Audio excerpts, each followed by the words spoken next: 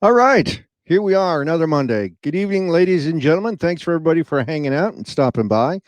My name, DJ Staples 93. For those of you who don't know, if you're here for the first time, give a follow or subscribe. You get those custom emotes, a little self plugging going on right there.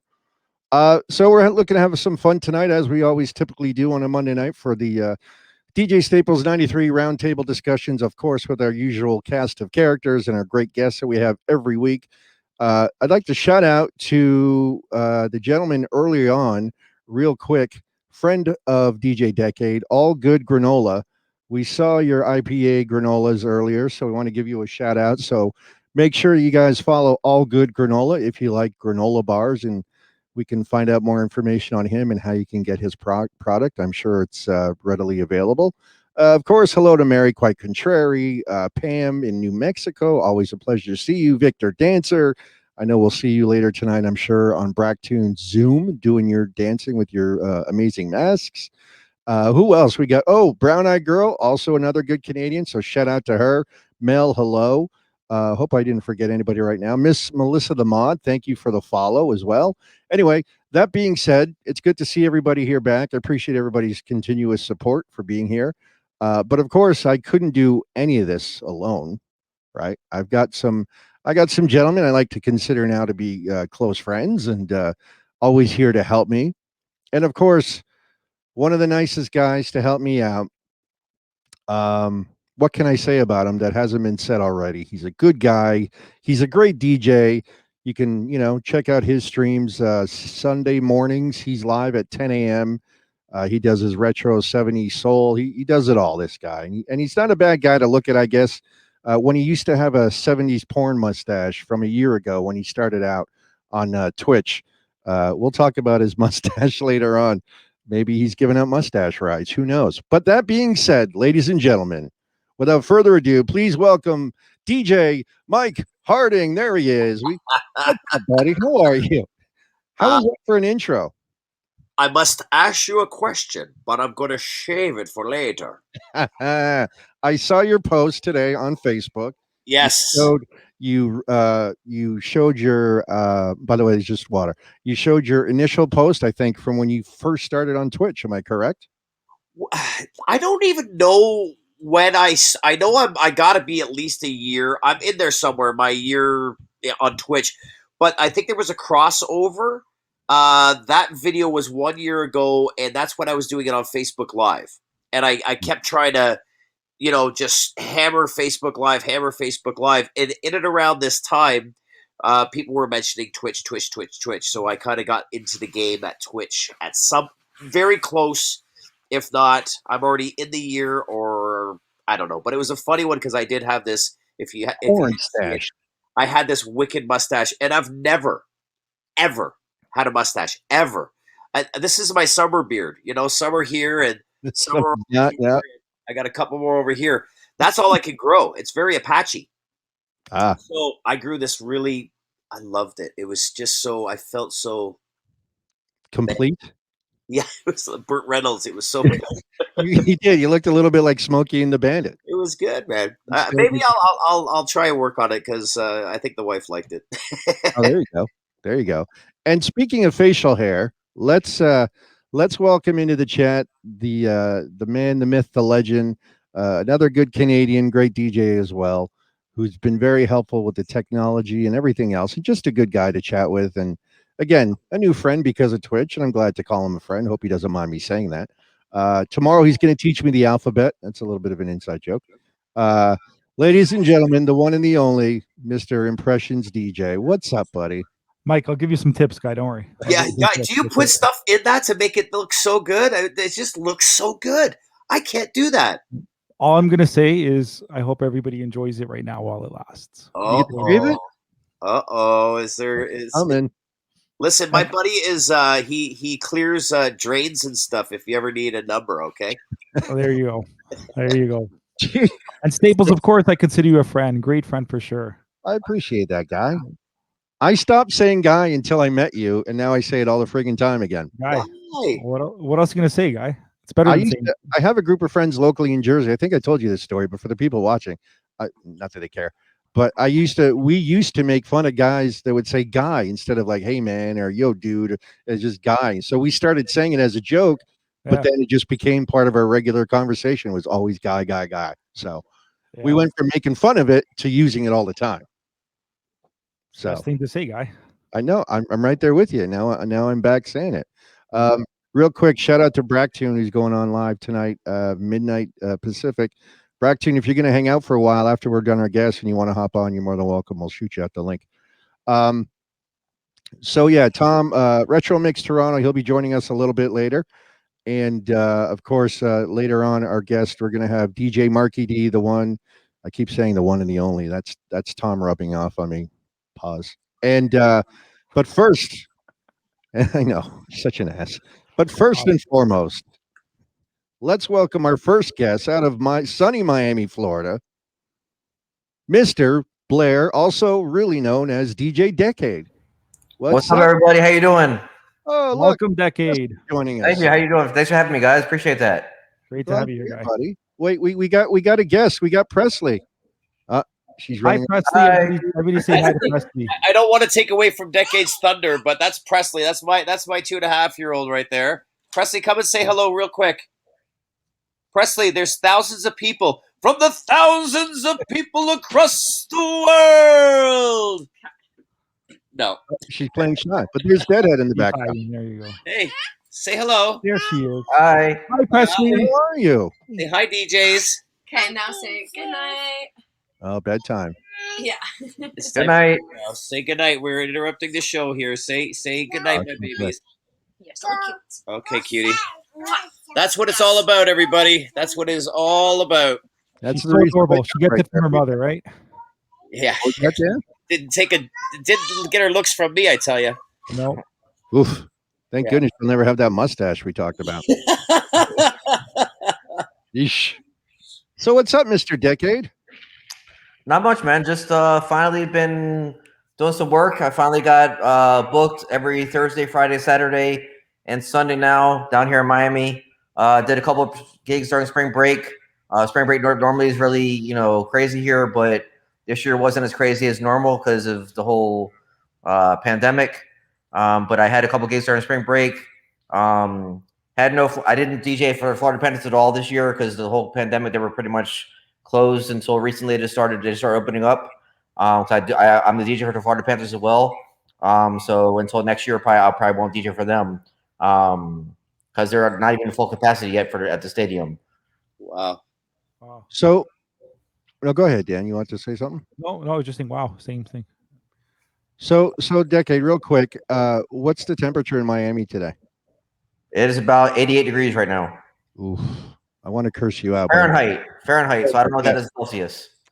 that would be, wait, let me do this at 25. That would be 25 Celsius. Okay. See, I'm the bridge for the U.S. I'm like the free trade of the Celsius and Fahrenheit. Mike, you're trying to figure it out. I can see it. I just tried to do the math. I can't even. My brain is smoke coming out here. I don't know. What is that? How do you do the math? How do you figure it Isn't it out? minus 30 divided by 2? Something like that, isn't it? Times 2 and add 32, There you go. and then or you can go backwards. Add 2 and times 32. How's No, 88 times 2, right? And then add 32. So 88. That's from Celsius to Fahrenheit, though. Correct. Oh, okay. But Fahrenheit to Celsius, how do you figure that out? It's the other. Go the other direction. Divided by Okay. 2, subtract 32. Gotcha. Okay. You know what? Can I do a really quick math trick on you guys right now since we're talking about numbers? Sure. Why not? Let's do it. All right, everybody, even in the chat, I don't care. Don't say it out loud, but I'm going to ask you you 3 on the screen right now. Pick a number between 1 and 10, but do not tell me what it is. Okay. My kids love this shit. Times it by 2, Okay. add 10, Got it. Okay. take away half, Okay. take away the number you started with, Okay. and your answer is 5. All of you have the same answer of 5, right? What? Yep. Yeah. Even the people in the chat, if you did it right, your answer is 5. Mind blown. My You're number welcome. was 4. Same was mine was 4 as well. Yeah, that's my. Mine was 7 originally. But your answer is 5. Yeah. You're welcome. Well done. Well done. Write that one down. There's a. I learned that in 6th grade at Our Lady of Grace School in Scarborough. My friend did a speech. Anyway, enough of that. Up. Yeah, that's Kennedy Station. Gunshots. Ah, That was an hour ago. Gotta highlight that one right there. Whoa. Wait till later. I'm gonna quote the lyrics of oh shit. What's that group that he likes so much? Oh, Blotto. I'm gonna quote the lyrics of Blotto. Amazing. All right, so Dekade, let's talk about you. Are you from Miami originally? No, I was born in Newport News, Virginia. Newport in Virginia, and how'd you end up in Miami? Well, my grandparents were here. My mother's parents were here in Florida. My mom and father divorced when I was 7. I left with mom when I was 7 to Florida, and I used to go back every summer to visit my father. And then after high school, went back to Virginia. Then I went to Maryland and DC, and then I lived in New York for a little bit. And I came back to Florida. Are you cool with the Florida summers? I mean, I know it gets unbearably hot, but for the rest of the year, it's For me, I mean, I hate the heat. I love the cold. And I like the change of seasons, which we don't get here. Yeah. It's always fucking either hot or rain, and that's all we get. So we don't get like snow or any like, we get a little bit of cold front, but not cold. You know, if you know what I mean. Mm-hmm. Maybe 50s, and that's probably the lowest we get if we get that.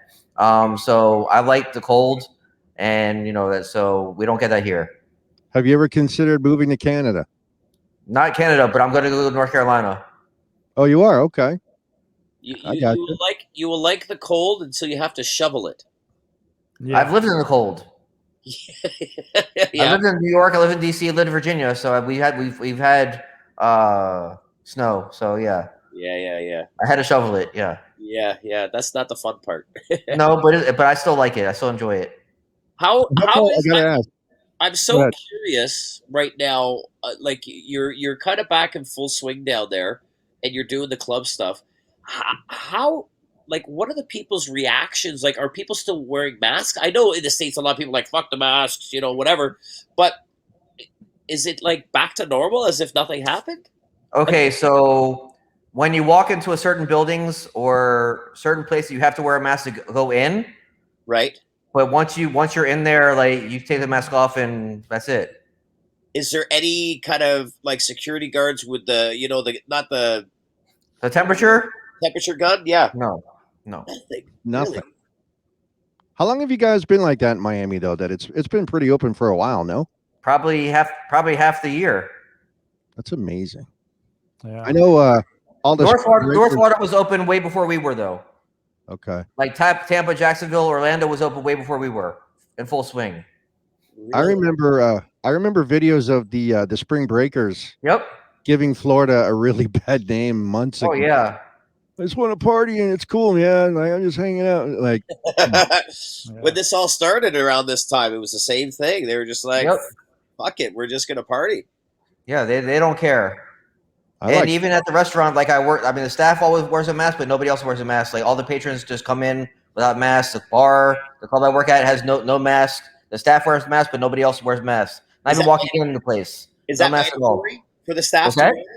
Is it Yeah, they're making it mandatory for the staff to wear, but anybody else can just walk in and not wear a mask. Which makes no sense. I mean, why is the staff wearing it but nobody else? Well, maybe because it's a liability. If someone said I got COVID because I was working under your door and you didn't tell me to wear a mask, so if I was an owner, Kind of like the whole hairnet thing, right? right? I guess possible, yeah. Yeah. Shout out the elbow room, T Green. Exactly, elbow room for Lauderdale. Exactly. Do you have to wear a mask No. just because you're a separate kind of? Well, I'm so far away from like the actual people, like distance wise, like unless someone comes up to me, like I'm far away where I'm not even close to somebody to get anything. Right. So what kind of, I mean, I've seen you because we're friends on Facebook, but what types of events have you been doing? I do F45 gyms, so I do those, which I'm near everybody, and nobody's wearing a mask there either. Yeah. I do a restaurant every Sunday, an Italian restaurant. I do Sunday brunch there, and now I'm doing a club that's been probably 10 different clubs inside this club. throughout the years because it's been one club, then another club opened, and because they've all failed. So now this new club has opened up about 3 weeks ago. So now I'm working there Thursday, Friday, and Saturdays. The club within the club that you were talking about have you DJ'd there every time it's changed, like from one place? No, I've never DJ'd there before until now. I I used to go there when it used to be called Club Boca back in the day, at Boca Raton, which was a really cool club, but didn't last long. And then other clubs tried to go in there as well and try to make stuff work, and just never worked. Gotcha. I was going to make a joke and say maybe the music was the problem, and then bust your chops. No, it wasn't me. Like Shaggy said, wasn't you? And Yeah, you're at the wasn't club on me. Thursday, Friday, and Saturday, 3 days a week. Yeah. there? Yeah. What's that? Yeah, 3 days a week, right? Thursday, Friday, Yeah. and Saturday. Yeah. So good Yeah. for you. Now, is DJing your only method of income? That's it. Wow. Okay. Good for you, man. That's good that you're picking things up again and that you're working. You know, I mean, the pandemic, I lost a lot of money because I was booked every day during spring break last year before the pandemic happened.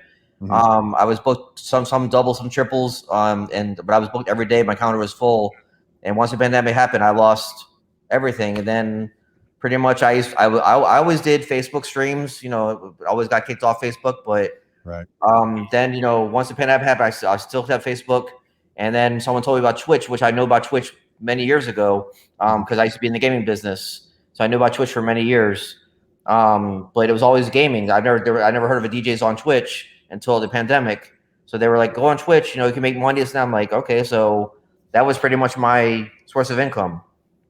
So that was going to lead to my question. Like, you found out about Twitch simply by word of mouth.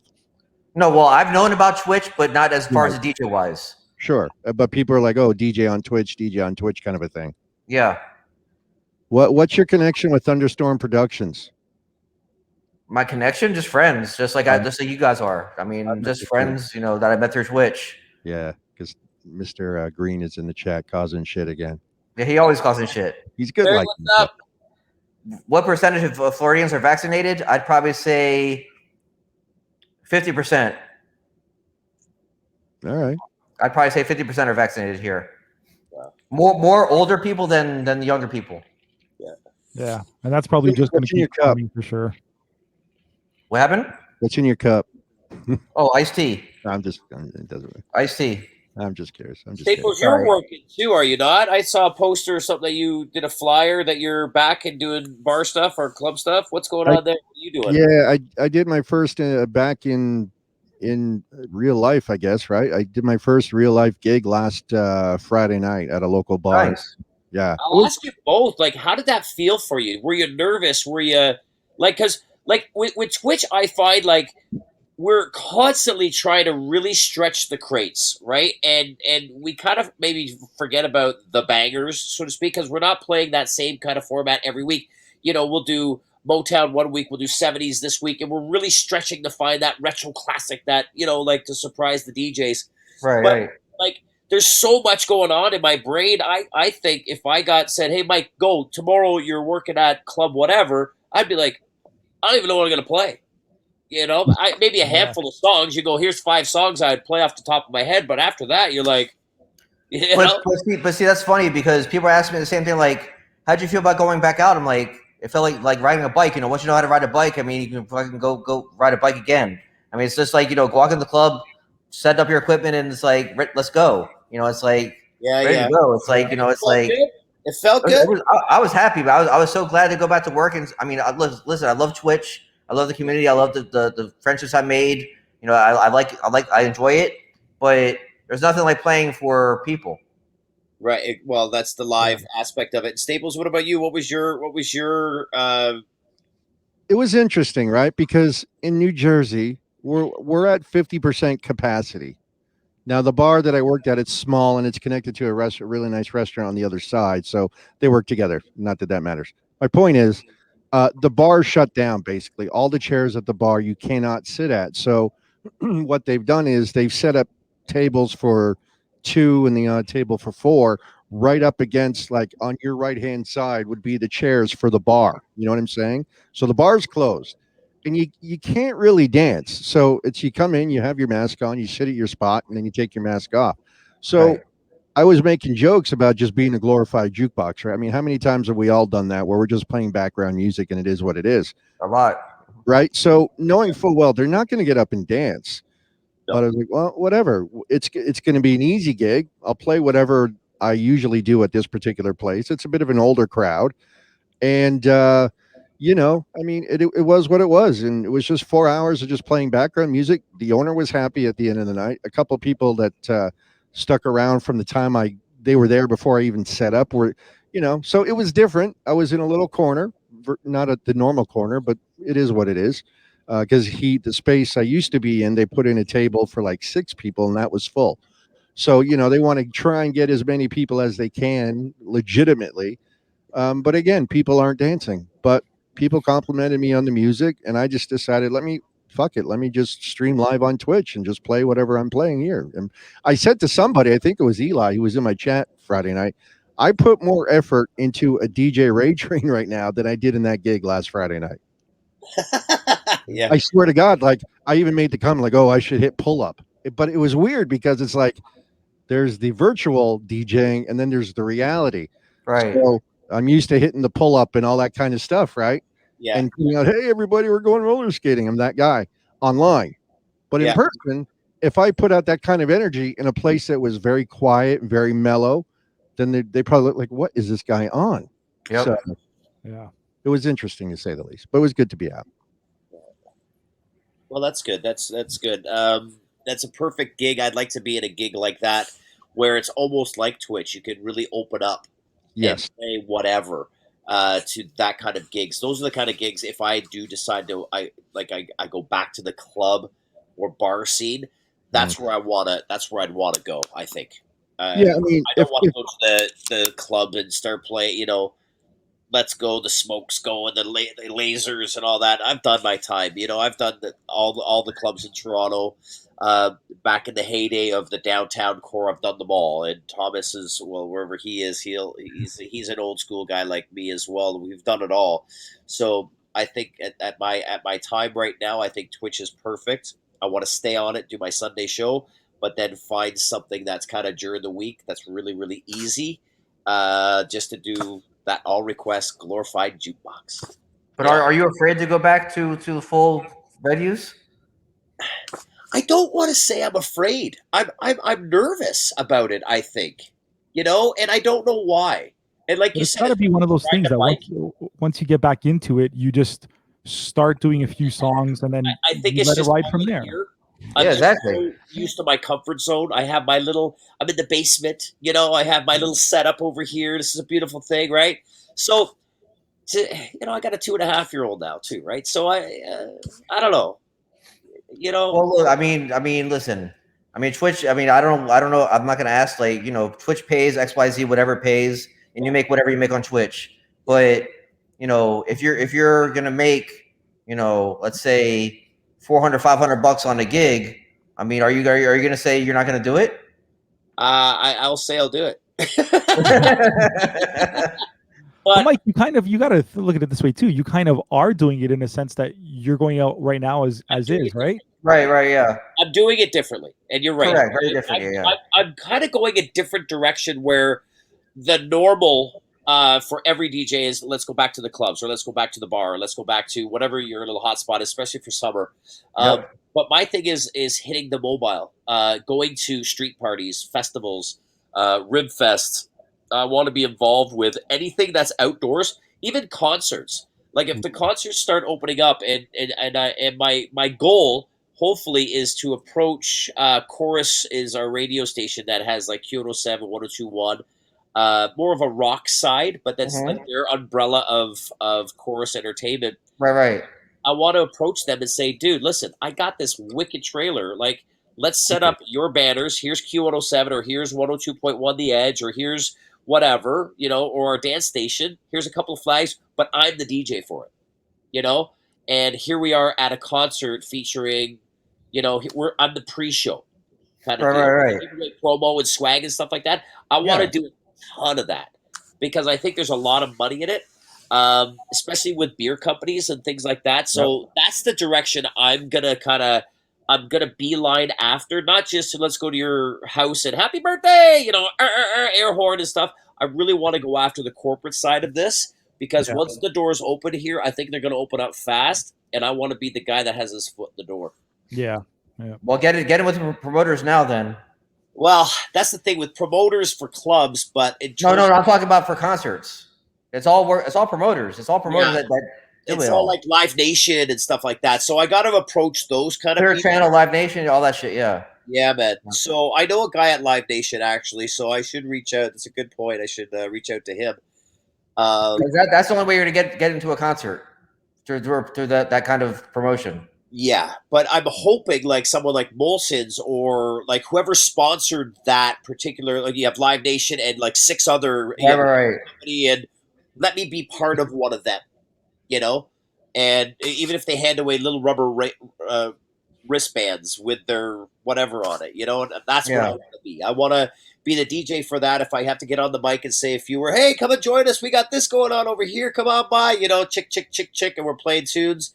But in my trailer, that would be the summer of summers, and then you get to see cool shows, right? So, if anything, Mike, if you fingers crossed for you, if you could go back to doing those volleyball things on the beach, like that's something. That's absolutely huge for me too. I do a lot of that already, and I have the one guy I've been doing I've been doing the pro and the not so pro tour that comes around. More of the not so pro because the pro tour is kind of fizzed off here in Canada. I don't know how volleyball is, beach volleyball down where you are, Dekade, but I'm assuming it'd be huge. It's not really. They have once a year. They have a big event. They have pro-am volleyball thing they have here once a year, but it's not like every week or every month. It's like once a year, very random. Yeah. Here we have more like the tennis tournaments. We have like the golf tournaments. Like that's more what we have here in Miami. Like how cool would that be, having like a really sick? There's a company, I'm gonna look them up right now and I'll show it. And I don't want to promote them because they're down by you. And I'm just curious if you know who they are. They were at I see their posts and I'm like, this guy's awesome. He takes wicked cars, a Hummer, and turns it into a DJ booth. How the you're talking Miss on Wheels? Yeah, you know these guys. Yeah. Do you know them? Yeah. I follow this guy and I'm just like, Miss on Wheels. He's up in Orlando. This guy's got bucks, man. Yeah. He turned a Mini into a DJ booth. You open up the back door of the Mini. They're all the cars and vans that he has are turned DJ booths. Yeah. Yeah, it's so sick. Like this guy is ridiculous, and I go, I want to be that guy here in Canada, but I don't have his money. It's big money. I could have worked for him, but I don't live there. I don't live in Orlando, and I'm not gonna keep driving 4 hours home, 4 hours there, 4 hours. Because I could have worked for him, but I didn't. So he's very interesting, and I've reached out to him a couple times, and he hasn't responded back to me, and I'm kind of like, come on, man, I'm definitely not competition, and it'd be nice just to say hey, but maybe I'm just not in his league. What was it called? Mix something. Mix on Wheels. There he is. There. I just want to show you one of the vehicles, and I hope it transcends here. I like Hummers. Dude, he's got some crazy stuff to Staples. He's got a 79 Volkswagen camper bus, which I used to have. He's got Jeeps. I mean, this guy's the Bentleys, the Hummers, the Benz. It's ridiculous. Here, I'll show you. See that? I can make dirty jokes and quote. What's her name? Shit. Sima. Who got the keys? See. Yeah. Yep. Yeah. Oh, wow, nice. That's crazy. Can you see that's that? a nice Hummer. Yeah. Check that. Mix on Wheels. Yeah. Back end. That's hydraulics. That opens up a full-on DJ booth. Yeah. Like that's just one of many Vegas. Many. Look at this. Look at this one here. I've seen that one. I don't know if it was that on your Facebook page, Mike, because I've seen that. Well, I used to own the exact same color, the exact same car, and I used to use that as a promo. I've done outdoor stuff for years. Right. But I never did it to this magnitude. Like this guy, look at the TV. Like it's ridiculous, man. Like it's so dope. That's pretty cool. Yeah. Right. Imagine that's coming in, and all of a sudden the whole that whole rooftop opens up. There's TV screen. I mean, that's over there. That's next level. Putting crazy exactly into that for That's sure to next do level. that. Like It's you have to He- put he- big money into that. Down here, he's got the market locked because he even comes down here to do events with those vehicles. look at this. Yeah. That's a Yeah, DJ booth. just from the doors alone, you can tell. Like he's putting crazy amount Money. into it. Yeah, like big time money into that. Yeah, but he's also making big money He's also too. making big Sure. money in that, yeah. Well, that's the thing, right? Like, it's great, and I don't want to promote this guy so Right. badly, but just to give you an idea of the direction here in my head. If you want to go, yeah. So I'm here, and he's there with big money. But if I could get that idea with my trailer, and then let's get something really cool. Like my idea is getting a school bus. I've had that for years, and I'm gonna call it the cool bus. Same color, big monster truck wheels, and pull in with that with a DJ booth, full on DJ booth inside, doors open, like the whole thing, right? So that's my goal to have, and Right. Yeah. then hit events like that here. But rust, we have snow. Where are you going to store it? There's just so much. We're down there. It's nice pretty much all the time. So Pretty much, yeah. It's pretty much, yeah. We don't get snow or anything here, so. we'll see what happens. We'll see. Impressions. Let's put our money together. Let's go. Cool bus. All right, let's do it. We'll do the cool bus. I love that. I love the name too. Cool bus. is awesome. Coolbus.com. On a side note, I was contemplating briefly setting up when marijuana was legalized in Canada, which was done on my birthday, by the way, October 17th. I wanted to start a business that you could take buses from the United States to Canada, like day trips, Yeah. where you could drive the bus, go across the border. Everybody on the bus pays a fee. You set up a giant barbecue with tons of food because those people are going to get hungry. And you just let them do a whole picnic barbecue all day long, getting high legally, and then boom, you just drive them back, and you would call it the 420 Express. That was an idea. 420 Express. That's awesome too. There we go. We used to do that with Yeah. Buffalo Bills games. We used to take Oh yeah. Yeah. we just pile in a whole bunch of people on a bus, but it'd be just beers. You wouldn't be able to kind of get high and stuff. But if you could do it legally inside and like, woo, how awesome would that be? Oh my gosh, yeah. Yeah. But judging by the money you're making with your house, Dan, you got Yeah, money to burn, apparently, like Brack. I'll sell the piano, and then Mike, we're in business. Guys. We're in business. I like it. Didn't Elton John play on that piano? Can you play some impressions for us? Every week we ask them. Every week these guys are asking. Play one week. I'm gonna do it. 1 week I'll just shock everybody, and they're gonna be like, "What?" Yeah, Another week, he shits the bed and he's not going to play his piano. I'm gonna play it. I'll tell you one day. By the way, So- speaking of Buffalo, shout out to Scooter Jams, who watches from Buffalo all the time. So he's a good Scooter Jams. Welcome, Buffalo. Scooter. The Decade. I gotta ask too. So I saw in the chat earlier. You mentioned it. You did do it on your stream, eh? You were on stream. I know Bracktoon did this once as well, but you were on your stream and you shaved on the beard on I stream. did. Yeah. I don't know. I don't know. One day I just said I'm gonna shave my. I put it everywhere that I'm gonna shave my beard on stream. And everyone's like, okay. And nobody believed me that I was gonna do it. Yeah. So I brought my razor, my towels, laid out my towels, and as soon as I got what I needed to get, I shaved the beard. Nice. Yeah. And was it a whole thing? It was just like you just did the whole stream thing, of you everything. shaving? Everything. Like the whole stream was just you shaving kind of thing, right? No. I played music while shaving. Oh, I DJ'd really? while shaving. So you were DJing and shaving at the same time? Yeah. Okay, there's a first. Yeah. That's awesome. You take those platters Yeah. apart, you see little bits of hair. You take the platter right off and like, there it is. No, I didn't have. No, I wasn't shaving that close to it. So I had towels like everywhere else. Nice. Like so, there's no. Yeah. So what's huge down there? What's big for you down there? Latin? Is it all kind of Latin and reggaeton? What here? Yeah. Depends where you go. I mean, it's Majority Latin, clubs it's that you house, it's EDM, it's some places are big on the top 40 stuff, but it's really dependent on what area you're in. Like if you go down like Miami, it's mostly like reggaeton. Then if you go a little more north, it's more Booty bass. house and EDM. So it really depends. What's your favorite style? What do you like to play? I'm a house head. That's what I love. I love house music. Okay.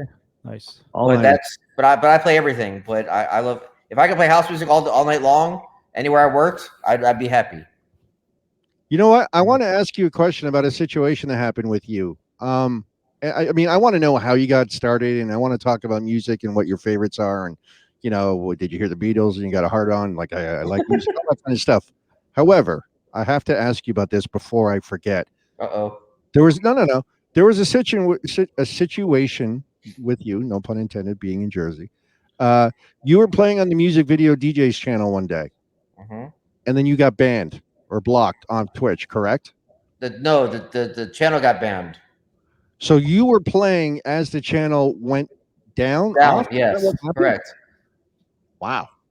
You're that that doesn't necessarily mean that it was okay. you. So here's the story. So I had a weekly guest. I had the guest mix on a Wednesday night music video DJs. That's where I met you on the Wednesday. Yeah, exactly. Yeah.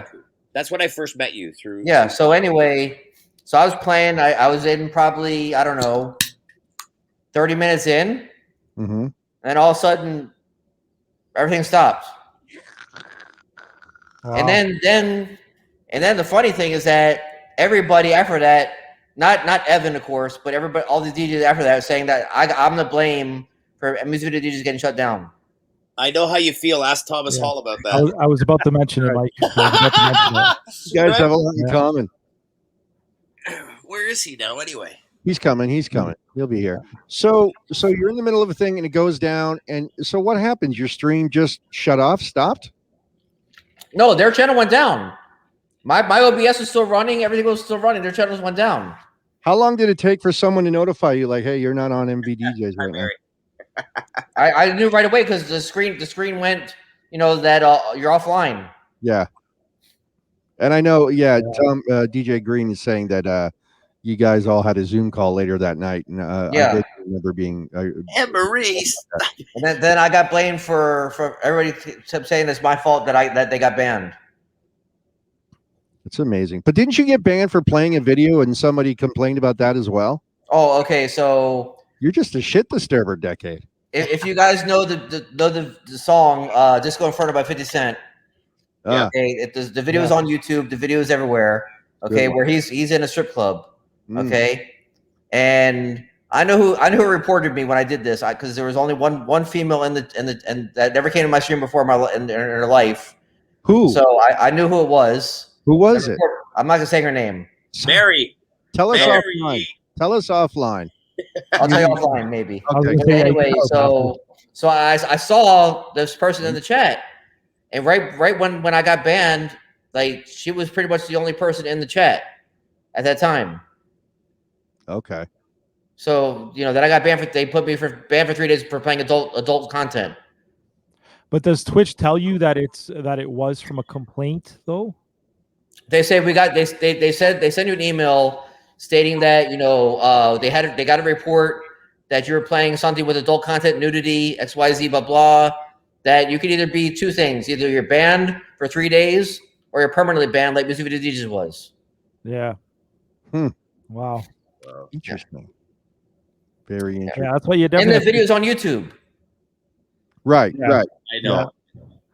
It's crazy. Was it somebody, do you think? I mean, obviously, you don't want to say the name right now, but do you think it was somebody that had something out for you, or they were legitimately offended, like they were a Karen in using today's terms, and were like, oh, that's offensive, I'm triggered? I don't think they have anything out for me, because I've actually not spoken through Twitch, like, in her stream, because she's also a DJ. So we have had some sort of little conversation here and there, but I don't think she was out for me. I don't know if she might have been offended. I don't know. Man, that sucks. Shout out Selecta Jinx in Montreal. What's up, buddy? Anyway, he's a great DJ out of Montreal, plays reggae. Check him out. Follow him. He's badass. Honey Bun was way before I met you, so it wasn't you. I know it wasn't you. I wouldn't complain about your shows. Decade, you were very helpful to me when I first started out on Twitch. So I remember. I appreciate you for doing it. Anytime, of course. Anytime. I'm here to help anybody. I'm anybody needs help, I'm here for you guys. Maybe everyone talks about when the whole pandemic is over, getting together and visit people and all that kind of stuff. I'd like to go to Mango's. The thing about going to Mango's in South Beach if you have any insecurities about your physical appearance, you don't want to go anywhere in South Beach, and you especially do not want to go to Mango's. I'm not kidding. Like, holy shit, the men are better looking than the women, and the women are smoking hot. Like, that place is like crazy. It's all Latin. First of all, Mango's is a all Latin music bar restaurant, and everybody's dressed to impress. And the girls are doing their stuff, and guys are doing their stuff, and cool place. But yeah, Yeah, South Beach is definitely a good time. Can I tell a little South Beach story? go ahead. So, for my old sales job, my company, hence my name here, my Twitch channel name, we were in South Beach for a work event. And so a bunch of us got together to go out one night. And I forget the name of the establishment, but it was of the adult variety. And I remember being there with a bunch of my coworkers, and they were giving us towels and small bottles of champagne and frisbees and all this swag. And we all said to each other, like, we can't bring this back because they're going to know where we're at. So we didn't even bother. Long story short, we all left. We did whatever. It was what it was. And we were all walking through the lobby of the bar. And sure enough, one of our coworkers that we weren't too friendly with, he was a bit of a hothead, this guy, comes the other direction in the lobby. And that fucker was holding a small bottle of champagne and a towel. And we started laughing because he went to the same place, but he went by himself. So we had to make fun of him just because. You never saw it? You didn't see him there? No, he went separately, all on his own. Oh. And just the fact that he came back with that champagne and a towel, we know where you were. And he went by himself, which we thought was pretty creepy. So that's my South Beach story. I thought you were going to say another story because there's a receipt story, okay, that there's a certain venue, I might mention names, Yeah. but when you get money from this venue, it comes as an XYZ restaurant, okay? And everybody that says, "Oh, you got a receipt," they see that receipt or says, "Oh, I got a receipt from XYZ restaurant." Like, "Oh, you went to this place." Like, they don't say the name of the place, but you know where it is. Yeah. We have a couple places like that here. Yeah. That's all I've heard.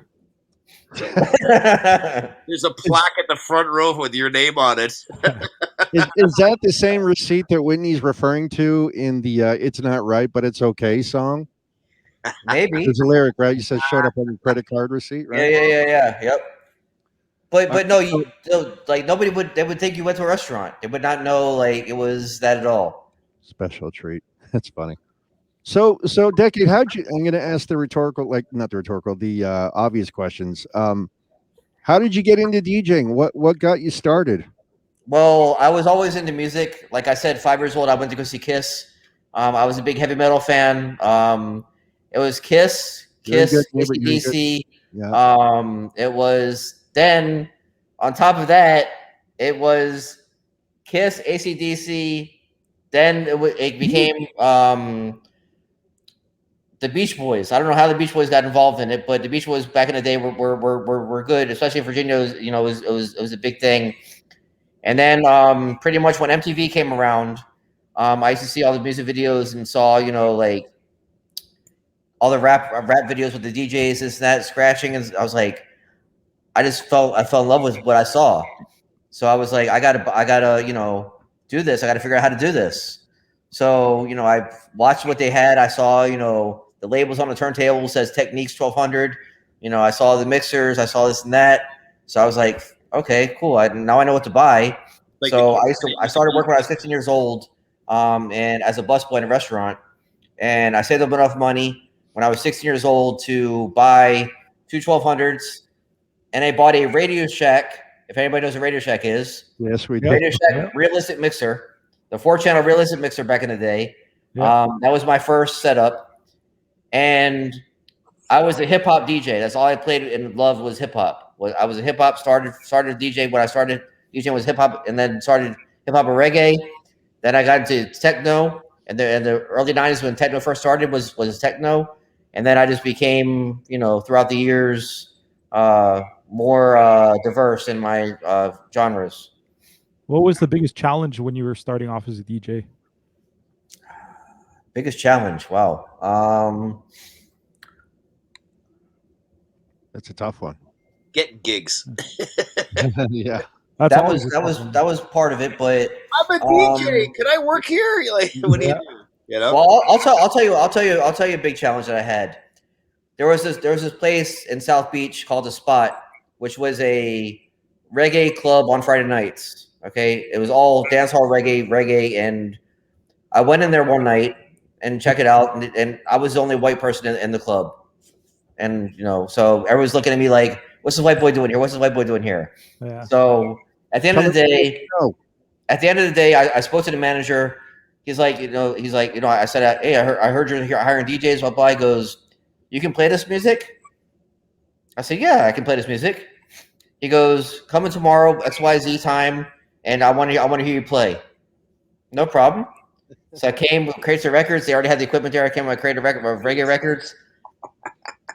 I played. His jaw was like this. Like he couldn't believe a white boy like me could play reggae music. So he was like, you're hired this Friday night to see how you do. Okay. Now I'm the only white person in the club. Okay. And all these Jamaican guys, all these, are looking at a white DJ like, there's a white DJ here. Like, what's this?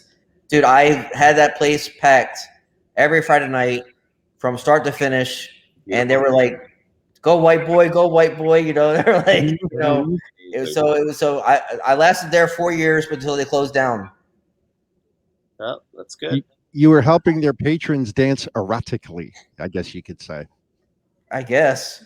That's But I'm not racist. I'm not that kind of person. But no, it's all good. it's funny. It's funny to see that just because I'm white, they think like I don't know how to play hip hop or reggae. Yeah, like that's the thing, right? You can never judge a book by its cover. And I'll give you another example of that. He's in the chat. Select a Jinx. I discovered him one morning when I didn't want to do any work, and he was playing reggae music, and I started following him, and we started chatting a little bit. I'm like, this guy's great. It's reggae, it's dancehall stuff, and I can even say, like, being from Toronto, we could go into the detail of the Caravana and the great mix, and he knows because he's in Montreal. But like, just the culture between the two cities is phenomenal, right?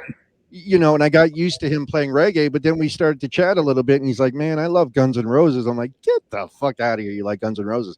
Not trying to be a racist, dude, but I was, you know what I'm saying? But I was just used to him playing reggae, and he does it amazingly well. Yep. And he's great. But again, you just can't judge a book by its cover, right? Yeah. But I would say getting gigs. I would say getting gigs when I first started would probably be my hardest. Until I started networking with people and learning who's who to network with. Right. Yeah. That's probably my biggest challenge. Yeah. If you got a highlight reel of your career, what would be your highlight? Oh man, I have an amazing story. So this was in DC. I worked at a bar called the Metro, and it was techno back then. It was like 93, 94, when techno was really, really big back then. And I went in there for my first night. Well, not my first night. Well, I went there before to see how it was, hear the DJ, this and that, blah, blah, meet everybody before I started the next night. And I'm looking at the sound, and I'm like, okay. So I tell these guys that you need to change the speakers out before I start playing tomorrow. They're like, why? They go, because they're going to blow. I said, this one's already sounded like it's blowing. It already just sounds distorted. It's like, it sounds good to me. So anyway, they had a full-on fledged sound system. So I start DJing, okay? And this is probably peak hour, midnight. One woofer just falls off out of the fucking cabinet. Oof. Okay? Hold on. It gets better. This is the highlight reel. one woofer falls out of the cabinet. Okay? Then you see fire coming out of that cabinet. Okay? Then another woofer from on the other side falls out. Fire started that one. Dude, it literally blew speakers. It was just insane. I was like, you see, I told you to change the speakers. Oh yeah, I didn't change the speakers. Like, yeah. So we had to close early, and it was just awesome. The fire was just everywhere. This is so crazy. It was crazy. Yeah. The speaker was just burning. You could smell it. It was just crazy. You know what's really crazy right now? We have a level 2 hype train right now And we the just raid got came in raided too. with 21 people from Marky D. I don't want to interrupt the conversation, but yeah, Yeah. thank you, Mike. I didn't We want to got- say anything. There's a lot of action going on here. Yes, Crazy. crazy. So crazy. So that would be probably my one of my highlight reels. Then the second highlight reel would be I played at Ultrafest the first year down here in the local stage tent. So I was able to meet like all the major DJs for Ultrafest. You know, like Carl Cox, Deadmau5, Fatboy Slim, all the different major headliners. Plus where I played on. We had a local Miami tent for local Miami DJs there, which is awesome. That's cool. That's a great idea, actually. When they do these festivals, they should have like local Toronto guys. If they do these things, like Deadmau5 is from here, Yeah. Toronto, and I've seen him on the street. Hey, Joel, what's up, buddy? You know, like and he's like, hey, and just kind of does his own thing. Yeah. But it's cool if there was a festival that we do at one of our, I don't say we have huge stadiums, but it'd be cool to have just an area for local DJs. Yeah. It just let them do like a Twitch thing. Here's a raid trade. You're on it this time. You're on it this time, and have just a whole shitload, and that's the pre-show. Exactly. Yeah. Speaking of Toronto talent, look at this. One and only. You're on it this time. You're on it this time, and have just a whole shitload. Turn on your Twitch, Marky D. Exactly. Speaking of Toronto talent, look at this. I love the echo. Yeah. I'm working on it. I'm trying to do it so I can read the chat at the same time. Well, if you're on a laptop, the chat's on the right-hand side. Yeah, no, I got it set up. I got it all We're set on a delay. Yeah, just mute the Twitch. Yeah, I muted one of them. All good. Yeah. So I figured we had to bring Marky D in already because he raided over, what was it, 19, 20? How many people, Mike, did he raid over? I think I thought I saw 21 people, so good for you. How was your show, Mark? Good. We got to rip up some freestyle for an hour. Impressions missed it, but don't worry, we'll throw it up on the podcast. And then Wednesday on the Geno's RS Raid Train, we'll do another hour of freestyle, and we won't repeat any songs. Beautiful. You obviously know Dekade, the guest today. Yep. So this is good stuff. Glad you guys are all here. This is good. Staples, this is a good show. This is a good show. This is a good-looking panel. It's going to go downhill once Retro Mix joins in, but otherwise. Well, you got to take your percentages, right? I think he's still eating salad. He's still eating a salad. He's going to have salad in his beard. He's just going to come in. I because of this show though, I've lost Dan as a mod. He's no longer interested in my streams anymore. So. I am. Hey, guy, don't do that to me, guy. Don't make me feel bad. Oh, there it is. That's okay. I've got Love Bunny Mary and Vinny Vegas, so they're all around. There you go. And we got Retro Mix. No intro. No big intro. Fireworks. All right, so Jay, your reggae track's on the site. You can grab it now. Retro. Yeah, there you go. Wait, hold on. Wait. Let's do this properly. So look, before we get into Marky D and we talk about Extended Mix and how he got his start, let's introduce our next member of the panel who's always late, was eating dinner, so I understand, and that's understandable. But he's always late. And I think he just achieved 15. Wait, Dekade, how many followers do you have? I'm 84 away from 3,000. Good for you. Holy. So here comes the next guy with a measly 1,500, maybe 1,600. But no, he's a good guy. He's on every day at noon Eastern. Ladies and gentlemen, please, now that he gets his proper welcome. He's not even there. I don't know what you're talking about there. Sorry, I'm not late. No. Dinner with the wife. I don't. She works hard. She makes a great salmon Caesar salad there. Mm-hmm. So I got to spend my time with her.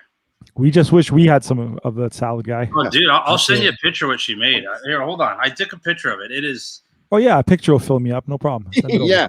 20 pictures. We'll eat the paper. Marky's 21 that we brought numbers up. We just went right in half. Wow. That's what she made. Nice and healthy. No donuts in there either. I looked, but there wasn't any. That's for dessert. Yeah, the donuts come later. Yeah. So what do you got going on behind you? Is that where you stream from? For me, yeah. Yeah. For those in the stream, I went to a full blown camera mode that you guys can see. But I'll turn it around here slightly. Yeah, if you don't mind. Unplug my. So Marky's clearly in his basement here with everything. Andy's video dance. What's up, Marcus? We'll get you on in a little bit. All right, so I got to see what you guys can see. So, see if I can pan it. You've got 4 lights. Monitor over there. Monitor there. Bring the camera down slightly. Yeah, we're looking at the ceiling. Yeah. Are you in your basement? Yeah. So it's an unfinished basement. You've got 1 light there, over there. Yep. There's actually a TV there. The TV that says no signal. That's We don't actually have basements here. That's actually a TV that actually watches the chat. I watch the chat in mid mode. Yeah. There's actually a TV and there's actually a computer in the back there, which shows what I'm going to see. My laptop, more lights, and then for those of you who know, there's actually the DJ computer which controls everything. That's how I flip the scene. So if you ever see me look left, that's what it's doing. 4 lights. So Where it's all lit, and as you can see, there's 2 cameras there in front of each other. The iPad is the one that shoots. The other one there, actually is going to be my new camera, but for now it actually just records the green screen. So if you guys want to see a full blown thing of what it is, that's how it all works. And I watch the chat on a TV. Where do you have all the people in front cheering when you DJ? Where are they? In the basement somewhere? They just left. Oh, did they? Okay. Yeah. I was And you picked about up, that. if I'm not mistaken, you picked up that like a green screen package kind of thing with all the lighting. Is that right? Yeah, on Amazon for $250. Wow. Yeah, so that's all it takes. Yeah. And I mean, Impressions has one now. I think you got to make yourself a little bigger. I know that Mike Harding has one now. Yeah. Vinny Vegas has one now. Everyone's got one now. So it just changes up the screen. Yeah. Are you taking us on an episode of Cribs to show us your house? I'm gonna show you the studio. What's in the fridge? Yeah, we're gonna see this. There you go. This is Staples' favorite part of the show, by the way. What's that? For those of you who know him, he loves this part of the show. You know what's great about it? His house is so big, it takes him a half an hour to get to it. One side to the other, yeah. This is the portion that Staples loves. We want Decade's money. I'll show you. That's my cat house. That's where my cat sleeps. I'm surprised he doesn't take a golf cart to the other side of the building. So here's. I want to shout out DJ Buddha. What's up, Buddha? Yes, we got to get. I got. Show. Wow, look at this. Got to get him on here. He's great. Buddha's fantastic. What's up, buddy? Yeah, I talked to him today. He's going to be. He's going to take Staples up on that. He's going to be coming over soon. Good. We're talking. So I got a 49-inch monitor. I got two key lights. Monitor guy. Let me see that monitor again. Look at that. Is it curved? Yeah, curved. Yes. We're talking about monitors, guys. All right. So then we got. There's an echo again, by the way. All right, it's gone. SRT 1000. Nice. Stream Deck. Got my Sony 6100. 2 key lights. Ceiling fan. My Yamaha speakers. Very nice. Yep. That's great. That's a nice setup. So say it's curved, yeah. That's fantastic. That's what she said. There you pause. So Marky D, all the equipment. Thank you, Dekade, for showing us that. Marky D, from all the equipment that you have, is that because of all the Extendamix subscribers that have allowed you to purchase such equipment? Yeah, the $250 off Amazon. That was a birthday gift, I think. There you go, Staples. That's what's key right there. You got there. That's what's needed in every DJ stream is the mini bar right beside. Yeah. The mini bar fridge. Yeah. You guys just got Blue Claw in Canada not long ago, correct? Sorry. The Blue Claw that he just showed, that Dekade showed in his refrigerator. It only came to Canada not long ago. I saw pictures where people were actually lining up at the LCBO to get their Blue Claw. Really? Dekade, show us what that is. I don't even know what that is. Yeah, we have no idea what it is. So anyway. And I like my beer. Yeah, it's not a beer, but it's like a Rattler. Oh, White Claw. Like a White Claw, yeah. Okay.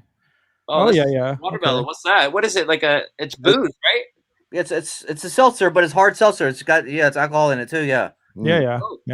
It's not that hard Dickens cider that we've talked about before, but it's a hard seltzer. Dickens is very good. It's very good. Yeah. It's well, that's what I'm told anyway. Shout out to Paul. What's up? A lot of great DJs watching. We got Buddha, of course. We had Shout out to Extended Mix in the Jason chat. here, Good stuff. Thunderstorm, everybody. So Mark, how long has Extended Mix been around? 11 years. So for those that don't know in the chat, your company Extended Mix is it's a video service for DJs that can download videos with remixes. We work exclusively for Mike Harding and Thomas Hall. just for them specifically. Take us. Yeah, we're consultants for the company, but we just don't get paid. Yeah, That's it. Yeah. Which is fine with me. So you did good, Mark. We supply music videos to DJs, and I basically spend all day, every day, just putting them up. The requests come in. We see if we have it. If we got it, we'll put it up. If not, see if we can acquire it from the label. If we can't, if they deny it, we keep a list of that. And then if it comes available later on, we do that. If not, if we have a chance to put it up, we'll put it up. That's what she said. So that's what I want to ask you. You need to get the permission of the record labels to do whatever it is you do to the songs, correct? Yeah. Is that when you're dealing with record labels, are you calling Canada, the United States, or wherever? How does that work? We have affiliates in each of the territories, depending on who owns the content. For the most part, Sony is Sony worldwide, but we have a bit of a creative license on most songs to just create a very simple intro outro, without changing the song up too much, and then we just create the mix. They're not to be recorded; they're only to be used for DJs on the fly. So you can use it in your mix, but they're not to be recorded. They're not to be rebroadcasted. They're not to be copied. You can just play it on the fly, download and play it on the fly as part of your DJ mix. And so it's just I can't speak. Extendedmix.com with the X, right? Yep. You know what? I've got a question. Okay, go ahead. How long does it take for the permissions to go through? It all depends on the song. Okay. Have you ever had anyone say, nope, not going to let you do it? Yep. Who? And there's certain songs that also get taken down afterwards. Really? There's a song that came out a couple years ago. I Want to Dance with Somebody was the sample. It was Jeremiah and another girl. And because they didn't get the sample cleared, we had to remove it. Jeez. Not just us specifically, but worldwide it was removed. It was taken down off iTunes. It was taken down everywhere. So, we asked for permission. Some labels don't want you to touch it, put it up as is, so we do. Now, what did you do before Extended Mix? Started DJing at about 18. Did that. Bought a Club Menage at 23. Sold that at 26. Bought Lot 332 till 30. And somewhere around my 28th birthday, I decided to do this. Now, when we started it, we were way ahead of the game. There was no video downloading. I knew that Serato could handle it, but there was nobody. So I had probably bought from only a few cars with the amount of money I had spent. So I had this big, huge desire for music videos. And I said, it'd be nice if we could not have them all scattered over a bunch of CDs, just make a digital version. Basically, you run an intro loop and an outro loop, and just be able to make it. Being a DJ, the concept was fairly simple. So started it out, and then I just kept growing. So the amount of content you guys put a lot of content, obviously, on the website for sure. I mean, you have, like, as I'm scrolling through, you see, like, there's every day at least like 30, 40, 50 tracks that you guys are putting out there. I mean, the question is it ever overwhelming where it's like, wow, this is overwhelming in a fun way. Like there's more coming for Tuesday. I just haven't got to put it up yet. Some stuff's encoding. Yeah. As you can see, Jay in the chat sends me his new dance hall on a Monday. Yeah. And we get that up. But yeah, it's overwhelming, but in a fun way. So it's just Sean and I. We basically assign ourselves which ones we're going to do, so there's no mix-up. Sean does a lot of the harder projects. So if Impressions wants us to do like Sandstorm, that project has not fallen on me. Sean's far more talented on the remixes. I just focus on primarily the singles and some of the easier extendeds. We just literally just put them up all day long. Yeah, and for those of you who are wondering, I know that you might be looking at this. So basically, if there's a track here, you'll see there's different slots here of different versions of the song that you can get. So I'm just trying to find one that has all 5. Wow, this is close enough here. But here you can get a clean single, clean extended, dirty single, dirty extended, and then also the RS, which is the remix service as well. One of the greatest things that I love with Extended Mix is the fact that you can click on the little links here, and it opens up a little pop-up window, and you can sample that song for about a minute and a half kind of thing. Yeah. So it gives you a good idea of what the version's like. Dan? Yep. Can you explain, get Mark to explain, or you can explain it, because a lot of people will, since I've got the track listing in my show, people will say, oh, there's a clean version of One Night in Bangkok. I didn't know there's a dirty version. So they don't understand that why the video says clean, separate, and then single or extended. So if you want to explain that to people so they know. And that's why sometimes on my stream I have, for example, I'll show the track titles showing, and at the end of the track it'll say in brackets clean, single, clean, extended, or dirty single, dirty extended. And that's exactly what these are here. So if it's grayed out, that means there's no dirty track for that. It's just a clean extended or a clean single. And I'm pretty sure all the RS are clean, right, Mark? Unless specified, but 99.9% of them are clean. Yeah. Are clean, yeah. But here's a question then, Mark. Why? So we got something like If You Leave, OMD. We all know it's clean. They're not going to. But why do you have to put it in there that it's clean versus having nothing? Because the system specifies it wants a clean, a single, a dirty, or an extended. It just makes life easy. Okay. Everything is just that. So your memory all the time. You know, to answer a few questions in the chat there. So yes, the entire line counts as one credit, and all the standard desk count as one credit. So you can get all four versions or all 5 versions. All the 720s count as one. All the 1080s count as one. And the RS is pretty much a redrum, an X mix, or some kind of an extra beat or an extra extended. Basically, the extendeds are just the original beats from the song. They're just the dry beats from the song. The remix service means they've done something to it. What remix service are you using? We have a deal with Xmix. Okay. So how many people have you got working for you, Mark? Sorry? How many people do you have working under you? We all work as a team. There's not so much under me. Oh, right. But it's me, Paul, and Sean. And we all have Sean and I do the edits exclusively. Right. Paul does the PR, the emails, which is a far more taxing job than just doing the edits. All right. So it's just the 3 of you, really? Yeah, that's it. That's great. Okay. You know what I love most about what you're doing, Mark, and it's really, really great, is seeing a lot of the DJs that are strictly like, this is my MP3s, or here's my vinyl. You got starting from scratch. You got Bubba Khan doing video now. They're on Twitch, and they're going to your site, and that's what's really great about the service that you're doing. I mean, I can get Selector Jinx on video and doing the video stuff. Maybe he does already. I haven't seen all his shows, but I know he does a reggae show. But I think there's so much content for everybody just to jump on Extended Mix. It's got everything. So it's kind of dope to see these guys that I would never play video ever, and now they're doing the video thing. So it makes me smile, and it's like you're touching everybody. So it's great. Worldwide, too. Well, I never did video before Twitch. Yeah. Nor did I, yeah. Yeah. Twitch kind of helped expedite the process, right? Everybody, I remember when Scratch started out, he wasn't doing video, and he's like, I got to get this to video. But the problem is, he's like, I want my edits on video. I want the ones I'm used to. And for the first little bit, he was downloading like crazy, but it didn't have the 8-bar he wanted. It didn't have the version he wanted. It didn't have the redrum he wanted. So we had to work with him and get all of his edits on video. Yeah, and that's the point, right? Is it Bluebees? I hope I say that right. Bluebees, yep. She's saying like she likes to hear what's going on the behind the scenes, and I do too, and that's kind of why we wanted to do something like this. But obviously, before Twitch again, I wasn't aware of Extended Mix. Obviously, you've been around a very long time. Mark, do you think once Twitch, let me rephrase it. Do you think that once the pandemic is over, do you see, or have you seen, 2-part question. I'll get it out, I swear.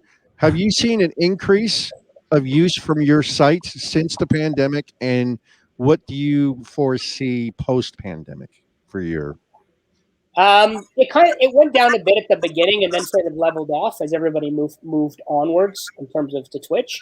Mm-hmm. I do foresee after the pandemic, I think people will keep some of their Twitch shows, like Jay's grocery store anthems on a Monday morning. He's got 200 viewers. There's no need to get rid of that show. He's not doing anything outside of a Monday morning, and it's great to just put on the background and listen to. It's even better when you raid me at noon and I've got a whole bunch of people. So, but other than that, the clubs are going back. We see it in the States. We see the user base in the States. We see the stuff that's, put out 5-6 hours ago. That's 1 hour old. And if it's just for playing on Twitch, you may not need this stuff, but the clubs are back down in the States. You guys are open up, right? So yeah. How does Extended Mix fare against something like promo only?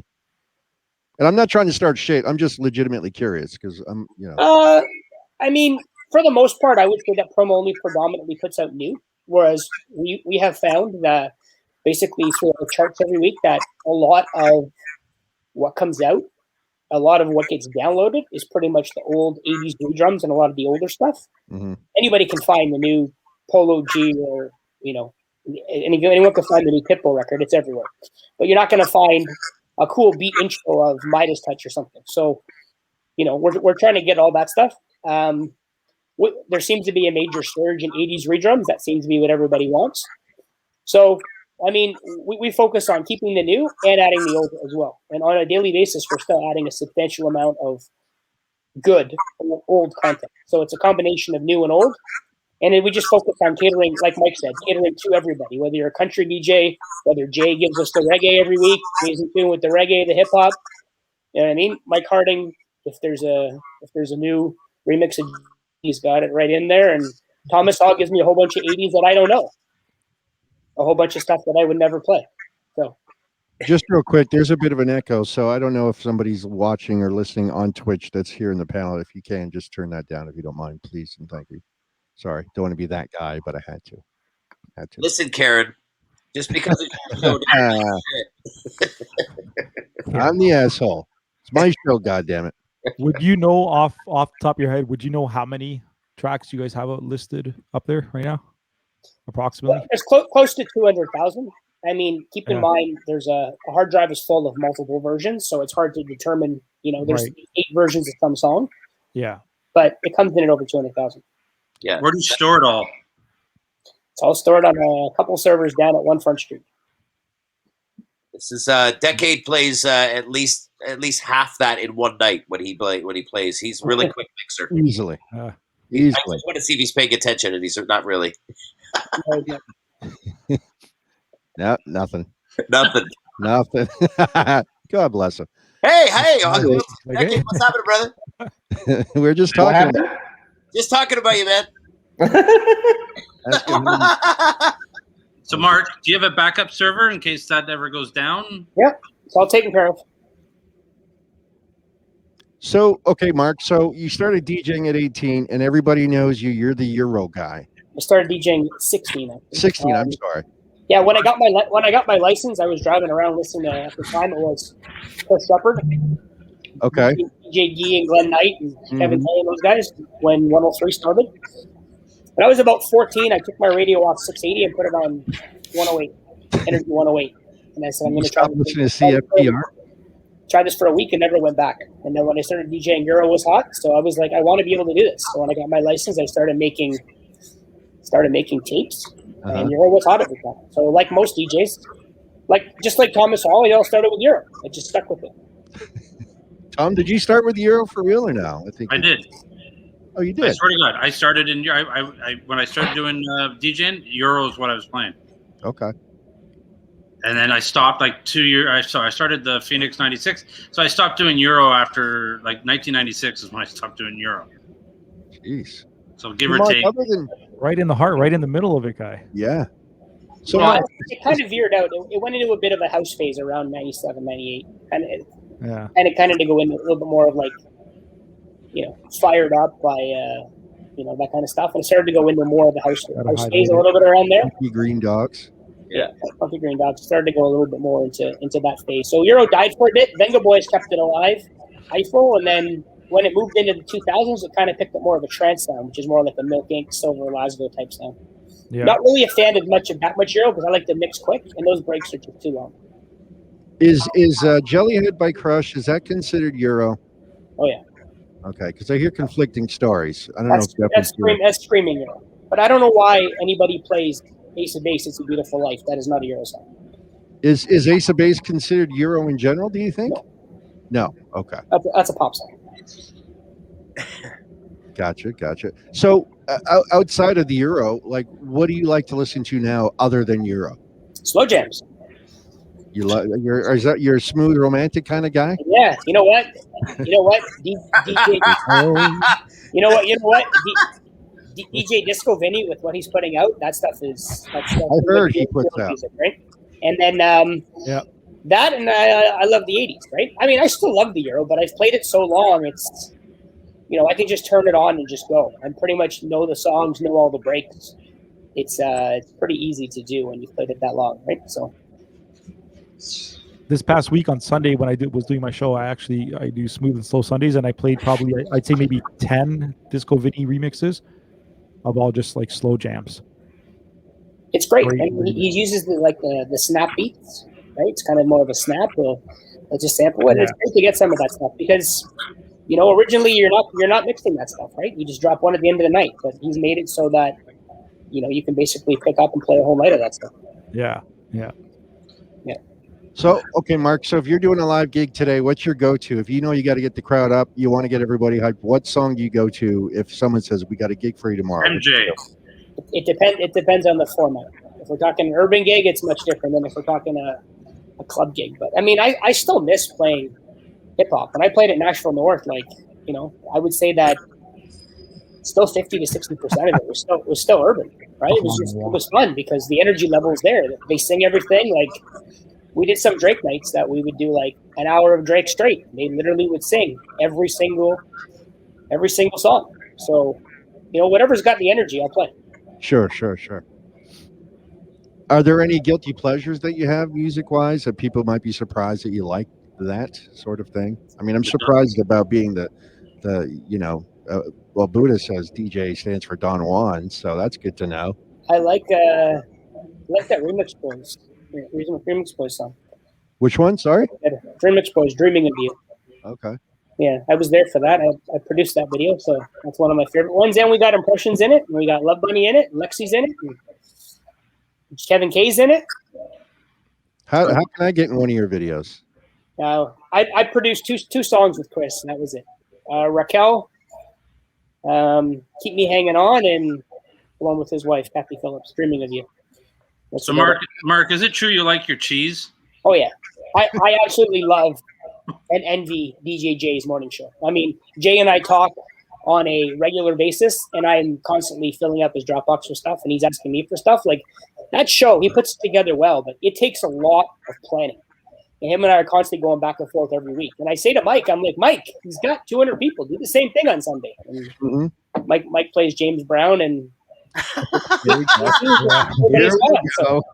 I was going to start playing Euro on Sundays just to kind of get my numbers up, but I got a good Sunday show. It's a beautiful thing. You know what? If you don't enjoy it and Jay enjoys it and he has fun with it, and that's what it comes across, right? So when I go on after him, I can't really start dropping ballads at noon. By that point, the sun's out and people are ready to go. I just take the raid for an hour and I see who's next, right?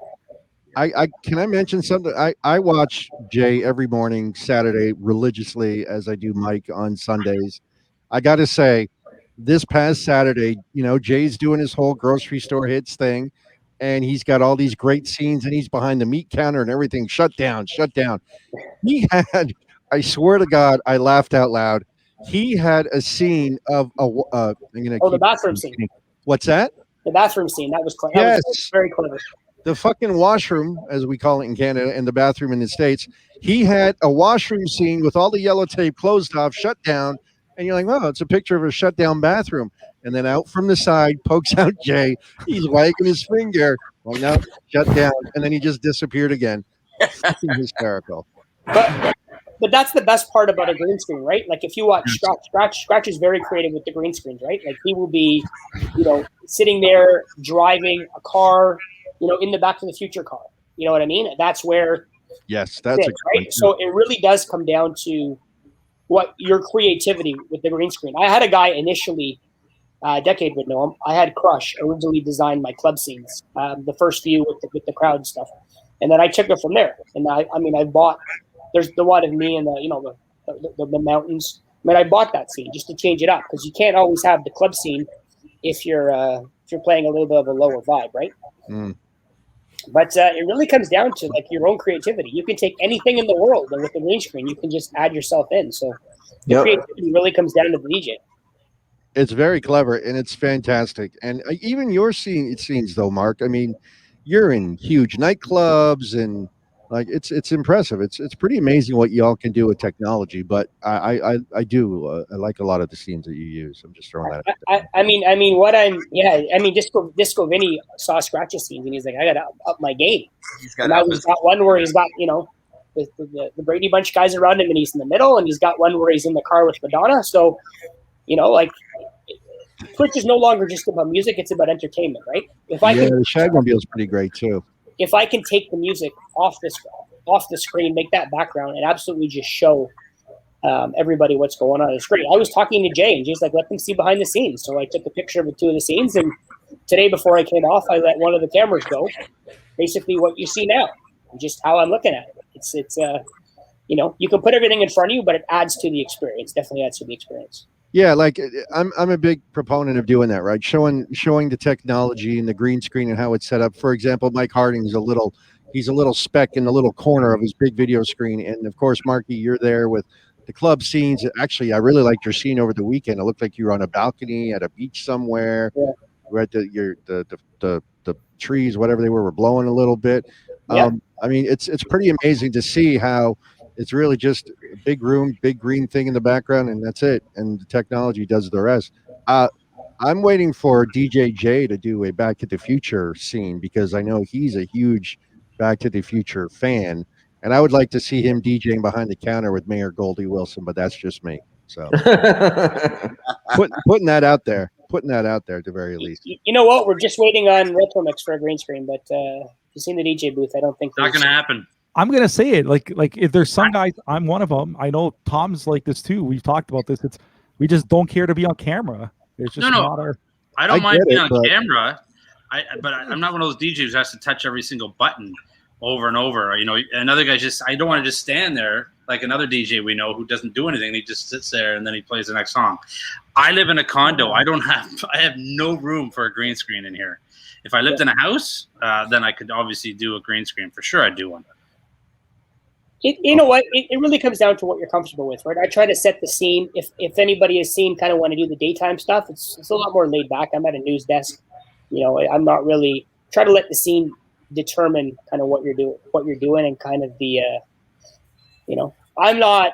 I mean, I know some DJs, like if you guys saw the Raid Train, you watch Josh Carl, like that is next level stuff. I mean, I don't know whether you should be motivated or depressed, but I mean that is absolutely incredible. Like all the stuff he's got. He's got cameras going along. You can go in and turn off lights, but that's next level.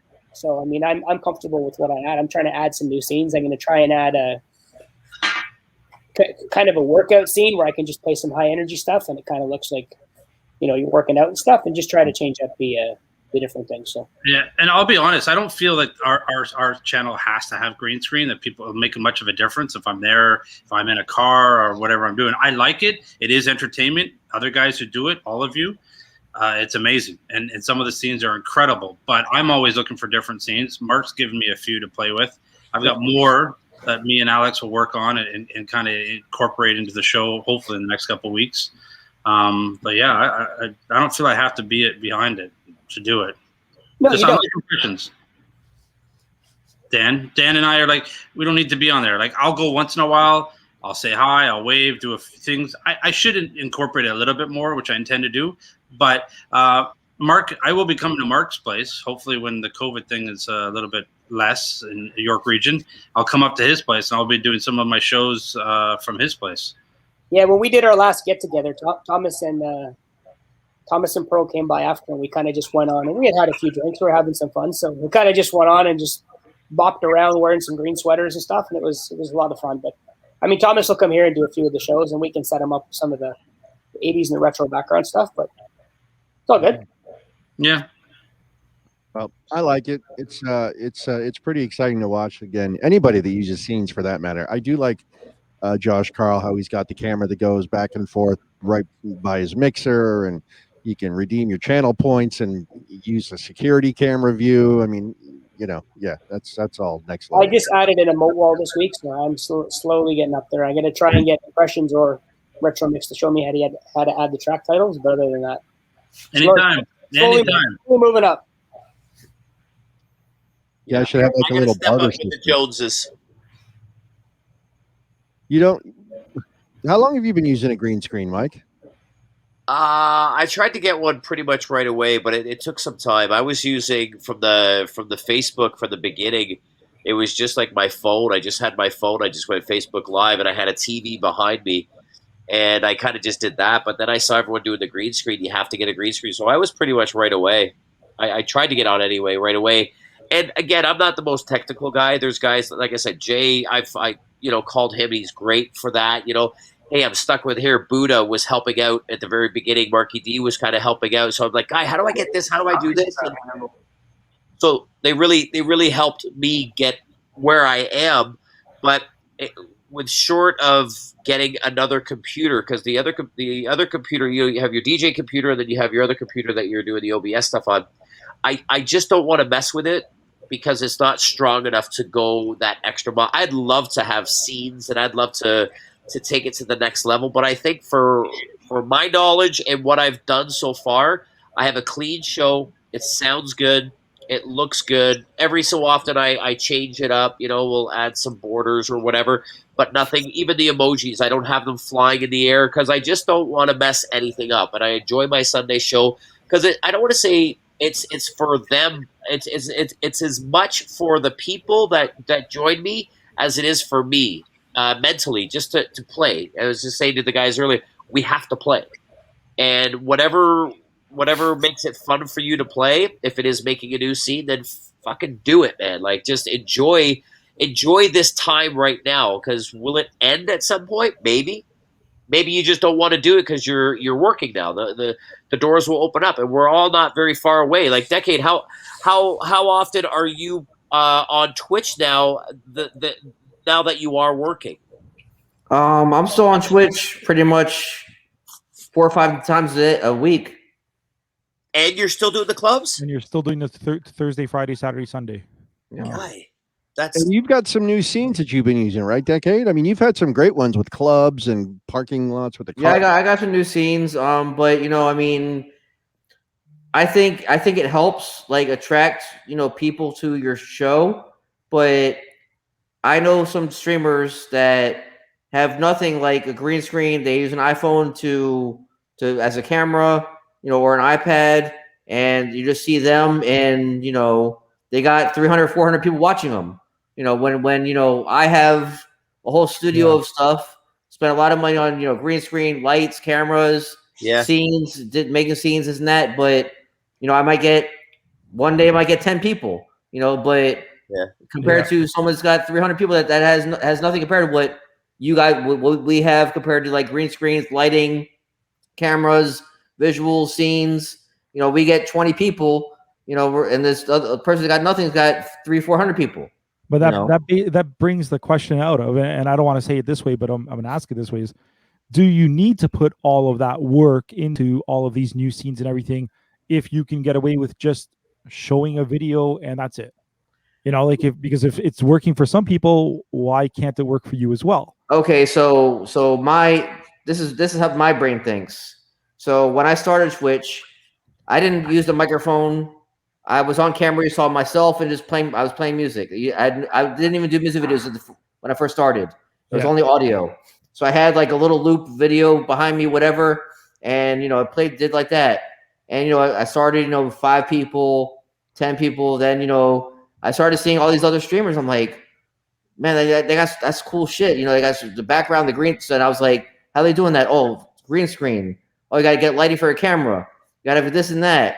Then I started seeing all these cool fucking scenes that some people have that are really fucking, really, really intricate, really cool. Josh Carl, for one, he's already mentioned him.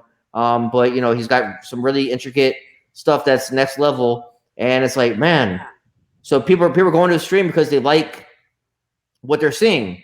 Not just about the music, but they're liking the visuals and also maybe the interaction of the person. Yeah. So it's like, So I'm like, okay, so now I gotta step up my game from what I had to now.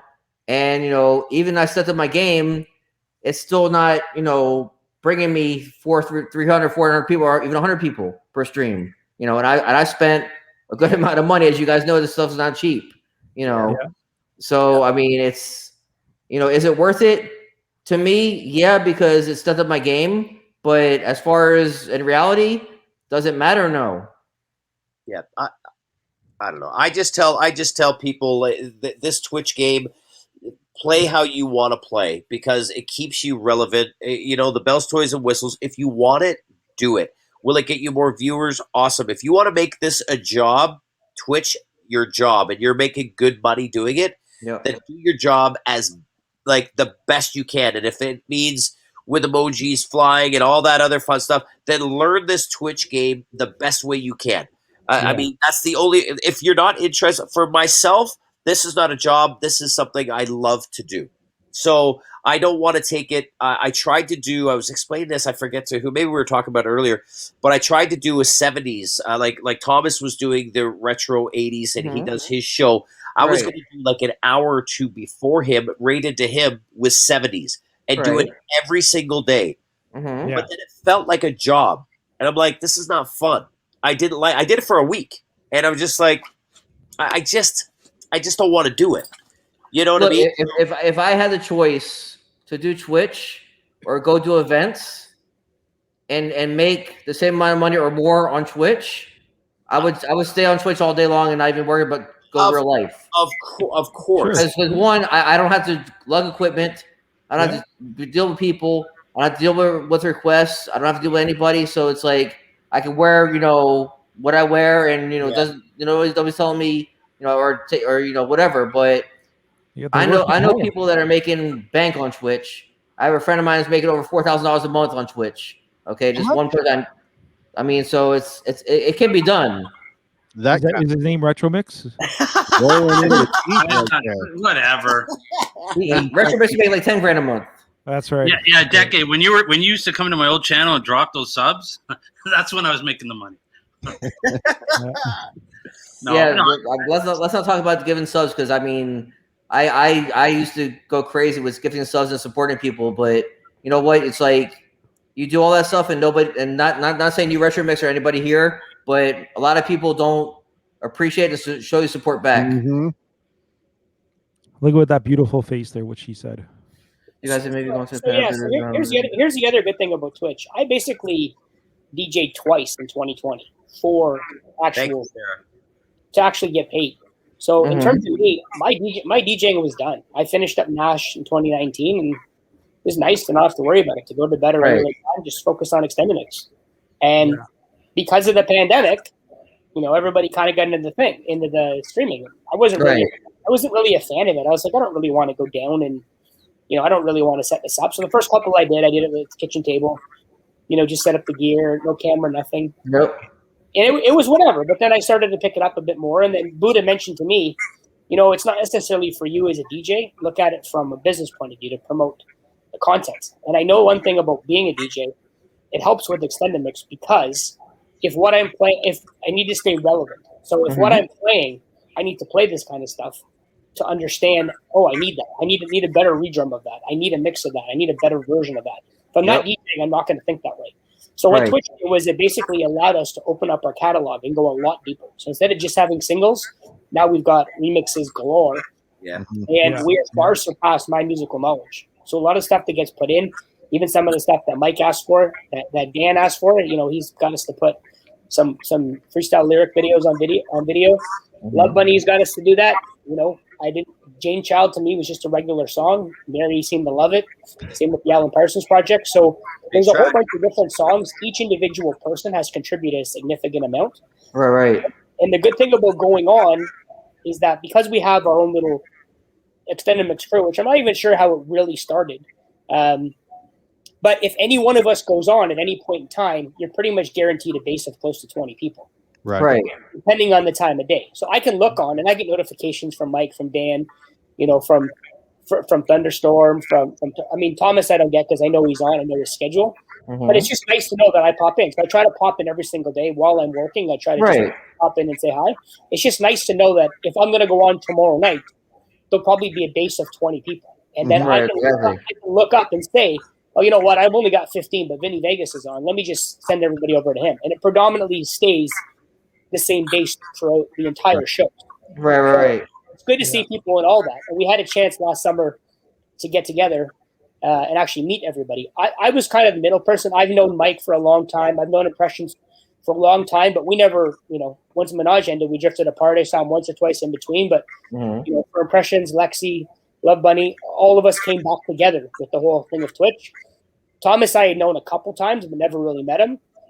Jay I've known for a long time. So, we kind of all bonded together. And because we're all Toronto guys, we had a great chance to meet last summer. Right.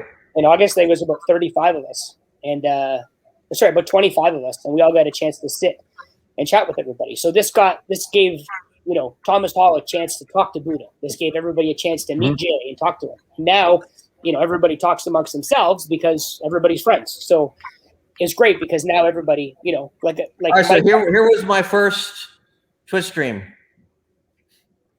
Very nice. The first Twitch stream was basically from your cell phone kind of thing. Yeah. Hey Mark, do you have to be a subscriber to Extendamix to get invited to those barbecues? Asking for a friend. No. Okay. No, but you should be. I'll save you a ticket, Staples. Don't worry. Thank you. You have to be personally invited, but you should be kind of relevant in the chat so people know, because we all had our little name tags on, right? So as part of the barbecue, for example, like I've known Mike and I've known Jay, but maybe the two of them don't know each other. But now after meeting that day, now Jay can call Mike and Mike can call Jay, and there's no they've met, they're friends, they can ask each other questions. So it's been really good to Twitch kind of have this whole connection thing. Yeah, this whole worldwide though. If we went down to Florida and we're gonna take a bus down to Florida, fucking Dekade, we'd be down there going, guys, let's go. Dekade Hacker, we can pop in and go for lunch. So this is where my studio is now, but this is before the green. This is before the green screen and everything. This is where my studio is now, but this was before the green screen and everything else. So I had two cameras, one on the side and one in front of me. And that was my stream before I started doing video. Anne Marie in the chat said she was invited and she doesn't subscribe. So look, I don't want to invite myself, but I make a good +1. I wasn't invited. You know what? It started out a lot smaller, and it looks like if the COVID thing settles down, we're going to look at the second week of August again for this year. So let's see how it goes. But if you guys have nothing to do, second week of August after a long weekend. You got to come to Florida, though. Just for the record, you got to come to Florida. For the record, Steel Neil barely made the cut for getting invited. Oh, fuck. Hey, Mark, how has your subscription rate been prior to the pandemic to now? I'm going to plead the fifth on that. All right. Say no more. I get it. All right. I'm just curious. I mean, I think it's a legitimate thing. I mean, guys like myself who came on Twitch had no idea what had no idea what Extendamix was prior to Twitch. And then, everywhere you go, it's Extendamix. So I imagine it's got to only help. And it definitely opened us up to different worlds, right? Like Twitch has brought, you're able to watch Eduardo Diaz from Brazil, and he puts in his 2 requests every week. And, you're able to watch all these different people who have all different minds and all different requests from what's big in their country, right? I mean, Afrobeat, not really a fan of it, but it's massive, right? Mm-hmm. So you've got people out who play that kind of stuff and they're requesting it. And like I said, this is not music I know, right? So reach out to the label. We have relationships with almost every label. You reach out to the label, they're more than happy to send the track. They get paid for it. They get to promote it. And one other question: of all the DJs that subscribe to Extendamix, how many of them have had you on their talk show? I think I've been on yours. I think I've been on yours a few times, but other than that, right. I appear in the chats frequently with Impressions, Retro Mix, and Mike Harding. I'm just saying, I'll bring the buns. It's cool. He just wants that ticket. He wants that invite. Are you ticket, man? You come home. Staples, come home. I want to come home. Are you gonna fly up from Jersey? What's that? You gonna fly up from Jersey? I never fly from Jersey. I drive up. all the time. We have a problem right now with the borders. Yeah, the borders are closed right now. Actually, you can walk across. It's Canada that wants to keep the border shut, and I get it. The U.S. is like, yeah, go have a good time. I love having access to this because I can highlight this right now. Oh wait, stop. Trudeau, come on. Oh, there we go. When am I gonna get? Oh, that's your brother, isn't it, Mark? No, extended mix, yeah. Yeah, I do want to give you guys a try. Here's what happened. Pandemic happened. Gigs stopped, right? So I canceled a bunch of things. I canceled my monthly sub to a lot of things, actually, just to kind of save cash here and there. And then full disclosure, I bought a house. And so, I'm trying to be responsible and not spend unnecessarily. That's the only reason why. Hey, But listen. it's coming. Oh, yeah, absolutely. And I'm not a video DJ. I'm not even a great. Well, no, I'm pretty good, but I don't care. And I've said this before. This is what I love about Extended Mix too, and it's what sold me on it as well. Is you don't have to be a video DJ. You don't have to use the files to play videos. You can also, it takes a little bit more space on your hard drive, but still, you can use them for audio files and just use them that way, right? Yeah, I will too. Because again, he mentioned that there's a free trial, and I had one before, and he was reaching out, and I just never got around to it. But now that I've started playing deep videos on Twitch, I definitely want to check it out because there's so many great things. Like there's one in particular. Every time I hear it's that Michael Jackson remix with "Lookout Weekend," I'm like, I love that. That's Scratch's mix. But, it's great though, and I hear a ton of stuff. Even I think I watch Tom's show almost every day, and every now and then I'm like, who is that? What mix is that? And he's that's Extended Mix. I'm like, of course it's Extended Mix. So but that would be kind of blow smoke, but there's some good shit for sure. That'd be great for your shows too, especially if you're working at like bars and clubs where it's just kind of like you're the glorified jukebox. Bring a small monitor with you, or like pop a TV beside you or something, and people or plug into what the existings are. I've done that many times, and people are like, this is dope. I've had people stay. The bar had maybe 5 people in it. Next thing you know, those 5 people stayed, and then the next people they're talking about the videos that you're playing. Next thing you know, it built. So I think that's the good thing about this right now is you have that chance right now that when everything opens up, and when you're going back to the bars and the clubs, and there's really no dancing allowed, or at least that's how it seems like it's going to be here in Toronto. When things open up, there's not going to be dancing, but you're going to be able to have live music played like that. So the advantage there is, play live music. Now you can do the whole video screen thing. And like Mike Harding said, if you can have a TV there, or if they have a TV and you can plug it into there and show the music videos, I think it's a great way that you can just sell yourself a little bit better. Absolutely. Yeah, if you're gonna play the music anyway, you might as well have the video. So when Jay does his shows, half the show is audio, and half the show is video. But he's only playing in the audio portion. But I mean, I'm working to get all that stuff, on video. So just go Vinny there in the chat. He'll drop like 7 or 8 fantastic mixes a week, and we'll filter them through Jay's show, and put some of them on video. And whether Jay decides to play audio or video, the collection is the same. So I'm working with him to get a lot of his stuff. Scratch is going to start doing a lot more of the Canadian stuff redrummed. He's going to start doing. He did a few last week. He's going to start doing a bunch. And I suggest to him on a daily basis, why don't you do Kim Mitchell, Go for a Soda? Why don't you do, a bunch of these other songs? And I'm like, just do this stuff because no one's doing it. Freddie's not doing it. Vinny's not doing it because it's local stuff. Never really was that big. So, Scratch is doing a bunch of that stuff. So we're putting more and more content available. Everything these days is pretty much an 8-bar. So an 8-bar or a redrum. Yeah, I love you put the box on it. Everyone loves the box. Yeah, that's Scratch for you. Pause. Mike looked over to his shoulder there. I was like, what's he looking at there? I played it actually on my Sunday show, and I was gonna say something, but it just comes out so dirty. Like it just sounds so like everyone loves box on a Sunday morning or something like that, or loves the box on a Sunday morning. And I played whatever that song is, doo-doo. Doo-doo. Close together, whatever it is. Together, yeah. Love that track. It's a jam, and Scratch did a great remix of it, and I played it on Sunday, and I had a lot of fun with it, and it's just great. Well, Jay played he played a redrum, which forever I thought was red rum, because I'm a moron. But he played a redrum of Dan Hill. Don't agree with me, Tom. He played a redrum of Dan Hill, Sometimes When We Touch. Amazing. It really is a great song. If you could get a redrum of some Gordon Lightfoot, That would be great too. There is. Is we have Sundown and we have you could read my mind. So the one we're missing is the one with the big long name there. Yeah, it's Sundown is the one I was actually thinking about. Yeah, so Scratch has done that, and Digital Visions has done that. But yeah, I mean, you can credit Disco Vinny on all those ballad slow jams. Big shout out to my boyfriend Disco Vinny. What's up, buddy? This is where the show takes a turn. What's up? What's up? What's up? Disco Vinny comes in the chat, and all of a sudden it's like, Yeah, it's okay. So, Mark, your brother's name is what? Mike? Paul. Okay, Paul. Whisper me if you don't mind, and yeah, let me. I'll try. Yeah, I want to take a look at it. Definitely. So Marky D. So I do a lot of remixes and edits myself. So how can I get them to you? Send me a few, and we'll have a listen. What are some of the ones that you've done, Decade?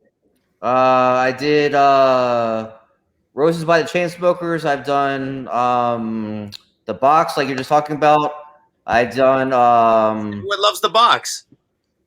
I've done so many. I mean, I did The Business by Tiesto. Here, I'll play some for you here. I don't know if you know what? Well, we're actually primarily looking for some of the older stuff. I mean, if I can find, I don't need 5 versions of a song, right? If there's a Master Chic, a Digital Visions, and a redrum, I mean, that's already too many, right? So, kind of the best one of each. I've listened to some Digital Visions, and Disco Vinny sent me his, and I'm like, it's even better. It's perfect. So, yeah, that's the one, Emery. That's the one. If Disco I did Vinny, System of a Down, Toxicity. Oh wow! I mean, Chop Suey. I'm sorry. This is my edit right here. oh. Come on over. That's System of a Down. Yeah, listen, you'll hear it.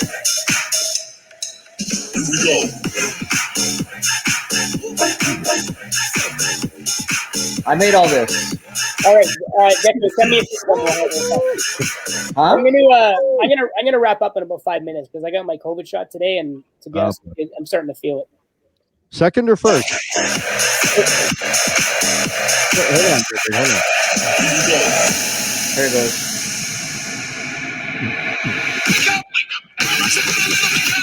Mark, Yeah. what'd you get? Pfizer?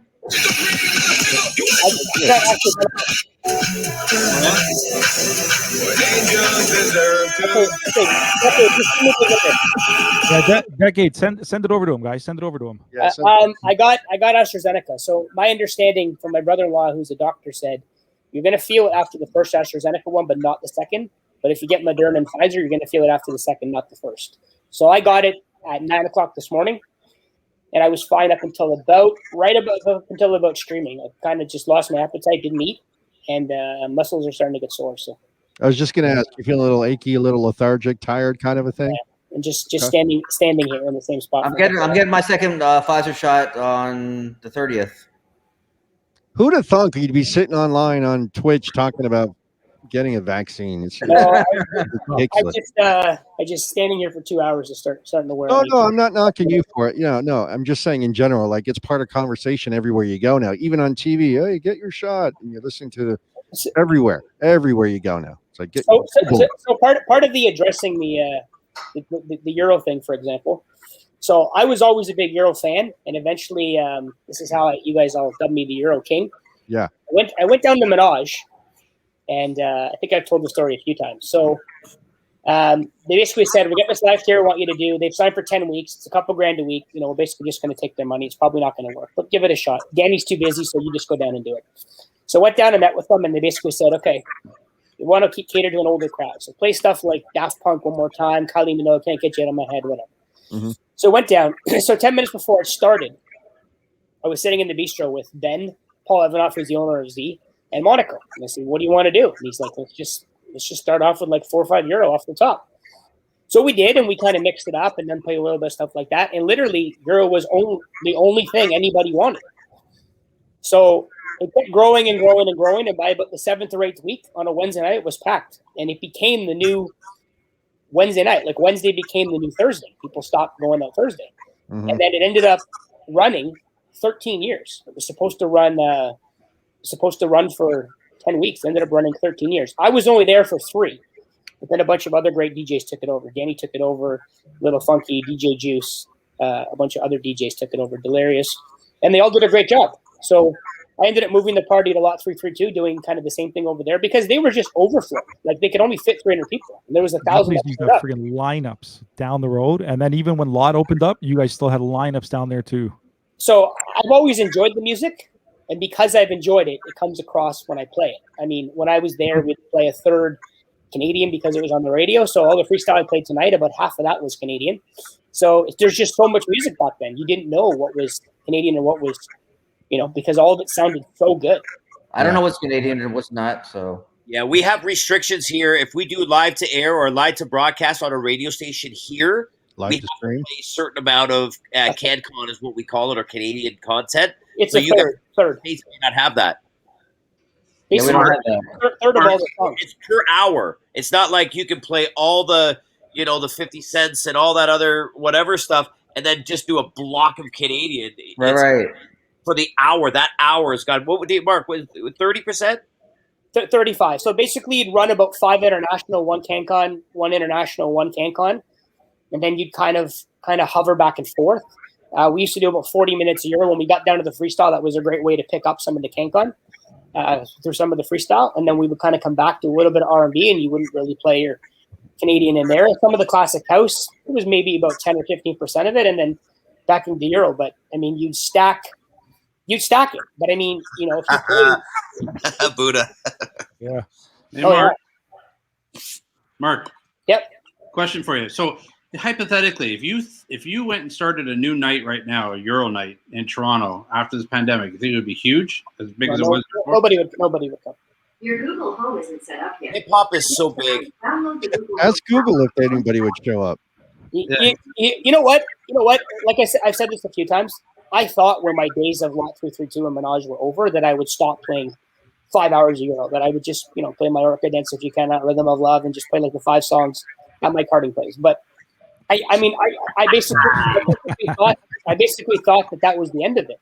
I didn't think I would get a chance to do this, but because of Twitch and because of the niche and because of, the love for Euro and kind of the extended mix crew, I can go on and play Euro or play freestyle, and no one else. I mean, there's a few people doing it, but I mean, I lived through that, so I'm able to play a lot of that stuff. And now DJ Disco Vinny wants to hop into one of our Geno's RS raid trains, and he wants to start doing some Euro. And Vinny Vegas wants to get on the next Geno's RS raid train. So, can I clarify one thing? I did it once before, but I want to clarify. This is where I bridge the gap between the United States and Canada. In Canada, a Gino or a Gina is anyone of Italian descent that likes freestyle, has curly hair, both men and women. In the United States or in Jersey, it's Guido and Guidette. So I just want to clarify that for the folks. I would say that being a Gino is more of a lifestyle than an authenticity. So, like, if you're Portuguese or you're Greek or, you know what I mean? Like it's more of a lifestyle. It's more of a term. It's more of a Pauly D. Say what you want about it. He gets 10 grand in appearance, that guy, and he's whatever. It is what it is. You know what? It's more of a lifestyle. If you like that kind of music, you kind of embrace it. And there's no you don't have to be Italian to be a Gino, right? I appreciate you clarifying. I'm sorry, I'm a jackass. Went right for the Italian stereotype. I'm a dick. No, but it's more of a lifestyle than No, I agree. More of a mindset than authenticity. I mean, you should be, if you're pretty much, most people are European that like that Euro stuff, but if you're Canadian, you like it, and you just like that kind of stuff. They're good. What is it? We know they call her pimp. Gym Tan Laundry or something? Gym Tan Laundry? Yeah, baby. Gym Tan Laundry. The 3 priorities all day, every day. All right, so I'm gonna wrap up. I'm having a tough time standing up here. If you guys have any more questions, I do. I got one more thing. I appreciate you having me on, and we can do this a different time. Mark, before you go, let people know when you're streaming, what your schedule is, please. So this Wednesday is part of the Geno's RS raid train. It'll be Wednesday at 9. I'll be the third one in the set. Other than that, it's usually Mondays 8 to 10, which is ironically conflicts with the show. For the summertime, I may take Mondays off just when the weather's nice. I'm not, like you guys know for streaming, I'm not in a rush to get back at 8 o'clock, when it's nice outside for everybody else. Last summer was one thing, but I'll probably stick with just the Wednesdays. Okay. So thank you for joining. I know you're having a tough. Yeah. Thank you very much. It was good chat. I do pop up here and there. Jay he'll be like, I'm not rating anybody Saturday if you want to do it, but if it's 25 degrees outside, it's a Saturday at noon. I don't want to be in the basement, right? Sure. So it all depends. I might back it off a bit, kind of in the winter, in the summer. But the Euro, I'll probably keep the Euro on the Wednesdays. Okay. And of course, for all the DJs out there, don't forget to check out extendamix.com for all your music needs. Extendamix.com. And feel better. I hope you get some good rest, and hopefully tomorrow you're. I don't know how tonight's going to be, but I'm starting to just feel it in the muscle. So. Yeah. All right. Well, again, thank you for joining us. I do appreciate it. Anytime. I usually join you guys anyway, but I'm not accepting the conversation. So. No, it was long overdue, man. I'm glad you finally got a chance to come on. We could bullshit and find out just about you versus, whatever. To answer D-Risk K's question, yes, that DJ Buddha is him on the radio, so he works partially on Extend the Mix and partially on the radio show. Fantastic production. It's here on Twitch Saturdays, 9 till 12, if you get a chance to watch it. It's absolutely fantastic. It also airs on 7 radio stations in Toronto. So it's nationally syndicated, and it's also here on Twitch. So. Yeah, proud of Buddha, brother. That's good stuff, man. Yeah. Good for you. We'll get him on here eventually. We've been chatting, so we're trying to set something up. Yeah. Turn up on air.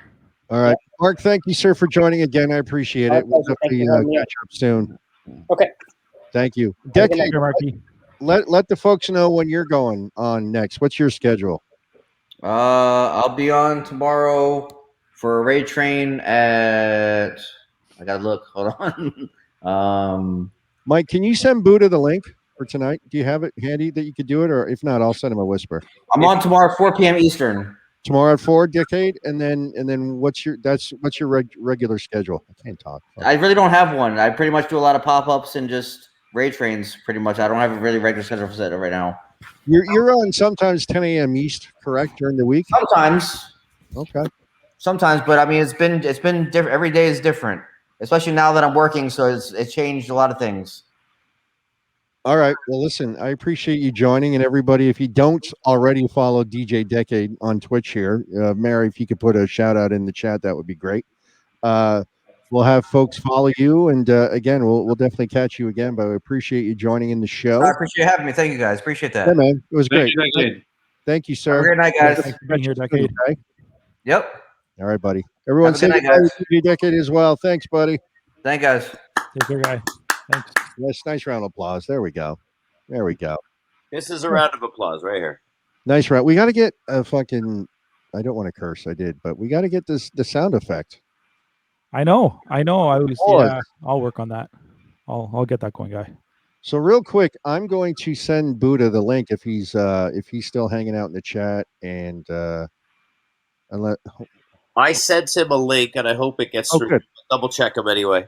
All right. Well, Sean, if you got the link, by all means, click on it. We'll add you into the mix. It's cool. Usually at this point, we go and we discuss whatever. Impressions. Yeah, guy. Dan, do you want to discuss your event before we bring anyone else in? Yeah, we can definitely mention it again. I'm really looking forward to it. I'm kind of pumped and excited, ready to go. We have the Battle of the Bands. So I'm looking forward to that. And we have coming up, starting off tomorrow. And tomorrow we are starting off at 8 p.m. Eastern, which is 7 Central, 6 Mountain, 5 Pacific. It's going to be myself representing. Look at that hair. Look at that hair. Yo, check out Myself representing Pet Shop Boys versus DJ Jeff Moyer with New Order. So that's going to be tomorrow on my channel. So you guys can give me a follow there and make sure you guys keep it locked in. So the way it's going to work, it'll be DJ Vinny Vegas hosting. We're going to do a battle. I'm going to play a few seconds of a Pet Shop Boys song. DJ Jeff Moyer is going to play a few seconds of New Order. And you, the chat, are going to get a chance to vote on your favorite song, whichever song you like better between the two. It's going to be a round up to 5. The first to 5 is going to win and move on to the next bracket. So as soon as we're done our battle, we are then going to raid over to, I believe, to yourself, Staples. I believe we're going to come over to you. And so I'm looking forward to that one too, because that's going to be an excellent one. We have DJ Staples. And Staples, you have, I believe it is, Duran. And you're going off head-to-head against Dance Shout, who has Talking Heads. So we're going to raid over to you guys. That's going to be at 8 p.m. Central, 9 p.m. Eastern, 7 p.m. Mountain, 6 p.m. Pacific. Just give me the crown now. Come on. I'm going to start talking shit. I love Jason. He's a great guy. But come on, talking heads over Duran Duran. It's not going to happen. Y'all were speaking Greek to me. Well, I'm not all about the new wave stuff, guys. I mean, I understand this to impressions. I see the importance of it. It's just not my flavor. I mean, I can appreciate like Thomas Hall loves that stuff. A lot of you guys love that stuff. I have like 5 songs. You did a great set when you did my channel last year. I remember. Yeah. It was good. Oh, yeah, I did. I did that set. Not saying I remember I did a good job. Right? I remember doing it. I just don't remember what the frig I did. Yeah. Yeah. Well, these should be interesting to say the least, right? And Staples, are you ready to go for tomorrow? You have your song list all chosen and everything ready to go? Who, me? Yeah. Oh, I did my homework. Absolutely. Yeah. Good. I don't do anything half-ass. I go all in. I did some research. Yeah. I'm ready to go. How about you? Oh yeah, 1,000% for sure. If you had to predict, actually anybody here in the panel, Buddha, you included, if anyone here has to predict the final 2, what would you think it would be? Well, before you get that, hold on. Before you ask that, do you have the bracket one by chance? I do. Give me a second. And throw that one up here. So here's the other stream. So tomorrow we have the 2 battles going on. The winners are going to move on to the next round. We also have 4 other players in the game. We also have Retro Mix, of course. You're representing Depeche Mode. He's going up against Bracktune and The Cure. And then we also have Vince Magsino with Erasure against My DJ Dan and the Smiths. I think I got to go with Thomas Hall with Depeche Mode going right to the end. I tend to agree. I'm not going to lie. It's a tough one. Depeche Mode and The Cure, though. It could go either way with those 2. Yeah. I'll tell you, that left side of the board, that's going to be a I'm saying Depeche Mode, even though I'm not qualified to give an answer. So that's my answer. Yeah, so Bracktune's got his work cut out for him. So, look, he's already saying it, though. He's saying, you're going down, Retro Mix. You're going down. So the winner of that's going to be the interesting thing there, because the winner of The Cure and Depeche is going to go against the winner of my group there, the New Order Pet Shop Boys. If it's New Order versus Depeche Mode, that's going to be tough. No, I think Depeche Mode versus Duran Duran, and that's going to be a tough battle, but I think Depeche Mode will take it. I tend to agree. I'm not going to lie. I think. Staples, remember the polls we did on Sunday on my show? Yes. Yeah. So the poll. So on Retro Mix on a show yesterday, was only yesterday, but was it yesterday? Yeah, today's Monday. Yeah. He put it out there on the poll. We did Duran Duran versus Talking Heads, and Duran Duran won that poll. But then the next poll, I said, let's do it. The Cure and Depeche Mode. Depeche Mode beat out The Cure, and I think, I don't want to say substantially, but it still had a pretty decent difference between the 2. But it's going to come down to what he plays versus what I play. I could play something like people are sick and like, oh, great. Thomas, you want the best one? You got to save it, though. You have to save it when you need it. When you're down, it's like the last one is head-to-head, you and Duran Duran, and you want to take it over the top? Do that slow jam, Somebody by Depeche Mode, and start it off with, I want somebody. You're going to have every girl out there vote for you. Wait. Over. Wait. Somebody's going to take them over the top. But wait. Okay, Mike. So here's, and I'm not going to give, I don't want to let, whatever. Sing that to Disco Vinny there, buddy. Yeah, he needs it. We need to. Here's the thing now. When I was organizing and thinking in my head of how we're going to do this, I didn't know we were going to have coaches, Mike Harding. So I didn't know you were able to coach. You know? Yeah, you open this up. It's right there. I can't think. It's right there. Where's my coach?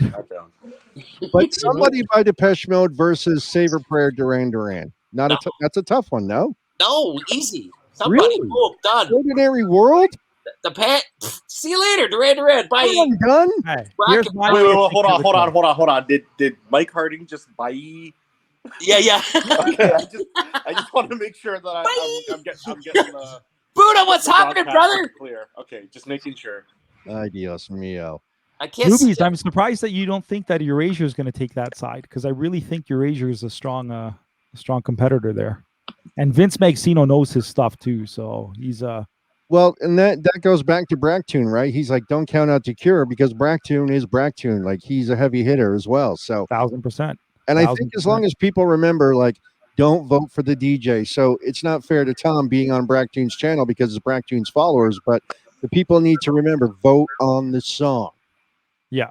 And Erasure is not going to win. Stop. You're just lying to yourselves. I'm just saying. I'm being a dick on purpose. I'm just kidding. I don't know who's going to win. But Let me ask you though. So we know tomorrow we have the 2 battles going on. Myself and Jeff Moyer, Staples, and you're going up with Dance Shout afterwards. The following week, Retro Mix. I think we're gonna have a Retro Mix and You're saying Black Tune at what time? I think we're gonna try and aim for. I think originally we were saying 8 Eastern, but now we're looking at 9 Eastern, which is 6 Pacific, because I think it works out a little bit better for Black Tune if it's a little bit later. Oh, so he gets all the concessions, eh? I get none. Well, it just makes sense to do it a little bit later. I'm joking. I couldn't care. I'll go whatever you guys want me to go. You seeded 3rd, man, and you got to choose your Depeche Mode. So, or 4th. Sorry, you were seeded 4th. Yeah, and 3 other DJs ahead of me did not pick Depeche Mode. So go figure. And I'm curious on that. I'm curious where, like Staples, you were 3rd or no? Something 3rd or 4th. Yeah. Yeah. So what made you pick Duran Duran over Depeche Mode? Because I thought, personally speaking, I love Depeche Mode, and I think that's a no-brainer, and that goes all the way to the end. But I thought, thinking of, again, doing my research of the bands of the era and all that kind of stuff, and I thought, who would give them a good run for the money? Cure's great, Pet Shop Boys, Erasure, all of them great. I even considered the Police. Obviously, the Smiths are great. Why did you pick you I was too? like, what? You too. Come we on. talked about that. You Mike, know what? I love you two. You know that. But I even thought to myself, and I spoke to Tom about you two. They were great, not necessarily new wave, but I don't think I love you two to the day I die. I just don't think you two would add up to the Depeche Mode or the Duran Durans. And that's when I thought, you know what? Duran Duran, name a song, everybody knows it. View to a Kill, Hungry Like the Wolf, Rio, everything is a banger. Please tell me now. Fucking Savor Prayer. Like, they got a ton of shit. They do some great covers. I mean, and that's kind of why I went with Duran Duran. That's my choice. So that's why. Can I hijack the chat for 1 second and just say Absolutely. that Driz K is really, really on me about my hair. That's why I'm. I'm sitting here like, yeah, I'm looking to the side in the corner, and I see Sean just like spiking it, and I'm like, does he have the depth gel, and is he pushing it up? And no, man, no. This is okay. So what do y'all say? Quarantine hair. I love that. I love that Buddha's beard looks my beard makes my beard look clean. Yeah, no, my beard's no. I'm legit thinking of bicking this. I used to bick it for like 14 years. I used to bick my head every day. Do it, guy. Bust a bick. And then when I turned 30, I was like, all right, time to be an adult. Grow some hair. Now I have hair. I'm 40 now. I don't want hair. Oh, I'm laughing right now. Just Staples. I'm thinking of Thomas last week. Which? Oh, I sent him a message saying, "Hey, when do you want me to put that skin on?" Save that for off Twitch. Oh God, Mike hasn't seen it yet. Oh, I can't wait. I'm waiting for it. Oh So, my Sean, God. So Sean, you'll be on. We're gonna try and figure a date to get you so you're like being interviewed for a full hour, right? Yeah, and like I'll flex a little like now. Yeah. Let me see. You're gonna tidy up your hair that day too, and no, just come as you are. We don't need to look tidy. I'm gonna flex for a second. So, Mark talked about his setup. Mine is there we go. legitimately the same thing. Amazon box is still sitting there like a G. I was watching the Raptors game, so nice. Here's a hockey one too. And then all these cables. I don't know if you can see that monitor right there, which actually runs to the studio. Which for those who don't know, Buddha is an absolute tech wizard. Absolutely. No. See all this XLR cable, and you hear the echo in this room. That drives me crazy. Dekade will appreciate the HS8s. Yep. 2 4K monitors, standing desk, but I need to like fix the wiring. But yeah, and then this thing is the bane of my existence, but it's the reason I work. Mm-hmm. It's a Hackintosh. Hackintosh. It's a PC I built with all of that. Oh wow! But it has 18 cores in it. It's got 128 gigs of RAM. It runs Mac OS, as you're seeing. Wow. It works, but it does not like OBS. OBS is like the bane of my existence when it comes to all this stuff. So yeah, it's a situation here. Go sideways with your camera again. Is it fair to say that part of the gear that you need to stream is a unfinished basement? No, it's finished. He's got a It is, finished. I'm sorry. Yeah, my shit's done. So sorry. wait, hang on. I'm gonna show you all something totally unrelated but hilarious to me. So let me go to my other camera 1 second. You guys like the view right now? Y'all got games on your phone? Okay, 1 sec. Okay, so here's the entrance from the front door. Steps. You come. Everything's all good, right? What the hell is this fireplace? That's for the mood. But, Mood setter right there. like, what are you putting on this wall? The world's smallest TV? Like, what? Like, why? Why is it I have the answer. I actually do have the answer. Oh, boy. Guy, it's a simple answer, too, because I've been in your basement. I've been down there. I know exactly what it's like. Okay, wait. If your answer has the word pause, I'm disconnecting. No, it's because it is against the outer wall. That other wall where your green screen is not your outer wall. So that chimney has to go straight up, and they don't want to put that in the middle of the house. They usually put the chimneys on the outer wall of the house. That's why they have that. DJ when he's not dancing and fist bumping the Euro and going ooh, he's an architect. I Does it all. exactly what it is. And we That's can exactly also why. ask the question as to why this wall behind me in a detached bungalow with this little E10P. I don't know if you can see that in the camera. Is that even coming up? This is hilarious. Yeah, this little hilarious. E10P. My neighbors complain. I was recording something, and I'm not even joking. I had Paul on the phone on FaceTime audio, and I did a whole set with my controller right here talking to Paul. I even tell Paul this, but my neighbors texted me and said it was too loud. Jeez. You got to get new neighbors. Yo, like, I don't understand what it is. If we know like some sound design people that can help me get like a new subfloor or something, because they're complaining about bass. But what the hell bass does an E10P put out? Yo.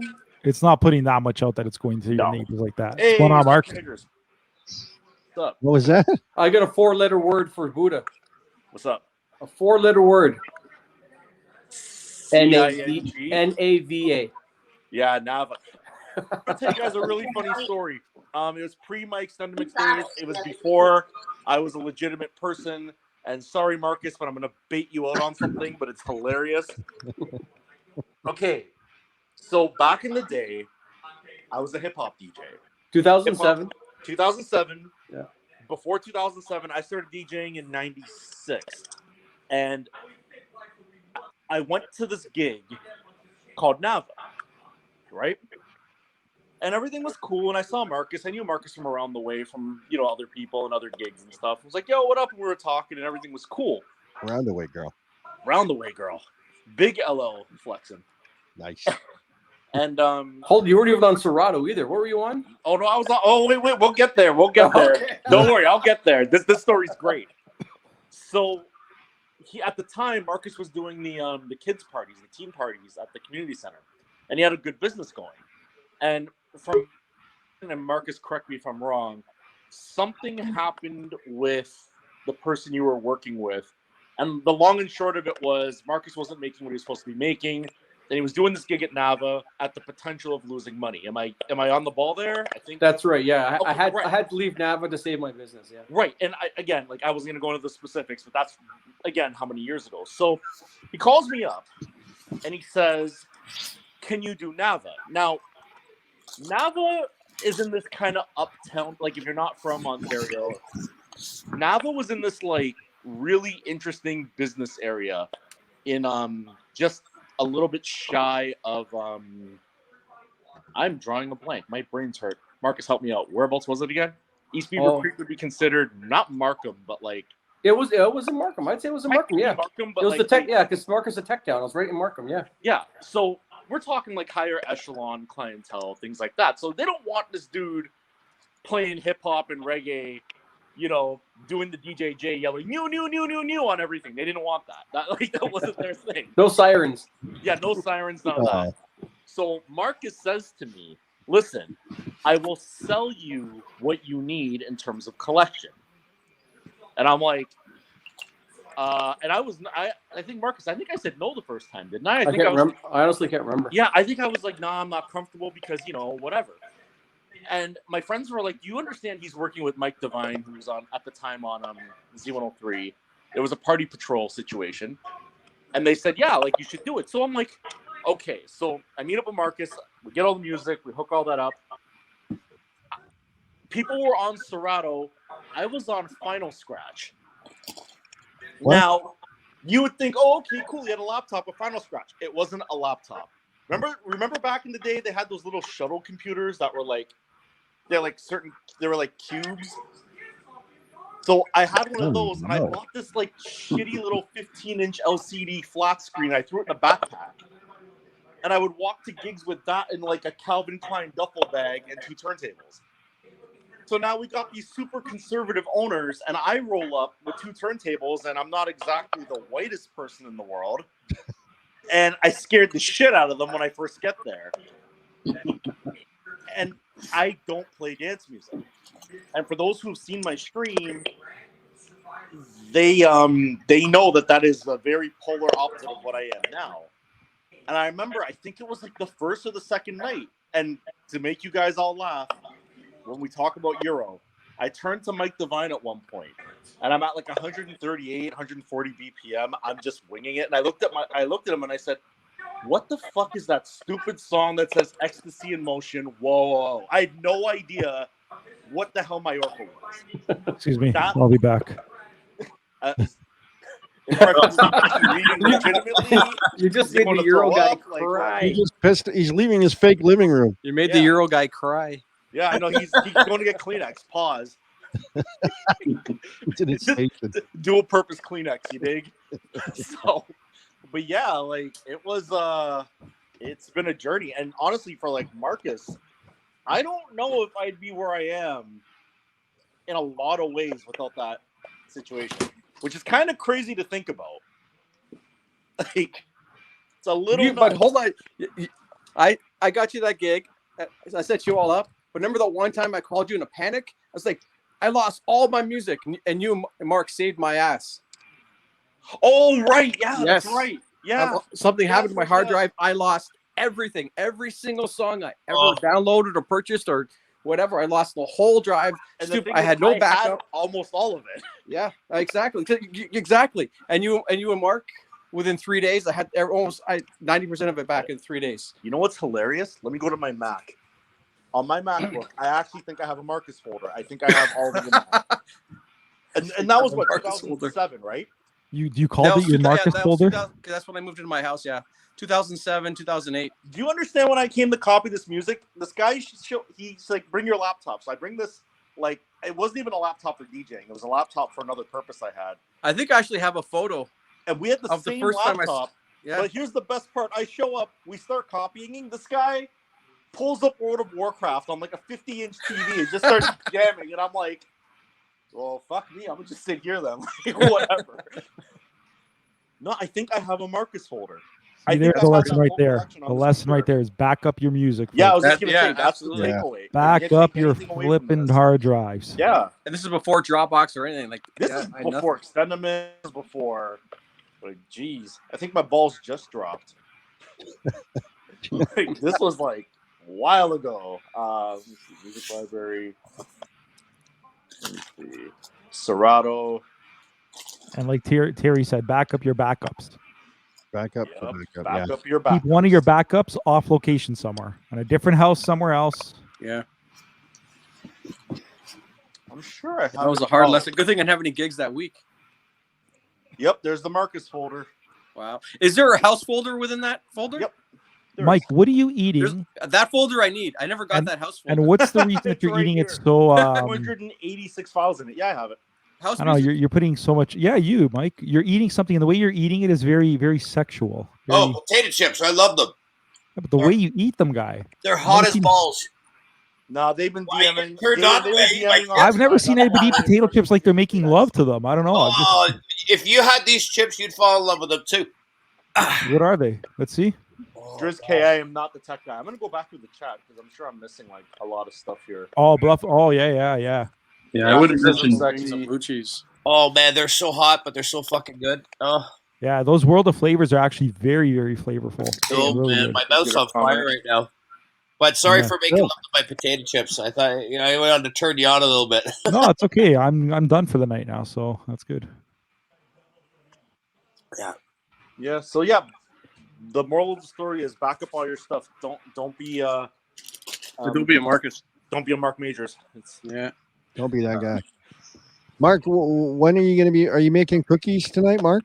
I was going to, but my wife's upstairs already in bed, so I don't want to make too much noise. Okay. She has to get up at 3:45. Cookies don't make noise. No, with me slamming pans around, dude. From behind the camera. And Cookies me, don't make noise. You only slam the pans when you're holding the camera with one hand, and that's true. Wait. So I gotta address Driz K in the chat. I'm a float plane subscriber. That should answer your question about Linus Tech Tips. Actually, yeah, I sub to float plane. Vinny has a busy day tomorrow. DJ, Vinny, Vegas. I love when you guys do that. Vinny, looking forward to tomorrow, guy. We'll touch base before the show for sure, guy. There you go. DJ Yeah, so I'm Vegas, not the on host Twitch very tomorrow. often. I'm like the bastard stepchild of Twitch. Kind of. No, I enjoyed catching you last week, Sean, when you did. You were just kind of like, "What should I do? I got to do all these things." for Oh, the channel," and yeah, that the was fun. recording. Yeah, about that. Did you ever get the camera fixed on your phone? You know what? So, hang on. Here's the interesting thing that happened. My webcam update that bricked my webcam, which I barely ever use. Right. So I had to roll it back. So I got it all working. I was messing with OBS yesterday just to like see if it was working. But I swear it's that Hackintosh causing me most of my problems. But whatever. I love that you call it hacking talk. No, that's like a term. That's a term, guy. It's a term. Yeah, Yeah. Hackintosh. I didn't know. You take PC parts and you Oh, break okay. Apple's end user license agreement. and Okay, you make I a thought it computer. was more of a like a knock at Apple. I wasn't okay. No, well, it's kind a of is, term but- because it is. That's exactly what the reason for the term is, because you make a computer that Apple won't sell you that doesn't get as hot, that doesn't have the issues that some Apple computers have when you push them a little too hard. Which Got it. Okay. pause. Buddha, you're syndicating on 7 different radio stations doing your show there, and I'm very very proud of you. I think that's a huge thing for any DJ to do, and so you should be very proud of yourself. Do you get to see the numbers either from the radio station, not just Twitch numbers, but like from each show that you're doing? Do you get to see if it's getting bigger or? So I get to see the Radio Player Canada numbers. They've sent those to me for each market. Yep. I get to see the ratings, and Mark Majors will tell you this too. They rate so weird. Like they do what's called ratings books. A lot of people in radio know about this. I am going to fuck this up. I'm not going to explain it properly because I'm not entirely sure how it works. I know that there's the pager system where families get pagers, and the CRTC wants to change that, and there's a whole mess about how to rate radio. Yeah, but like I get from Radio Player. They send me an Excel sheet, and it's got a whole bunch of metrics. I think I understand 10% of it. The important thing is there's growth. That's all I know. It's moving up, and they're happy with what you're doing. It's amazing. Like, listen, we've talked a little bit about it before, but it's amazing. Like the production wise, it looks great. It's Joe Pro. It's so well done. So it's just curious to see if you are doing that. You know, if it is creeping up. It's not in vain. A lot of work, I'm sure. Yeah. It's funny because there's something wrong. Anybody else, and I'm going to ask this. I'll ask in the chat. I'm going to ask here. Anybody notice that Twitch's counter makes no sense? Always. 1,000%. I agree. It's never made sense. So D and I were on, and he took some screenshots and sent to me. And actually, impressions, I misquoted some of this. On Saturday, I saw the number said 13. D took a picture, it said 64. I then opened another computer and I saw 27. And it wasn't even for like a couple of seconds. This was for 10 minutes consistently. And then when I got the final numbers, they didn't even make, like, when I got the stream summary, I'm like, this doesn't make any sense. Like, it didn't make a single bit of sense. Now, I know that what I'm doing on Saturday night on Twitch specifically is the hardest sell in the world because it's Saturday night. How many DJs are on Twitch on Saturday night? Everybody. You know? So I think the fact that, like, you know, and I'll be transparent about this, like, when I get like 5 new followers every week, the shows, this is week 14 we're coming up on. The fact that I get 1 new follower every week is impressive to me. Like, I'm not on Twitch enough, even on my own channel, let alone the Turnip account. I am gonna replay the DMX set on Thursday at 5 o'clock because we do a segment called the mixtape. It runs at 10 o'clock for half an hour, and at 11 o'clock there's another mixtape, and we just pick a theme. So, like, last week we did, this previous week we did one-hit wonders. Which is really fun when you have to factor in CanCon. That's Canadian content. That's hilarious. You know. Speaking of CanCon on your show, though, when I did it, they said that one. I got. I know where you're going. With I know, that. yeah. So, when I listen on Saturday, when do the commercials play, or is it commercial free? Commercial free. Oh, that's why. Okay. Oh yeah, I got screwed over entirely because they're trying to sell it to a national sponsor. So the idea is that the whole show is powered by one sponsor. Right. Unfortunately for that, though, they can't do the montage rule with me, which is what they did for you. Yeah. The montage rule is like the biggest cheat. I know, cheat the system, but it is what it is, eh? Yeah, From but that angle right there, Steel Neil, you're right. And so for people that are watching or listening, the pack. How you get around the 35% CanCon for live to airs or any mix show is so your entire 20-minute mix. Oh, every segment has to be 36%, is what I'm told now. Oh, really? Because they said my entire block, my entire 20-minute mix is, as long as there's one Canadian in that 20-minute mix. Yeah, counts. you know the thing is though that and I'm not gonna name names at Energy, but unfortunately, because I deal with how many program directors? Is it 1, 2, 3, 4, 7? No, it's Peterborough and Fresh Berry have the same PD. So that's true. Yeah, a lot of PDs do multi-stations. Yeah, so I think I have 5 program directors I deal with, mm-hmm. and everybody has different ways they look at it. So the consensus is pick the safest way and make Buddha suffer. Yeah, I can imagine. I was listening to it. I'm like, oh man, the stress I know the stress this guy must entail every week. But you know what the thing is that there's impressive Canadian content, and I'm not trying to dog Canadian music. I have theories about it. Like, and when I say I have theories about it, I'm actually probably attending a hearing about the CRTC changes to CanCon because how do I say this non-controversially? Fuck it, who cares? You don't. You can't. And every like Mark DJ said, fuck knows it, just say it. Canadian music, Canadian content is the bane of a DJ's existence because it doesn't measure up. So the government coddles Canadian artists by forcing us to play it. That's right. If it's a good song overall, it'll get played. Right. Where it gets even weirder, let's mess everybody up in the chat. Would you believe that 99% of Justin Bieber does not count as Canadian content? Yep. And or even Shawn Mendes. Shawn Mendes, yeah. It's funny because Monster is like the only Canadian Justin Bieber song because Shawn Mendes is on it. Yeah, because there's more. It's 2 to what is it? 2 to 1 or something like that. 2 out of 4. 2 out of 4 parts. So 4 parts have to be Canadian. If you've been on DJ Marky D stream, you've heard the rule a million times. However, my appeal to the CRTC, because I'm actually writing a letter, is that I think CanCon should be 10%. But I think it should be 10% for a different reason than you guys might think. It's not about the DJ.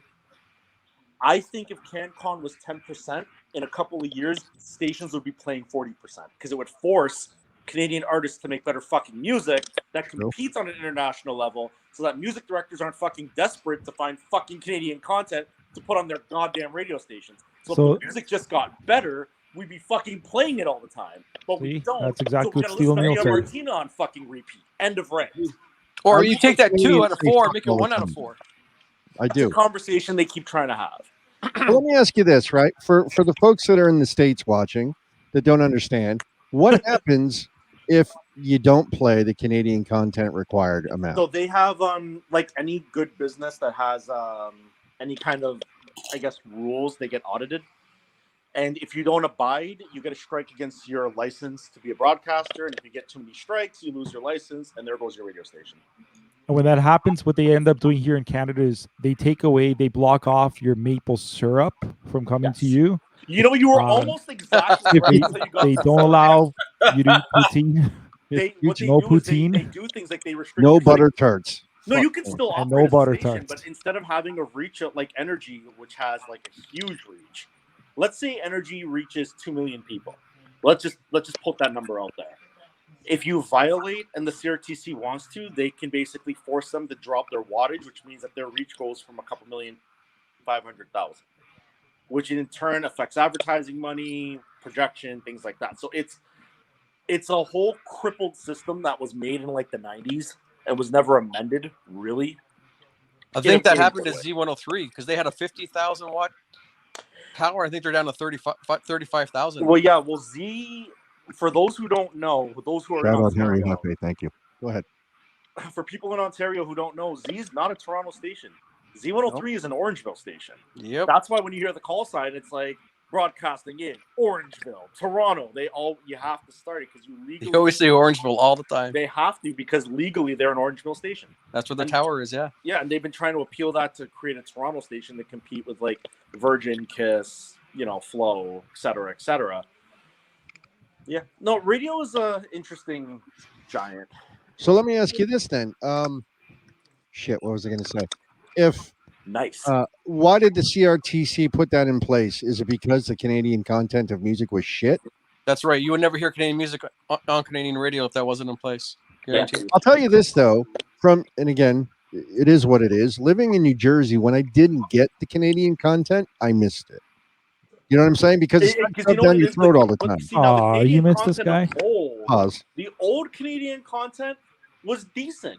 You had what? You had like your kind of thing, like Bryan Adams, Haywire. All the 80s stuff was amazing. Yeah, all of that was amazing. And then I just want to see if Tom was up. Like in the late 90s, it just went like flat. Our Lady Peace.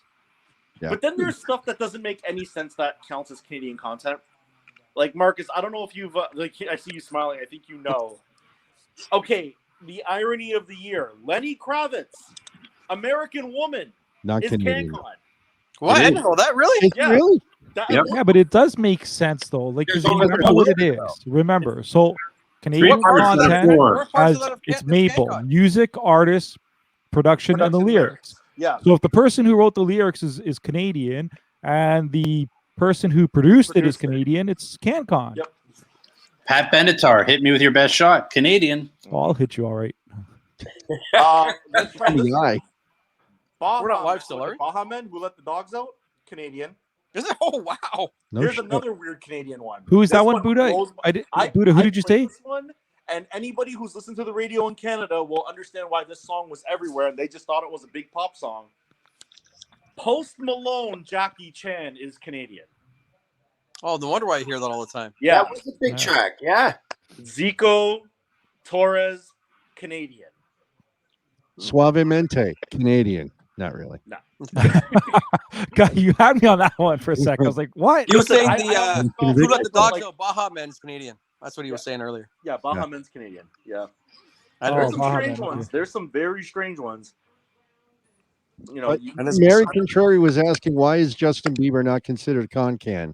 Because all his music and stuff was produced in the States. Yeah. So so we call it Maple, MAPL. So I think it's musical composition, artist, production, lyrics.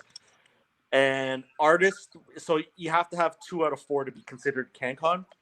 99% of the time, Bieber doesn't write his own lyrics, so you lose the lyric credit. Right. He doesn't produce it. He doesn't do the musical composition. He's strictly the artist, so it gets 1 out of 4. Although they're trying to change it so it's the artist.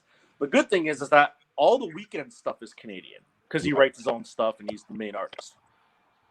Sure. and he's in it right. Makes sense. I mean, he's internationally known, but of course. Yeah, like, and then there's weird rules, Marcus. I don't know if you had to abide by this. They told you never to start a set with CanCon, and That's correct. Yeah. never start a set. You want to start with always an A1 track is what they call it. A1. And the only time that you can start it with a CanCon is if you're using something like Blinding Lights, like something that's a song that's that's in the massive, in the Top of the A1 hour, category. your A category. You want to start with an American fight with an American? Tell them that "Life Is a Highway" was not written by Rascal Flatts. But Jeez, really? ironically, the Canadian. Rascal Flatts version is CanCon because Tom Cochran, sure. Yeah. Ugh, fucking hate Rascal. I hate country in general. Come on, you figure people, you know Country that. music's the most listened to genre in the Is there US. anybody in the chat who didn't know that it was Tom Cochran? Really? Dude, you could ask, and I'm not disrespecting any American, but you ask them, the average music lover, country or otherwise, they're not going to know who Tom Cochran is. No way. They don't. Well, they didn't get it. I think the only thing they know about Tom stuff. Cochran is that he fucked up the anthem. Isn't that like the only thing people know about Tom Cochran? I think it was that like a Jays game or something. He butchered one of the anthems. I didn't know that. Yeah, it was something like that. Yeah, he did. It was. Yeah, that's right. I remember. I vaguely remember that. Yeah. Wow. Yeah. So what's going on up in Barrie, Buddha? Let's see. We have how do I put this nicely? Everybody's a freedom fighter. Got it. Oh yeah. Yeah. Yeah. I didn't even write the word vaccine on my Facebook wall. They had a big protest there this past weekend. They do every weekend. Great butter tarts at the 400 market, though. I'll tell you. Midland, the butter tart festival's the shit. No, not even there. But there's a flea market. Is it right at the 400 there in Barrie? The big yellow sign. Oh yeah. There's a lady. I've actually had butter tarts shipped from the woman that works there down to Jersey. No lie. Love the butter tart. The question is, raisins or no raisins? No raisins. Hands down, no raisins. Dude, fresh oven though. You can get different varieties. You get cinnamon. You get peanut butter. You get cinnamon on Wednesday at the fresh oven. Is it the fresh oven or the fresh stove? What is it called? There should be a sponsor. I'm going back through the chat and I see T Green wrote Nickelback, and that is not something I will even attempt to flex, because all their songs sound the same. Wasn't there a period where my sister once told me when they were called? Who is it? Who's the other band that Nickelback produces stuff for? It's like Course of Nature, Living. Oh fuck. I can't remember, but it was basically all the names rolled up into one big name. Course of Nature, Nickelback. The band that says some. Oh fuck, forget it. Sorry, too many butter tarts. So you guys legitimately don't like Nickelback? I like Nickelback. What's wrong with I Nickelback? just don't understand. Yes, you're a good dead man. Thank you, 506. I just don't understand their purpose. I mean, look, I like their first single, My Pants. friend Trish, one of my best friends, her cousin's a drummer for Nickelback. And she gets at me. She's like, "Why don't you like them?" I'm like, "They just don't make sense to me." They're heavy though. They're pretty. If you like the only redeeming thing I'll say about Nickelback is the Monday Night Raw theme was kind of lit, and that's about it. Yeah, baby. If you had to pick Nickelback over Our Lady Peace, who would you pick? Funny, my French teacher's mom. OLP my for French me. teacher's mom taught. No, I think she's like related through marriage somehow to somebody in that band. I'd say Our Lady Peace because nostalgia. Okay. Yeah. How about that would be the only reason. How about Nickelback versus Talking Heads? Fuck. I'm gonna do all Nickelback tomorrow. I'll never play them. I don't have to. It doesn't matter anyway. So everybody who goes into Thomas's channel tomorrow, make sure you request Nickelback. Nickelback, Our Lady Peace, and I say we all protest and go into his channel and keep requesting Do whatever Nickelback you want. until he plays it. so Nickelback songs matter. Limp Bizkit or Nickelback? See, the good thing is I don't have to listen. They could chat all they want. I can't hear them. They're not standing in front of me going, DJ, play Nickelback. DJ, hey DJ. I can just ignore You'll them. get frustrated when you see the chat. Just I never get frustrated, dude. I don't pay. That's why my mods are great. They handle the chat when I don't. If I'm busy doing what I Who do you think's going to be leading the chat? It's going to be AMGG's going to be there saying it. Guys, we want Nickelback. She's cool. She won't do it. She's cool. And the difference is, unlike your channel, when you're just playing, hey, here's number 8 song from 1987. Guys, I'm gonna uncover a little conspiracy theory. Me and Thomas Hall are the same person. I believe it. Because when Thomas Hall turns his camera on, I turn mine off. He's Alex. You never see us in the same place. Alex. Oh, so Driss K just said, he just said he doesn't pay attention to the people. That's true. Driss. No, I do pay attention. I meant I don't. Not a true request, though. I got you. I'm actually working, so I can't sit there and watch the chat and DJ at the same time. So, unlike Staples, like you said, Staples just, I'm not Staples. Sorry, Staples. Sure. Dan would play a song from 1987 and say this song from yada yada. I'm actually working and mixing and trying to entertain the people. But I love the people and I pay attention where I can. All right, let's change this up for a second. Okay, no. It's related. So out of the 6 that are in the chat right now, and we'll start with Staples because you're on the top left. Okay. Your funniest request DJ story. Everybody share one. The quickest one that comes to mind, I was working at Sparkles up in the CN Tower, and I was doing all house music. Sparkles, that's what it was called. Thank you, Anne-Marie. Love you. Yeah, I was playing all house music, and a guy came up to me and asked me to play Pink Floyd. And I asked him, I said, "Where are you, dude?" And he's like, "What?" I'm like, "Do you not hear what I'm playing?" He's like, "Yeah." I go, I'm not going to fucking play Pink Floyd. Well, why not? I said, that's the thing that kind of came to mind right away. Not the most hysterical story, but. Okay. All right. Impressions. Same thing. Same kind of thing where somebody just comes up and requests like this, just something. I'll play James Blunt completely different from what you're playing. All right. I had a woman show me her boobs to play Sweet Home Alabama. True story. I remember those days. New York State, and I'm sorry, I don't mean to cut off anybody. I was in New York State, and it was a little beach bar up in New York State, Greenwood Lake area. It's very almost like banjo playing. Everybody's related to their. Yeah. Okay, Barry, I got it. Okay. Yes, right. And so I played Sweet Home Alabama. It's a good go-to, and a little bit later, I'll never forget. She had on cut-off jean shorts and a Harley Davidson T-shirt. And she was with her husband. And they're like, "Can you play Sweet Home Alabama?" I'm like, "I actually already played it." And then the guy's like, "My wife will show you her tits if you do it." So he's pimping out his wife. Wow. I'm like, "You don't have to. I'll play it again. It's all good." And I played it, and she flashed me. So there you go. Okay. See, I never get things. I get guys coming up to me saying, "Come on, play this song," and they drop a $5 bill on my controller. And I just pick it up, and I'm like, "The fuck out of here, man. What the hell?" TJ Glenn McBride says that's a weekly experience for him. I got a great story for it, but I'll let Thomas go. Keep in mind making it rain. Okay. In your head. But go ahead, Thomas. What do you got for us? I don't have any outrageous ones that I can think of because I play all requests. I'm going through my library. You're a nice DJ, is what you're saying. I'm a DJ. I play the request, and I pay attention to the chat, but I don't pay attention where I have to worry about the request. That's what the mod's there for me, and I love them for it. They take the request and they whisper it to me, and so I see a list instead of like I have to search back to see. Oh, what did someone ask for this song? I don't have to search back for it. But yeah, sorry, Boot. I can't think of like except for Nickelback.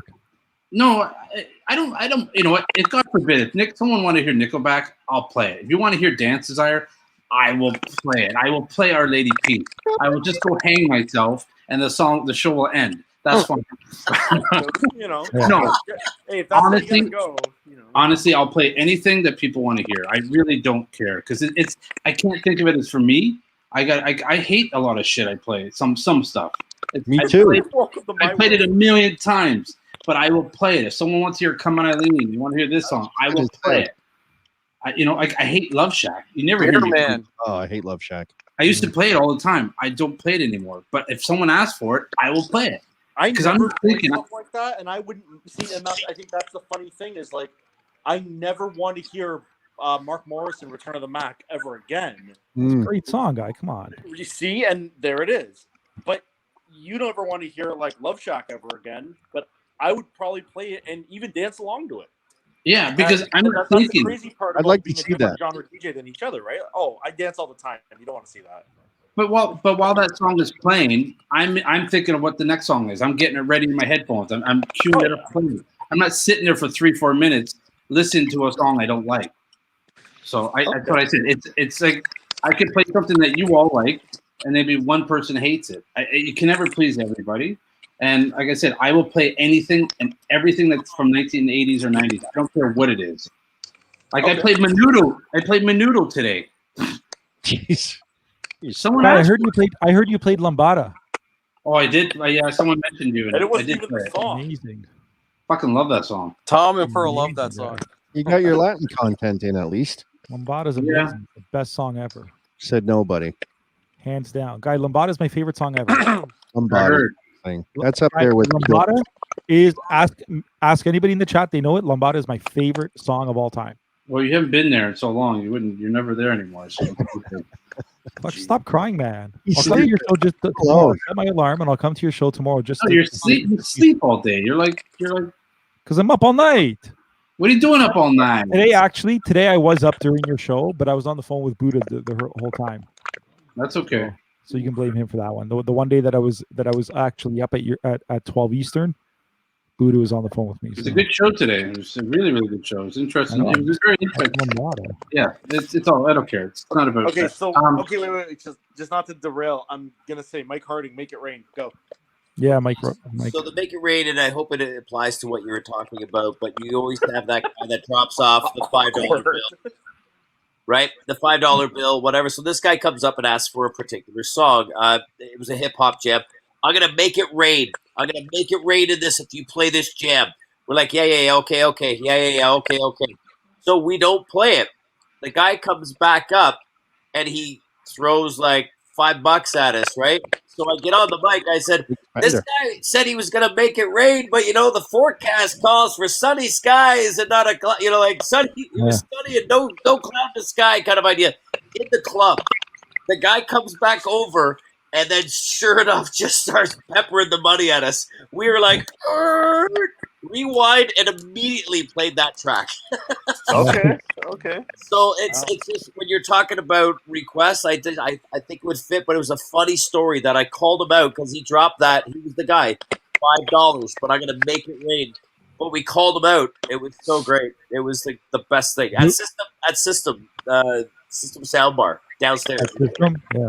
Buddha. Okay. After Mark tells his, you gotta tell your story of. I'm not gonna tell that one because it's long. That one's a very long story. Guy, but it's hilarious. Calling people out. I have a lot of them. I have a better. I'm not better, but I have a different one for later. So, all right, Marcus, you're up. Buddy, I can't remember any.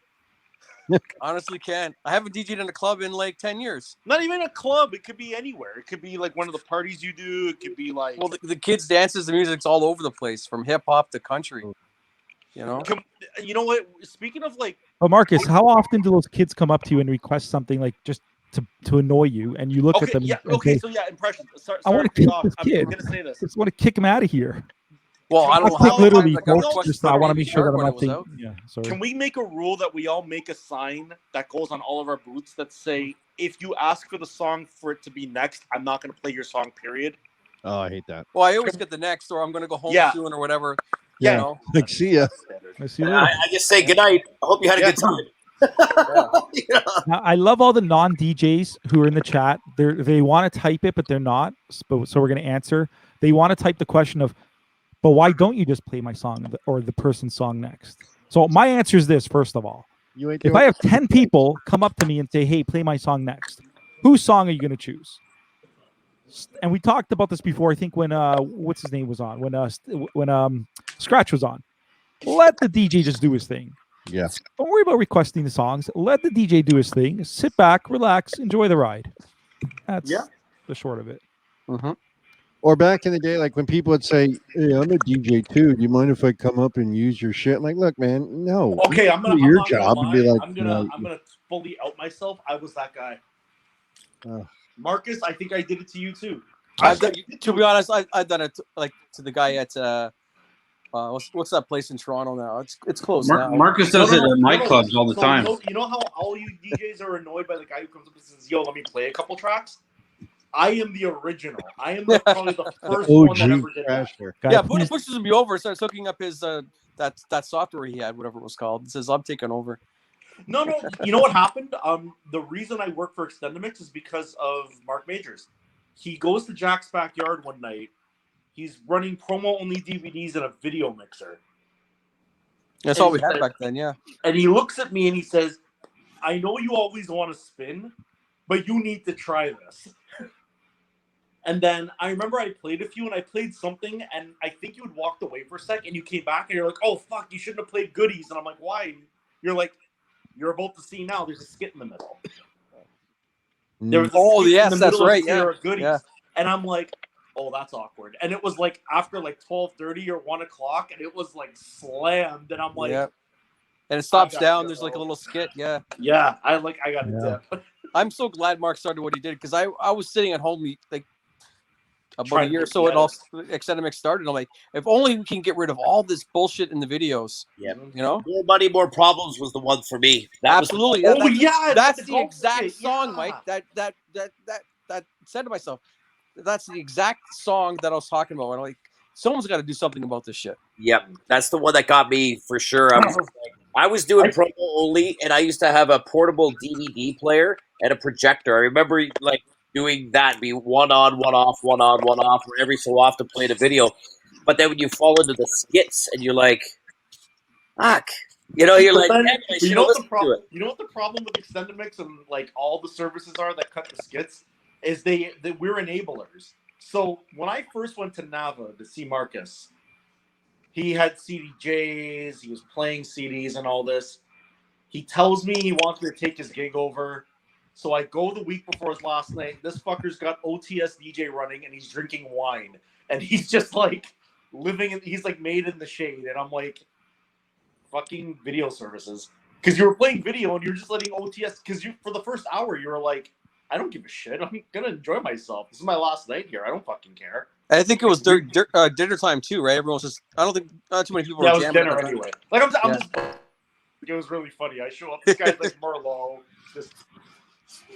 If anybody wants a really good software program that's fully automated, like, I mean, hardcore automated, like radio, OTS AV. It's a life and a half saver.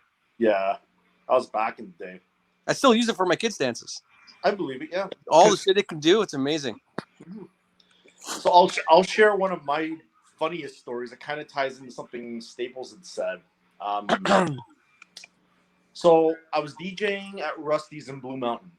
I love that place. It's about an hour from here, or about 45 minutes from here. And it was a long weekend Sunday. And long weekend Sundays are hit and miss there. Sometimes you get like the families that go up, so you don't get a lot of the kids. Sometimes it's all kids. So I go, it was a decent night, but you get a lot of the locals. And when I say locals, I'm not talking about Blue Mountain and Collingwood. I'm talking about like Stainer and like Penetang and like all these other like smaller areas, which is cool. Like they're fun parties to DJ at if you know what you're walking into. But you go to somewhere like Blue Mountain and you're assuming it's going to be a Toronto crowd because it's tourism area, so you're playing all the standard Toronto stuff. And I'm playing the night, and this was 3 things happened that night that just made me scratch my head, and I'm like, it was funny, but I don't think I ever want to do a long weekend there again. There was a guy who rolled up, and I'm being literal. He was in like a motorized wheelchair.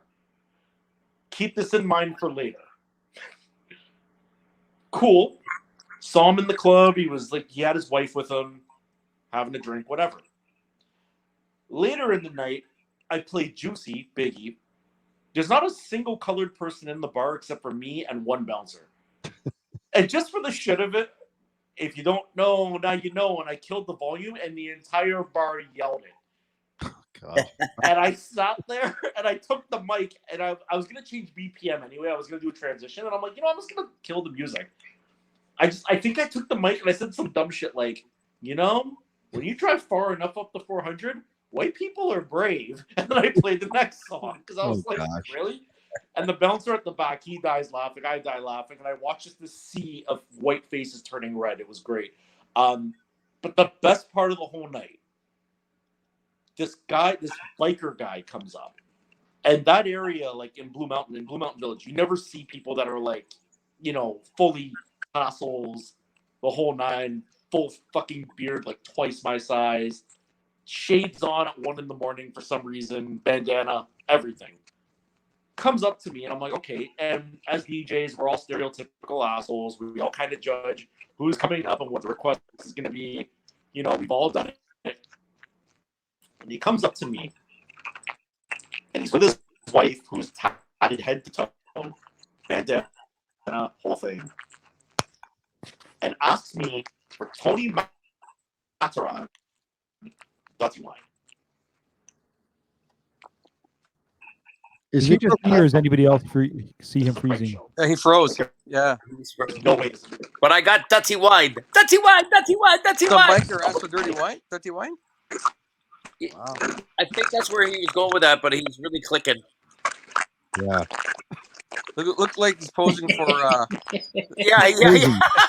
Oh, why couldn't we screenshot that one? Not save on your thing anyways. You got the sunshine boy right there. There you go. Staples, later on, I gotta get that. I tried to get it on my exterior monitor here. It looks delayed and I missed it. Oh, you're recording all this. You just go back and grab it, right? Oh, that's true. I just hope he comes back on with that pose. I hope he comes back on with that pose. Here he comes back. He's coming back. Let's all go like this. Circle of death going on. Yeah. Let's all freeze. That's it. Hey, this is how you ended up like this. What the actual hell just happened? Hey, what is going on with your just internet, happened? man? What's going on? No, I just everything Fucking just dull. went crazy, like as if like I was in the Matrix. I just Your heard- neighbors pulled the Wi-Fi out. Yeah, how's- they're probably- Dude, how's that cut going my- with your neighbors, by the way? I yeah, know they you cut had my Walmart internet. you had some issues with your neighbors there Oh, I for a still while. have issues with my neighbors. I'm afraid to fart in my own house. Never be afraid to fart in your own house. Ever. So I don't know where you guys got cut off, but they asked me for Dutty Wine by Tony Matterhorn, and I'm thinking this is a prank show. Like my life is a prank show. There's no way this is real. And he asked me like 3 times, and I'm like, okay. So I play it, and if you know the song, 1 of them, 2 of them, 3 of them, I go whining, and I'm like, okay, this is weird. Here's where it gets weirder. Remember the tatted up biker chick that was his wife? She starts doing like the Sean Paul wind up dance in the middle of the floor, and with the tassels coming off the leather jacket. But the best part, remember the guy I mentioned at the beginning on the wheelchair with the motorized wheelchair? Starts doing laps around her. Oh, geez. I mean, I just stood Shark there like, circling his prey. you ever seen a situation like walking into a strip club at 2:00 in the afternoon on a Monday where you just feel defeated? That was the look on my face. I was just like, What a reference. I'm not familiar with what you're talking about. On a Monday, my life is over. Yeah, like that. Yeah. What am I doing with my life shit? That's I just sat there like, all right, that's not even the best story. I told Impressions the best story earlier, but I'll save that for when I actually come on as a legit guest. Okay. All right. That's fantastic, though. I'm trying to remember like some other stories. Nothing crazy like that, though. The boobs and the $20 once. A guy actually gave me $20 to play a New Order song when I worked on the cruise ship. That was exciting. A guy tipped me $200 at Rusty's once to play a Post Malone song, which I didn't have, so I had a remix of it because I was at like 120 BPM, so I played it. He got mad. He was like, "Yo, I want my money back." I'm like, "That's funny. I just ordered a bunch of stuff off Amazon. It's gone."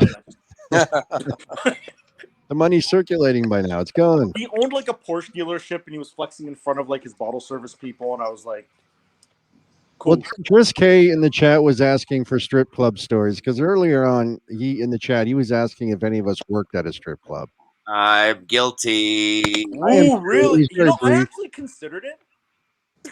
I actually considered it just for shits and giggles. I had friends that worked at one, in Brampton, and they were like, "We're bored that the half name the of the time." club I'm like, too? "Just for sport, I would come and hang out for a night and play music."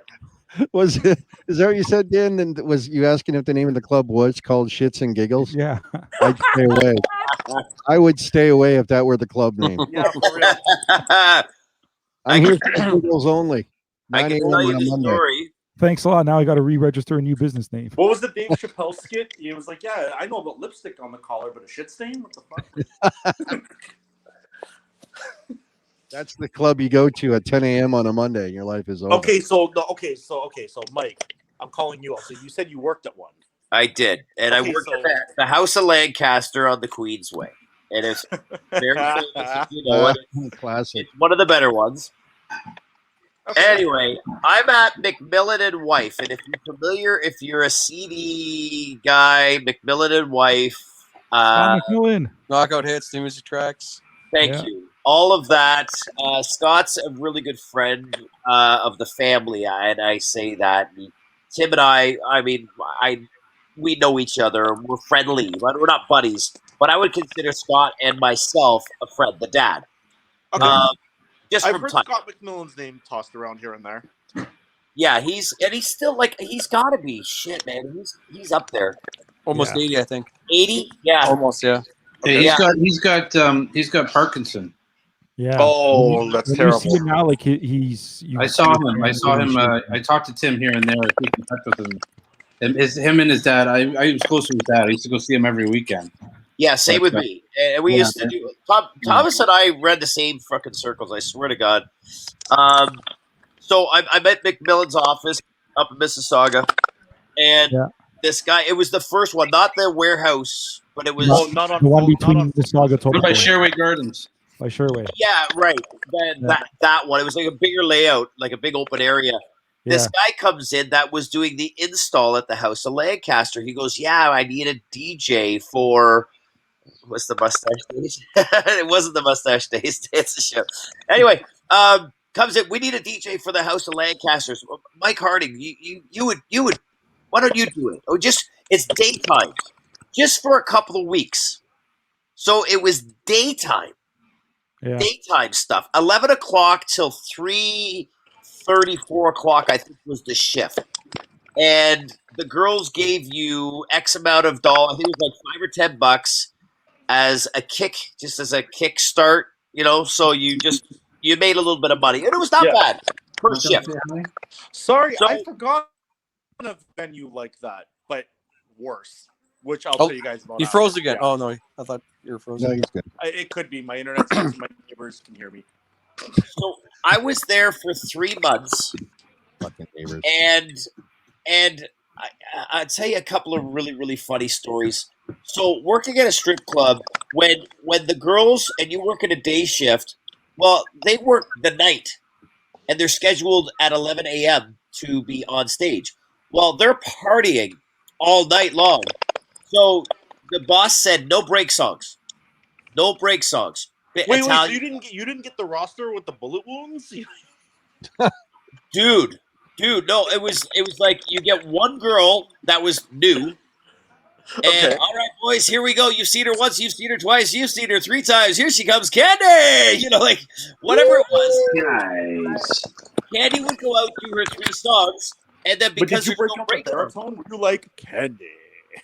Dude, there's no break songs. There's no break songs. So no. I mean, like your voice. Like, did you say it in the porno? No, I listen. Guys, put your hands together for Candy. Candy's a couple of dances. All right, boys, check it out. Here you go. Never once, never twice. Here you go 3 times. Hey, boy, hey.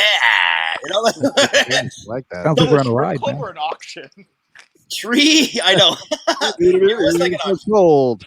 Okay, can I finish my story? Jeez. Nope, this is funny. I'm like, go ahead. So the poor girl had to go until the next girl eventually showed up, like an hour later. So this girl is like nonstop, and there's people there. I couldn't believe it.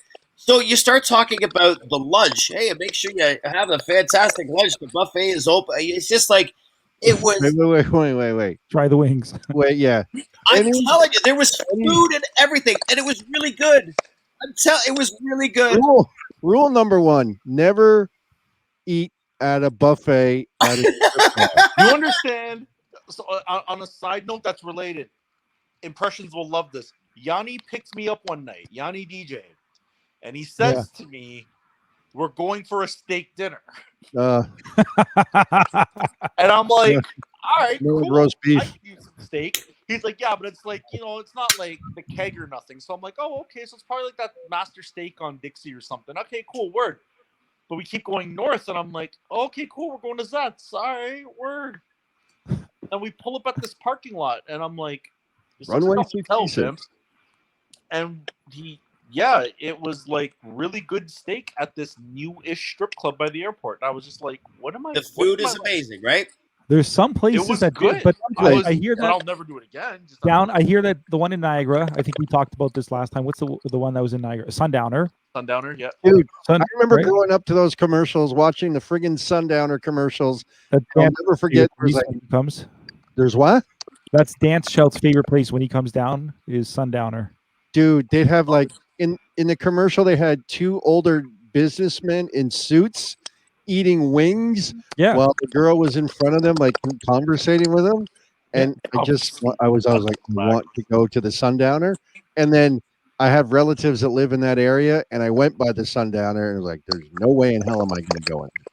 But it was those business, commercials were a lot of businessmen went there back in the day. That's what it was. It was like that shift that Mike was talking about from 11 to 3. It's all business. It's all suit and ties. That's it. It's all suits. Okay, they closed a lot of deals on there. Yeah. Can I share one more quick story because I just think it's really, really funny, and then I shortly left after the 3 months. I said I can't do this anymore because your other career starts taking off. But so the girls, like you see them come out with the big smiles, and they they're really selling it. But behind the scenes in the dressing room, they're all depressed. No, they're just catty. Yeah. Oh yeah, Like, they want to kill each other, right? So there was this one in particular. This one girl was doing something she shouldn't have been doing, maybe a lap dance or something, and this other girl comes over, freaks out. So behind the scenes where I am, so the DJ booth is kind of here, and then just over there is the dressing room, and I can see them all changing all day long. You see naked women. So you look over, and they're all naked. So if you like they're you bitch, you this, you that. Huh? He said, "Yeah, baby." Catty. So I had to intervene because it got to a point where it's getting heated, right? Well, so you I'm didn't have to, was there but Jello? Yeah. you could have let it go. No, let me finish the goddamn. It's great. I No, promise. this is more fun.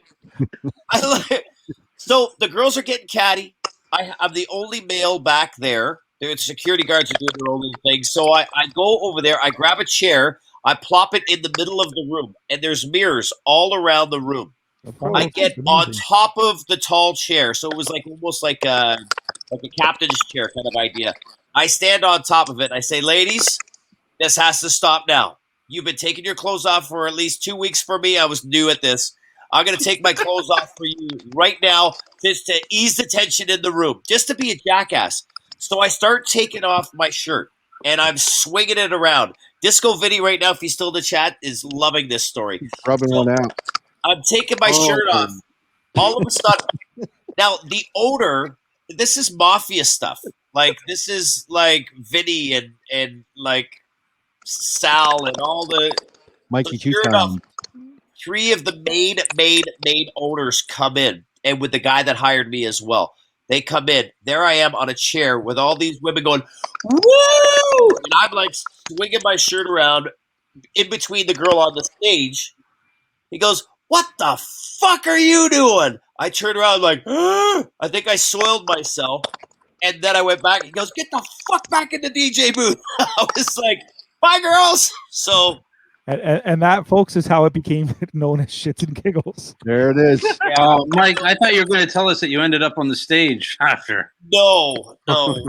Isn't a strip club like a never happened. Strip club like an oxymoron? Because if they're going in the back room to get changed because it's private, but they were naked out there. It makes no sense, right? You could just change in front of everybody. Yeah, but they have different anyway. costumes. They have different change. They change. No, I'm just fucking around. The great thing here now is it leads to the next thing that Staples was going to announce, but we might as well announce it now. Next week, Mike Harding will be putting on a show for us. Where That's right. Balls out Harding, we call him. Where? BOH. I love it. I did it for 3 months and I just couldn't do it. And actually, if you guys remember this, and you guys, Marcus, you'll probably remember this. Retro Mix might remember this. At the Toronto Sun, every day you would look at the back of the Toronto Sun for jobs. And at least I did. I went looking for jobs. In the back there was like a section where you could look for DJs. Huh? Classified? At the classified, the very back of the Sun. I remember doing this, and everything was DJs wanted. And I was such a newbie, I had no fucking clue. I'm like, oh, they want a DJ out in Mississauga near the airport? Oh, I'm going to go check that out. So I go check that out. I get the address. I go to the address, ask for Sal. Okay, here I go. Hey, I'm looking. Okay, get in the booth and go and show us what you got. It's a fucking strip club. So like 80% of them were strip clubs. But that's how I met Andrew Davids. You guys remember Andrew Davids? Remember that name? From Just For You Club Service. No, don't know it. No. Thomas, maybe? Fuck, I'm old. He owns a limo service now. Just For You limo service? Oh, yeah, I know that. Yeah, I know it. Yeah, Z103, does he promote on Z103? I think so now. But he's been around a long time. He used to do all the O'Toole's. He used to do, like, he was like the guy. You would go to him, and he would plant you at that O'Toole's location, so he'd make a little cut. I know Sound and Lighting, but I don't know that guy. Who? Domino, never Domino Sound and Lighting? Oh, yeah, Domino. Yeah, so similar idea, but he did that. So that's how I met him. I was like 19. You know, going back to the other guy that you mentioned, Scott McMillan. Yeah. He was, back in the day, he was the DJ at my grade 7 and 8 dances.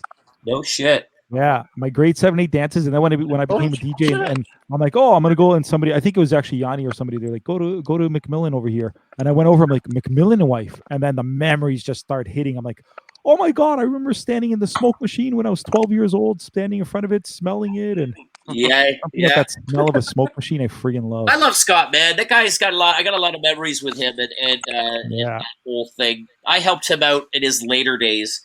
As an MC at this one event that he was hosting. I don't know if it was an MS thing, but it was he wanted me to host it. So, and he was still old school, brought all his CDs himself, set everything up himself. I'm like, dude, why don't you, there's Toronto, like, why don't you do this? But he had like boxes of it. Like, so Sharon, who I live with here, Sharon's father, decades ago, Sharon's father actually was friends with Scott, and he used to running a bowling alley, like the bowling banquets and things like that. Yeah. So he was running the bowling banquets and hockey banquets and everything, and they needed a DJ. So he actually said to Scott, he said, hey, we need a DJ. Why don't you come and DJ? Go get the equipment, go get the music. And Scott was like, what do I know about DJing? He goes, do it. Just get the equipment, get everything, and come out and start DJing. And that's how he started his whole thing off. Huh. I think he scared Buddha away. But, I guess I showed up and Buddha left. Jason shows up and Buddha leaves. That's what happened. There he is. We start talking about strip clubs and Jason shows up. How are you? All in. I will say this about strip clubs. If anyone listens to Howard Stern, he used to frequent a place called Scores in New York City. I know. And Scores is a very affluent club. They give you you got to buy funny money, but you could go in there. It's like high top liquor and alcohol, or high top shelf is what I meant to say. The food, like, it's like a gourmet steakhouse, and it's pretty top notch from what I've heard. I couldn't even afford to go there if I wanted to. Yeah, baby. I got a question. Bractoon, is Bractoon still in the chat by chance? No, he's gone. He left? Oh, okay. Staples. We were just talking about how some of us started to get to become a DJ. That's a good topic. Maybe if you haven't done it already. How each of us became, like, what pinnacle part of our life do we say, I want to be a DJ? Yeah. Oh, you're asking me? No, I'm just saying that could be a topic if you haven't done it already. Oh, absolutely. Yeah. I mean, I think we kind of talk about that all the time. Yeah. Yeah. It's always like a go-to. You haven't been around for a couple of weeks. You're missing out when we're asking those questions. Yeah, I missed just last Monday. Had wifely spending time to do, So. I if you didn't miss the other shows, how did you miss that question? I don't know. I just He's too busy eating his cookies. That's it. Bacon and cooking. Bacon. So where's I Jason actually- 2 and 3? We were talking about strip clubs. Nobody and all cares that. about Jason 2 or 3. That's it. Number 1, baby. Once in a lifetime. Buddha, you're too quiet, guy. You got to come closer to your mic or something, man. You guys, wait. I'm like right. Like, hang on. You want me to do? Put it in your mouth. Y'all got games on your phone? He says, pause. Put your mic on auto gain if you're using an iPhone. You know what? Actually, wait. Send me another What? StreamYard link because I think my phone's just acting stupid. Just gonna grab my MacBook. I'll talk to y'all on there. Yeah, you should have been on there from the Does the second. same link? Does the same link work? Yeah. Yeah. Same link is going to Okay, work. here. Let me jump off this one. I'll jump. Use Firefox. Or Chrome. Chrome. You want I me to use use Netscape Navigator? Like what? Use Stool Pigeon. Or Use AOL. Yeah, My yeah. mic sucks. Really? My mic Yo, sucks. Driss Case says your mic sucks. 957-98835 on ICQ. I'm offended, Driss. What's You know, wrong? when we were testing Yeah, earlier too, like my it's mic like- was so loud. I don't know what it is. Is Now mine he's too gonna make loud? me check this out. All right, Governor I'm of gonna flip over to the California. MacBook. I'm going to run for I'll be right governor. I'm going to announce my candidacy for governor. Yeah, baby. Vote for my boss, baby. All right, Driss, how am I sounding? Am I okay now? Sound like you got Am I something to in your your mouth. liking? What? Sound like you got staples in your mouth. Oh, Yeah. hey, baby. Yeah. Compared to others, am I low to the chat? Am I low compared to others? No, you're Everybody in fine. the chat? Sound better In now. the chat, guys, you guys are different, man. You guys here are different. Listen, I want to introduce Jason 1 to everybody as a gentleman who I'm going to beat tomorrow in our band battle. Don't be messing with my bestie. You're going to lose, boy. Hey, Staples, Pull up the flyers. what do you Staples, get if pull you up the make Duran Duran and the Go-Go's? What do you get if you make Duran Duran and the Go-Go's? You get an echo. Duran and the Go-Go's. You get an echo. You get an echo. Who the hell is echoing? You are. Freeze, what happened? Turn off Twitch volume. Turn off Twitch volume. There it is. Turn on the Twitch volume. Yeah, baby. Yeah, baby. Yeah, baby. Yeah. Buddha. Hey now. Hey, now. There it is. The big well, that's one of the battles tomorrow. That's not, that's the second battle. That's the important one. I love that. Yeah, Chrome crashed while Twitch was running when I closed it. That's hilarious. Oh, there you go. Yeah. Now I'm walking around with my MacBook like I'm a hipster. You can do it. You're all right. Let's go to Starbucks. I can hear a word of thing Buddha's saying. What? No, we can't. No, we hear him fine. That's nice. That's just evil. That's just evil. The next There's a reminder for the battle that starts tomorrow. Dan, that doesn't even look like you, Impressions DJ, and DJ Jeff Moyer. No, Impressions DJ, as far as I know, that guy looks like Where's a that hobo. Jeff Moyer from? Yeah, where is Jeff Moyer from? He's in Chicago. Oh, okay. He's out in Chicago, yeah. Chicago. Super pink moon. Chicago. She's a bitchy bitch. Did you throw the other flyer up? I'm not hearing Mike, Jason, or Buddha. That's all. Hello. Well, I'm not saying shit. I can hear Tom and Staples. That's it. Hi. Oh, there's Mike. Now I can hear everybody. Sniffles 93. Sniffles. I yeah. I want to Nipples. Sniffles. Sniffles. I'm not doing coke. Sniffles 93. There it is. It's going to be one song each, and then it's going to be over. Duran Duran is. How many songs are we supposed to play? 1, 2. Well, I thought you said up You're to 5. It's going to be first to 5, so you have to have at least 9 songs ready, maybe 10 or 11 in case it goes to a tie. Final score tomorrow, 5-2. Duran Duran. How about that? 5-2. 5 Wow. Guy, you don't have confidence of yourself. I'm surprised there's a Depeche Mode back. No, but I do. I don't want to be too arrogant and be like 5-0. Yeah. So to answer a question for Retromix, because I know he asked it earlier, and then I also got a message on this, is the reason why I was saying for next Tuesday at 9 p.m. Central. Next Tuesday. Or sorry, at 8 p.m. Central, I should say. What's that, Staples? I said see you next Tuesday. Yeah. So the reason why I was saying next Tuesday for 8 p.m. Central is because then what we can do is we can raid one of the DJs who's live, which, for example, I think Jeff Moyer or what's his name? My DJ Dan. Then we can raid them. But I don't care. Whatever you guys want to work out. Listen, you guys. No. But hold up. hold. You guys are in the group chat there. I asked the question. I'm like, hey, when are you guys free? When do you want to do this? Put it in there. Tell me what you guys want to do, man. I'm okay with it. I just want to. What time? That's 9 p.m. Eastern. Yes. Yeah. That's fine. I'll do it as long as it's not past that. Just because. Well, yeah. I'm totally fine with that. I just wanted to confirm because I know it was just kind of set in stone. Because I told people today in my show that we were going to do it around 8 o'clock, but that's fine. It doesn't matter. But again, if you talk to Bractoon and he didn't reply. So if he's okay with it, I'm okay with it. Yeah. Yeah. Whatever. Like, listen, I don't care what the times are. You guys choose. I'm just making those suggestions kind of thing. So it's whatever, because even after this, in the next round, when the battle, whoever wins and those two people have to face each other, it's just a matter of them choosing the time and the date that it works for them. Right. So, you know, and I'm trying to look at different things. Like I'm thinking the Tuesdays here, so we can raid over to Jeff Moyer, Vince Maxino, my DJ Dan, just because those guys are part of the show. Right. So. All right, I'm gonna fuck things up. Yeah, I'm not good with that time now. That's 8. Listen, whatever time you want. I'm good. Whatever, as long as you and Bractoon agree to it, whatever. I don't care. It's done. It's set in stone. It's good to go. I'm just curious, can Mary? Can you do a poll in our chat right now? Let's catch him. I lost my train of thought. Do a poll, Mary, between The Cure and Depeche Mode right now, just with the chat that's here. See if anybody. I'm just curious. I think Depeche Mode's going to win for sure.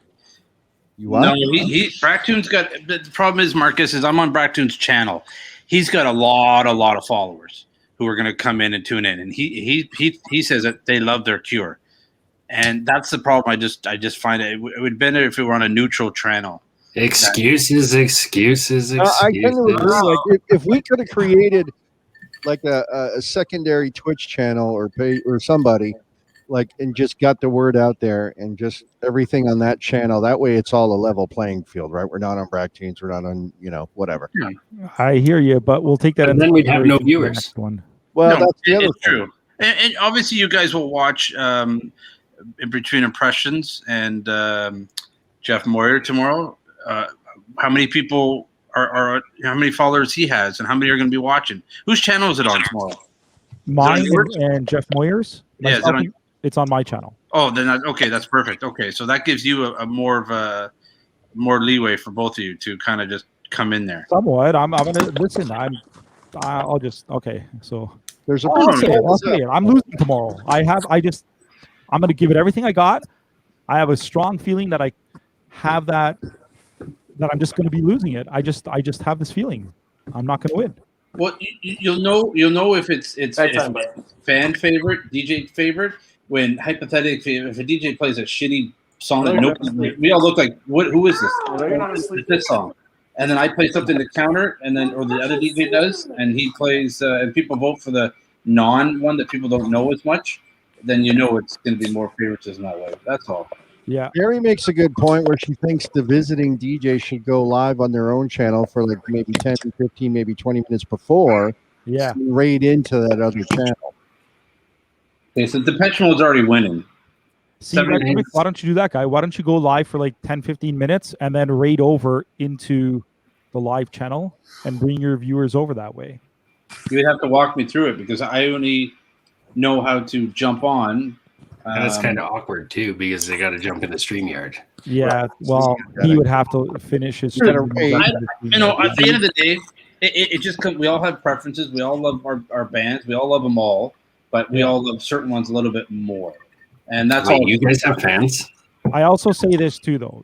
Don't overthink too much on that part. This has been done before this way. Yeah, I'm not. Time, and it's just worked that way. So, I mean, I don't mind the whole having a host channel kind of thing, and we can always look at that for. And it's going to come down to what he plays versus what I play against him, or him against me. That's all it really comes down to. I could play the wrong Depeche Mode song, and he could win 1 point. It just depends. Mark's making cookies again. Marcus, was that your kid who came in there and asked for cookies? Is that what happened? Okay, get him. Okay, get the JD out. All right, so Depeche Mode wins, Or man. the, 75 versus 25%. But that doesn't give it. It depends. We should say what type of song now. You should So pick the Dan, song. are you gonna be able to raid me and can keep the StreamYards going tomorrow? Yeah, because I'm pretty sure with StreamYard you can use two different. You can have two different accounts or two different broadcasts going on. Hey, Mary, let's ask Mary. Mary, which one would you vote for? Depeche Mode or The Cure? Which one do you like more? She's got to be biased. She's a mod. We know who she likes, though. I would say Depeche Mode for Mary. Yeah, I agree. I think for our competition tomorrow, it's going to come down to whether or not people think DJ Staples is funny or if they feel sorry for me. DJ Sniffles? DJ Sniffles. I'll take whatever it takes. It'll be fun. Yeah. I think it'll be a good time. It'll be fun. Can I ask Buddha a question? Sure. Y'all can hear me, right? Yep. Right, cool. DJ Buddha. Yeah. I'm looking at getting maybe a webcam. Can you recommend any good ones like you sent me last time to Canada Computers? I second this question. Yes. I have it. I'm going to send you a picture of mine. There's a YouTuber that I think we've all seen. What the hell's his name?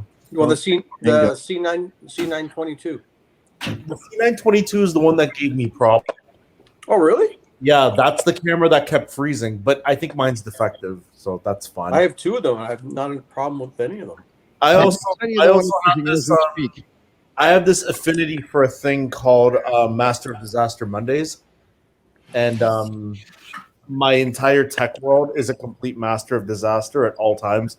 So I might not be the authority on this question, but I've seen. I'm trying to remember the YouTuber's name. He's not Harris Heller. There's another guy, and he talks about video capture cards and webcams, and he's always recommending really good. Yeah, Epochs. Yes, Epochs Vox. Yes, he always has like really good recommendations. Also,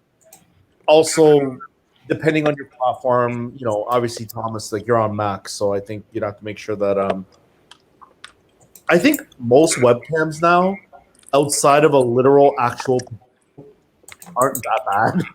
It's really about the lighting. Like you can have for example, the webcam I'm using right now is the one on my MacBook. And this is a 2019 MacBook. It's a 2020 MacBook. It's from last year. One thing you have to know about it looks like crap. It looks like total this webcam I'm on looks like complete crap because of the lighting. Yeah, it's all about lighting. Yeah, it's all about lighting. It's not really so much the camera. Obviously, you want better quality. You don't want to buy happy cam for like $20. Like you're not like, you know what I mean? You want to buy something that's like legitimate. That's not like a knockoff. Like you want to buy something like a Logitech anything.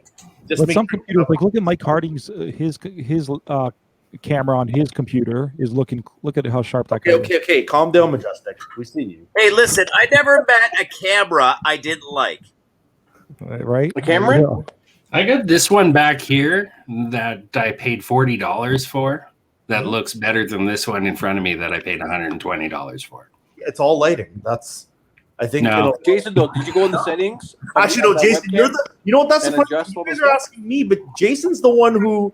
I remember on my birthday, I jumped on Twitch around midnight. You were doing your stream. You were having problems with music videos. And I come on, and this guy's got like an SLR pointed at turntables. And I'm like, I don't even want to be online. Yeah. So don't ask me. Talk to Mr. Cathcart over there. That guy, I was like, I don't even care about Twitch. I just want to watch this picturesque, like, it looked like watching art house DJing. The way he had it angled, he had like the bokeh and everything, and I'm like, "Yo, this is dope." Hey, Jason. Hey, so Jason, I can use a camera because I have a couple cameras from my photo booth. Yeah, if you've got a Canon, you can use the EOS webcam utility. Yeah, you got to get a capture card with that. No. Yeah, you have to get a capture card. Yeah. And then aren't you going to be delayed? No, I don't have a capture card. It's just a USB. Yeah, Cathcart. Didn't they have a driver that came out right when the pandemic hit that was like, hey, we're going to turn all the Canon cameras into webcams? So my camera is actually too old to work with that one. So I just use the EOS utility and do a window capture. But Yeah, whatever. What's the But I camera mean, yeah, like they tomorrow? did bring that out like April last year, and Yeah, most like- of the cameras, it's just a USB cable. You don't need a capture card or anything. I tried to use my iPod and it wouldn't work. Your iPod, well, I'm not surprised your iPod wouldn't work. Well, what's your connection? What's your iPad, not iPod, iPad. What camera is it? You guys know that. Fun fact. I don't know if you guys know this, but Marky Street. How come I don't see myself? Why, how did Jason pull out an iPod that fast? What's going on there? You know, you guys don't all have an iPod Classic sitting on your desk within arm's reach? I could go pull mine if I had to. It's You close. guys know that Marky Stream is an iPad, right? His camera is like an iPad Mini. Yeah. Battery's dead. Impressions. Mary has a question. Any Who's overheated your stream? Yeah, it's true. Most of these big body cameras overheat after a long. Yeah, Mary, I would add it because then I can put it on my Instagram and we can show it to my my huge, massive following on my Nooner show. So, Mary, I was going to ask you, but then I didn't want to ask you to do so many things. But that would be appreciated if you did that. No, we want to see your face, Mary, Mikey. and we can still because I mean I still have to advertise it. So, Mikey. Mikey. I sent you the link to the external cam I'm using right now. It's only like 13. Thank you, Sniffles. Whatever. It's like $15. Not even. Jason, which camera is yours? You said 4 stars. Mine's a T2i. A T2i. Okay. Yeah, I've done it with an XSI before as well. I heard that. Occasionally, you know, when I first set them up, for some reason it wants to shut off after half an hour, and then I don't know, he stops doing that. In 2022, I'm gonna go full grade school. If we're not out of a pandemic by then, we're going pinhole camera. That's it. Oh, little cardboard box. Over. Cardboard box and a webcam inside of that. So I have the Rebel T6, but my problem is welcome to Cooking with Mark Maker. Right? It's a show on its own. Yeah. Every recipe starts with marijuana. I need the connection cable. I need the proper cable to connect this. It's just a USB cable. Cookies. But it's not just a USB cable. Oh my god. What do you mean it's not a USB Hey, cable? USB to what though? It's USB to USB. You just plug it in. Yeah. Should have a micro USB on one side of it. Yeah, I'm gonna have to take a look at that. I ended up plugging it in with a capture card, and the problem is when you put a capture card in, then it delays it a little bit. I think you have to deal with that whole thing. Can't get up. Yeah, I got no capture cards. Yeah, mine doesn't. It's just USB plug-in, and it boom. I was too cheap to go spend $75 on a capture card. Yeah. That. Tell them. And mainly, I want it for over top, for the decks over top. So the question is, how am I going to mount the friggin' Rebel T6 up top on the roof? You know, on the I ceiling. got a buddy that's got to give me his fisheye camera for the over the top. Why is Tom putting his ass in the camera? Oh, look at those cookies. Just so everybody knows, Marcus gets paid $10 every time he shows us that box. I know. What's that? I heard my name. What did you say? You get You paid get $10 every time you show that box on stream. That's it. Yeah. Hey, Mark, what cookies are you making today? Say what? What cookies are you making today? The Costco cookies. I still got You the get- box 125. No, You get I would hope so. We're still working on that same box. That's He what gets you said. $10 for every time he shows his box, and $10 for every time he shows the cookie box. Wish I got paid to show my box. Big pause. Nice. Human centipede cookies again. Yeah. So, Jason, are you ready to? What do you think the score of our big square off is going to be tomorrow? Well, you know, Huh? it's going to be tough. I'm ready to be born. Wait, what time is it? I'll tell you what. It's time to be born. Oh, In man. 15 minutes, we're going I to need rate to over come bracket out. zone. And then Tom, you can show the group your performance off the Twitch there. Oh, Mike. Oh please say shit! your You guys are thing gonna piss yourself. now. Mike, please say your It's thing now. fantastic. And I hope nobody's eating or drinking anything at the time. Do you still have the photo? Oh yeah. Okay, good. I don't want to give anything away, but that's good. We'll keep that to the offline portion of the show this evening. You guys were talking about the strip club DJing thing. I forgot when we were talking about that. I did one gig that I was never going to talk about, but at the time I didn't know we were going to head into a pandemic, so all bets are off. Nice. One day I get a phone call, and the guy goes, "I have a gig for you." And I said, "Okay." He's like, "I got your phone number from the radio station." And I was like, "Okay, cool." He said, "Yeah, I heard you when I was driving down the 400. I think you'll be a really good fit for our venue." And I said, "Okay." And I said, "So where's the venue?" And he said, "So about that." And I'm like, "I don't like where this is going already." So he goes, "Yeah, can we meet up and we'll have a conversation about it?" And I was like, "Yeah, I'm going to end up in a bag. This is awkward." So I tell my buddy, and he's like, "Okay, we'll both go. He'll take his car, I'll take my car." And the guy's like, "Meet me at," I think it was like, where's the intersection? It's like Islington and Lakeshore. So for anybody who knows that intersection, it's not really much around there. There's like Humber College is there. There's not like a whole lot going on around there. So I'm like, okay. He's like, there's like a bar there. There's like a wing. There's a wing place and a stag shop. And I'm like, okay, so it's the wing place. Like it's a bar. Okay, whatever. So I pull up and I meet the guy in there. My buddy's parked over at the Shell station down like across the street. And he goes, "Okay, so this isn't your normal bar." I said, "What do you mean?" He goes, "Follow me." And I'm like, I don't like where this is going. And we walk outside the bar, and there's like these blacked out windows. And I thought it was just part of the building. Right. The guy's like, "No," and there's two doors in the middle. So he's like, he opens the door, he's like, "Follow me down here." And I'm like, "Where the fuck are we going?" So go down these steps. He opens these other doors, and I see a counter and like a till. And I'm like, okay. He goes, "So this place is called M4. Does anybody know what this is? Anybody have any idea?" Nope. I do. Swingers Club. There we go. I did one too. I'll tell my story after yours. I did one of those too, Thomas Hall on Queen Street West. Let's go. Lakeshore, M4. Yeah, so he says, "Okay, so here's how this works. The problem is the DJ that we have right now, the DJs think that we have to play, quote, sexy music.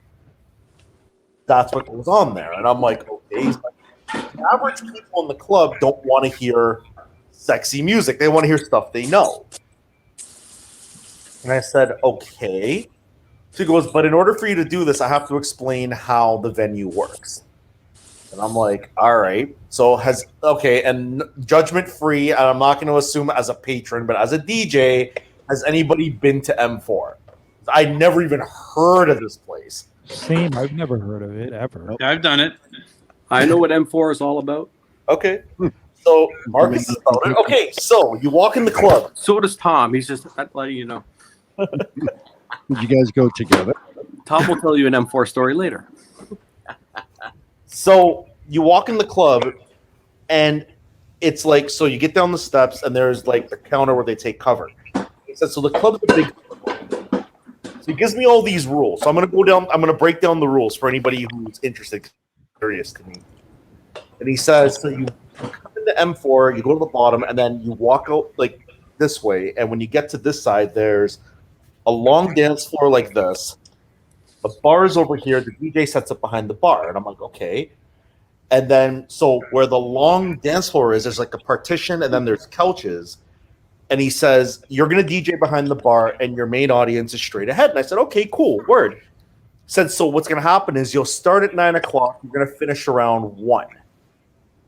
But you have to be ready to play like prime time from the moment you walk in. And I'm like, because, you know, as most bar DJs know, you start a gig at 10 o'clock, it's dead till like 11:30, 12. People are pre-drinking, whatever. So I'm like, why would I play prime time at 9 o'clock? He goes, I'll explain in a second. He goes, okay. He goes, follow me. And I'm like, all right. So we go around the side because the club's a big circle. So now you get like a quarter of the way, I think. Yeah, it's like a quarter way around. You turn this corner, and there's the sign. Sorry, no, I'm wrong. There's a bathroom, like with showers and all that stuff. And then when you get past that, what was it? There was a counter with, I think, a towel rack, lockers. I'm trying to remember. Oh, yeah. So he says at this point, the way it works, after a certain time on Friday night, you have to be in a maximum in your underwear. Anything more than underwear, you can't cross this area. So you're either in underwear, a towel, or you're naked. And I'm like, okay, but he goes, that only applies at midnight. And I'm like, I'm confused. Like, it made sense after he finished explaining. So he's like, so here are the lockers. Here's where you can cross. Obviously, we went at like 2:00 in the afternoon, so the club was like long closed. So he's like, "Yeah, I'm just going to show you around." So then we walk around. There's like a few beds, a whole bunch of BDSM stuff, rooms. There's like rules to the rooms and shit. I'm like, all right, word, cool. Go around the other side. There's another bar, a bunch of couches. What's it called? Glory holes. Couldn't make this up. Yeah, like, this is crazy. So you get around the other side. There's a bathroom, and then it takes you back to where the cover is. So what he says to me, he says, what happens is at 9:00 the club opens. You can be fully clothed in the entire venue up until midnight. And I said, okay. But at midnight, we lock off the back to only that reserved clothing situation. And I said, okay, but that doesn't explain why I have to play prime time at 9:00. He goes, what happens at 9 is as soon as the doors open, people rush in to get a locker.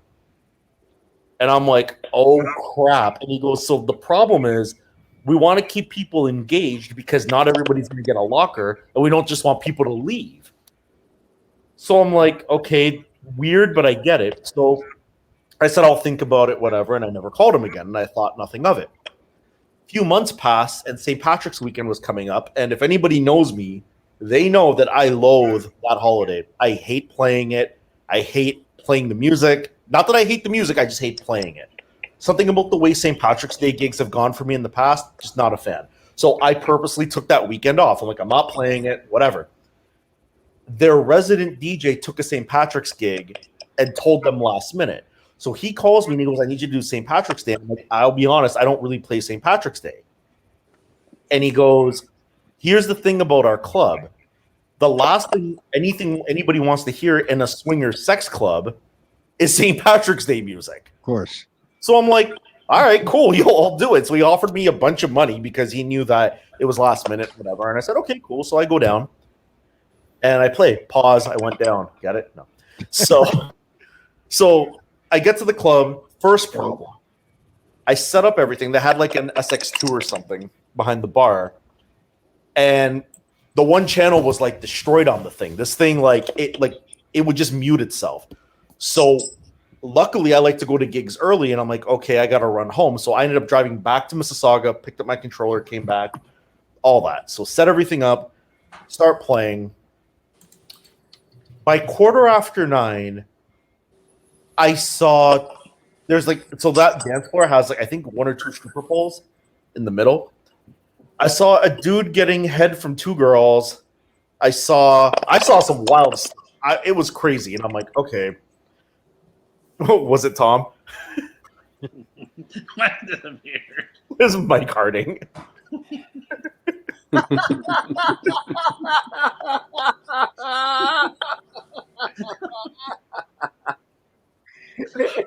amazing. So, anyway, I played the gig, and after the first hour, I got desensitized to the whole thing because I'm like, okay, I get it. People are banging, whatever, and they were just doing whatever the hell they wanted to do. At the end of the night, they trolled me so hard. This bar, they trolled me terribly. So I said, okay, I finished. I wrap up. Pause. No, I wrap up. I grab all my equipment and all my laptop and everything. And I looked at the bartender. And I said, okay, cool. How do I work out the pay? Right? Because I'm thinking, do I have to wait till the end of the night? What's going on here? Because they closed at whatever time they closed. I was done at 1 o'clock. So they're like, no, you can get paid. So she hands me a wristband. It's like one of those glow in the dark kind of like Marcus, you've given those out at the kids' dances, the ones the kids wear, yeah. So I'm like, okay. So she's like, put this on. What's this for? She's like, you have to go to the office. And I'm like, and where's the office? And she's like, the complete opposite side of the club. Now, if you remember the map I just said, the club's a big circle, and I was in the safe zone.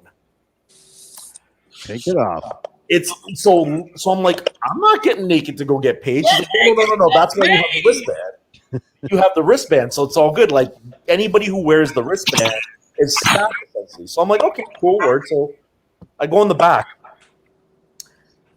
You ever watch? Has anybody here ever? Well, most likely yes. But have you ever seen a movie in surround sound?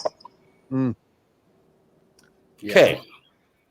So I walk in the back, and first off, there are a lot of Indian dudes at the Swingers Club, which really disturbed me. So I get in the back, and I'm hearing stuff and whatever.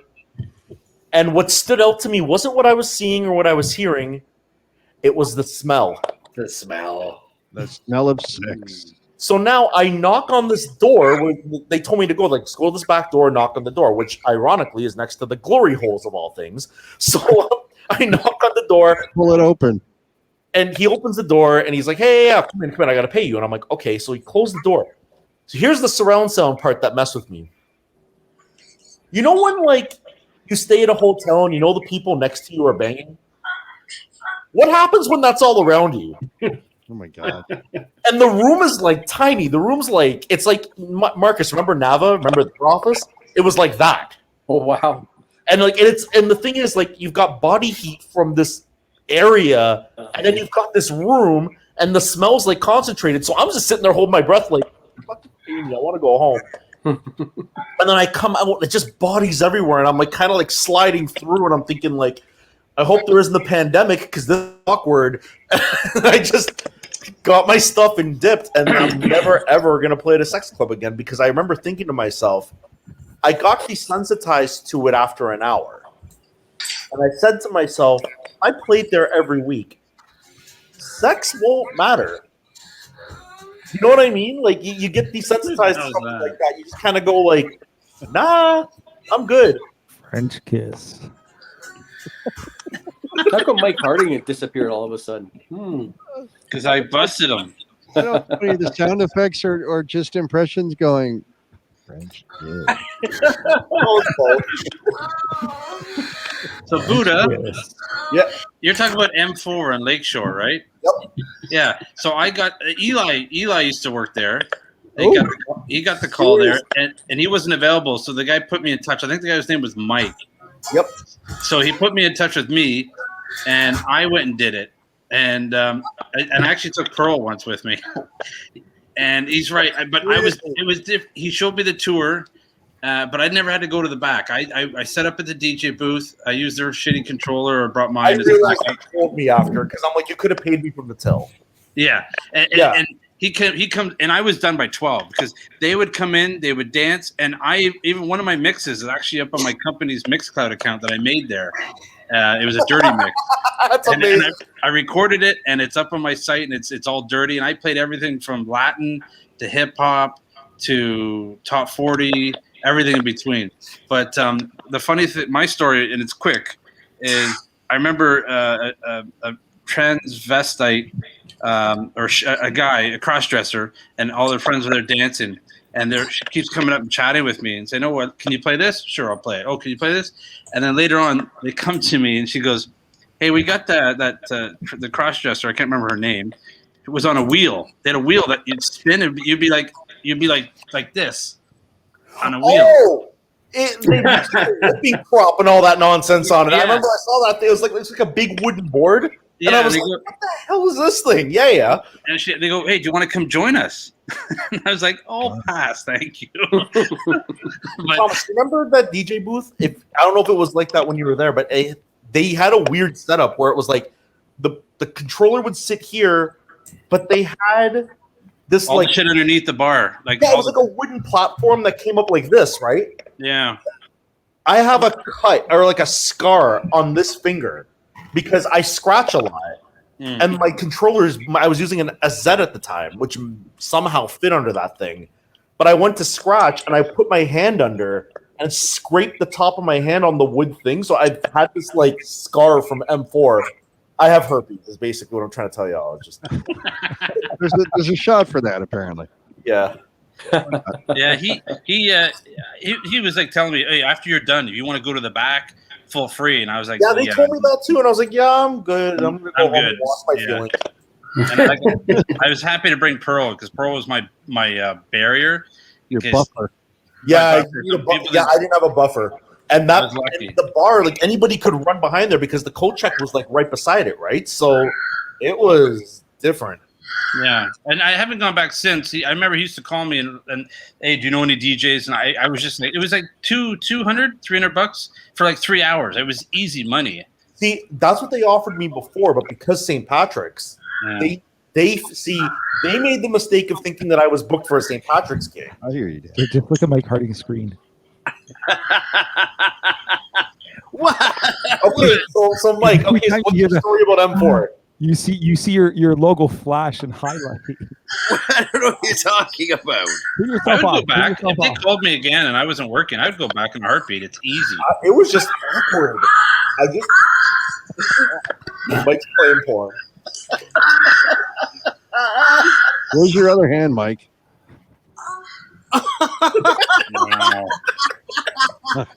You're gonna mess up Staples. He's gonna get flagged on his Twitch. Kill that. I mean, geez, all I was playing was the 1989 Little Louie Classic. But. Yeah, right. That's what I was playing. Mike's playing 89. I can't believe that. Armin van Helden. I want to be born. It's time to be born. It's 12 o'clock. Listen, let's do some quick plugs around the horn, and then we're going to raid Brackton, and then Retro Mix can show us his interpretation dance. So, Mark Majors, where can people and what time can people find you on Twitch? That's a good question. Yeah, you went on today, Mark. What was up with that? I was on this morning, yeah, but I can't be on the next 2 mornings because I got to do game shows. And you didn't raid me either. You just disappeared. 90. Oh, I had good numbers, so I played till 3 hours. Sound familiar? So, where should people follow you on 90s Video Dance Party? 90s Video Dance or 80s Video Dance, either or. So 90s Video Dance or 80s Video Dance. No party at the end of that. All right. Speaking of no party, Mr. Harding?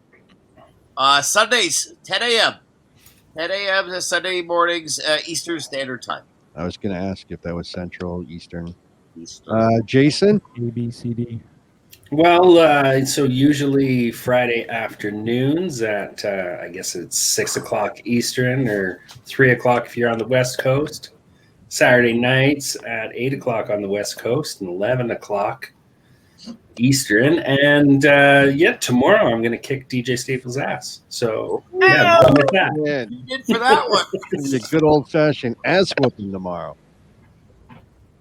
And I was Boo, gonna what's vote up with you? What are you for doing? Jason, period. So I only do one stream a week. It's a syndicated radio show on 7 stations in Ontario. It's called Turn Up, featuring myself and Mr. D. We broadcast on Twitch from 9 p.m. Eastern till midnight, and there's a 99.999% chance when I'm done, I raid this channel called Dance Shout. We always appreciate it. It seems to be the way that goes. Like, my whole thing was keep it fair and raid everybody. Don't just raid one person. And then when Turn Up's done, I'm like, who's left online? Oh, Dance Shout. So it's been Dance Shout for like weeks and weeks and weeks and weeks. So yeah, and I love it. I appreciate every minute of it. I do. I appreciate the only time I have any viewers. That's okay. I barely have any viewers, so it's we're in it together, my man. There you go. Who's next? Retro Mix? We all know, but when can people catch you? That guy's never on. I'm never on anymore. I stopped doing it. He's too busy counting sounds. I'm not making big bucks. I'm okay. I'm happy. It's all good. You're making big. Where's the gold bars? He's gonna start wearing chains. He's gonna start wearing. Grandmaster Jack. For anybody who's interested, I'm on at 12 noon Eastern. Monday to every Friday. Weekday. Every day. Every day. You don't know when? Just check my inbox because 80% of my email is Retromix Toronto is live. And on Sunday? Sunday, 6 o'clock. Sunday. So you too can listen to the sights and sounds of the Retro Mix. Hey, you know what? You want to be jealous? That's all cool, man. It's all good. I always say it because I love it. It's not that Why do you say that I'm jealous of that? It's Don't worry, not. I got new ideas coming. You mix jealousy with envious. With envy. Envy, jealous. Oh, It's man. all good, buddy. It's envy, guy. Yeah. And Dan, impressions. When are you going to be on? Well, Wednesday I have at 11 p.m. Eastern. The Geno's R Us raid train happens at the last Wednesday. I want to be part of that. And maybe next month I'll jump off and Retro Mix can jump on. Guy, Yeah, I'm just I'm Euro. surprised. I didn't know that you started with Euro. I did not know that. Yes. Yeah. And I actually do Euro every Wednesday. I always do a quick Euro set, not an hour long. It just depends on the crowd. Yeah. So But- that's happening on Wednesday. But don't forget, tomorrow, make sure you guys all tune in, 8 p.m. Eastern, 7 p.m. Central, 6 p.m. Mountain, 5 p.m. Pacific.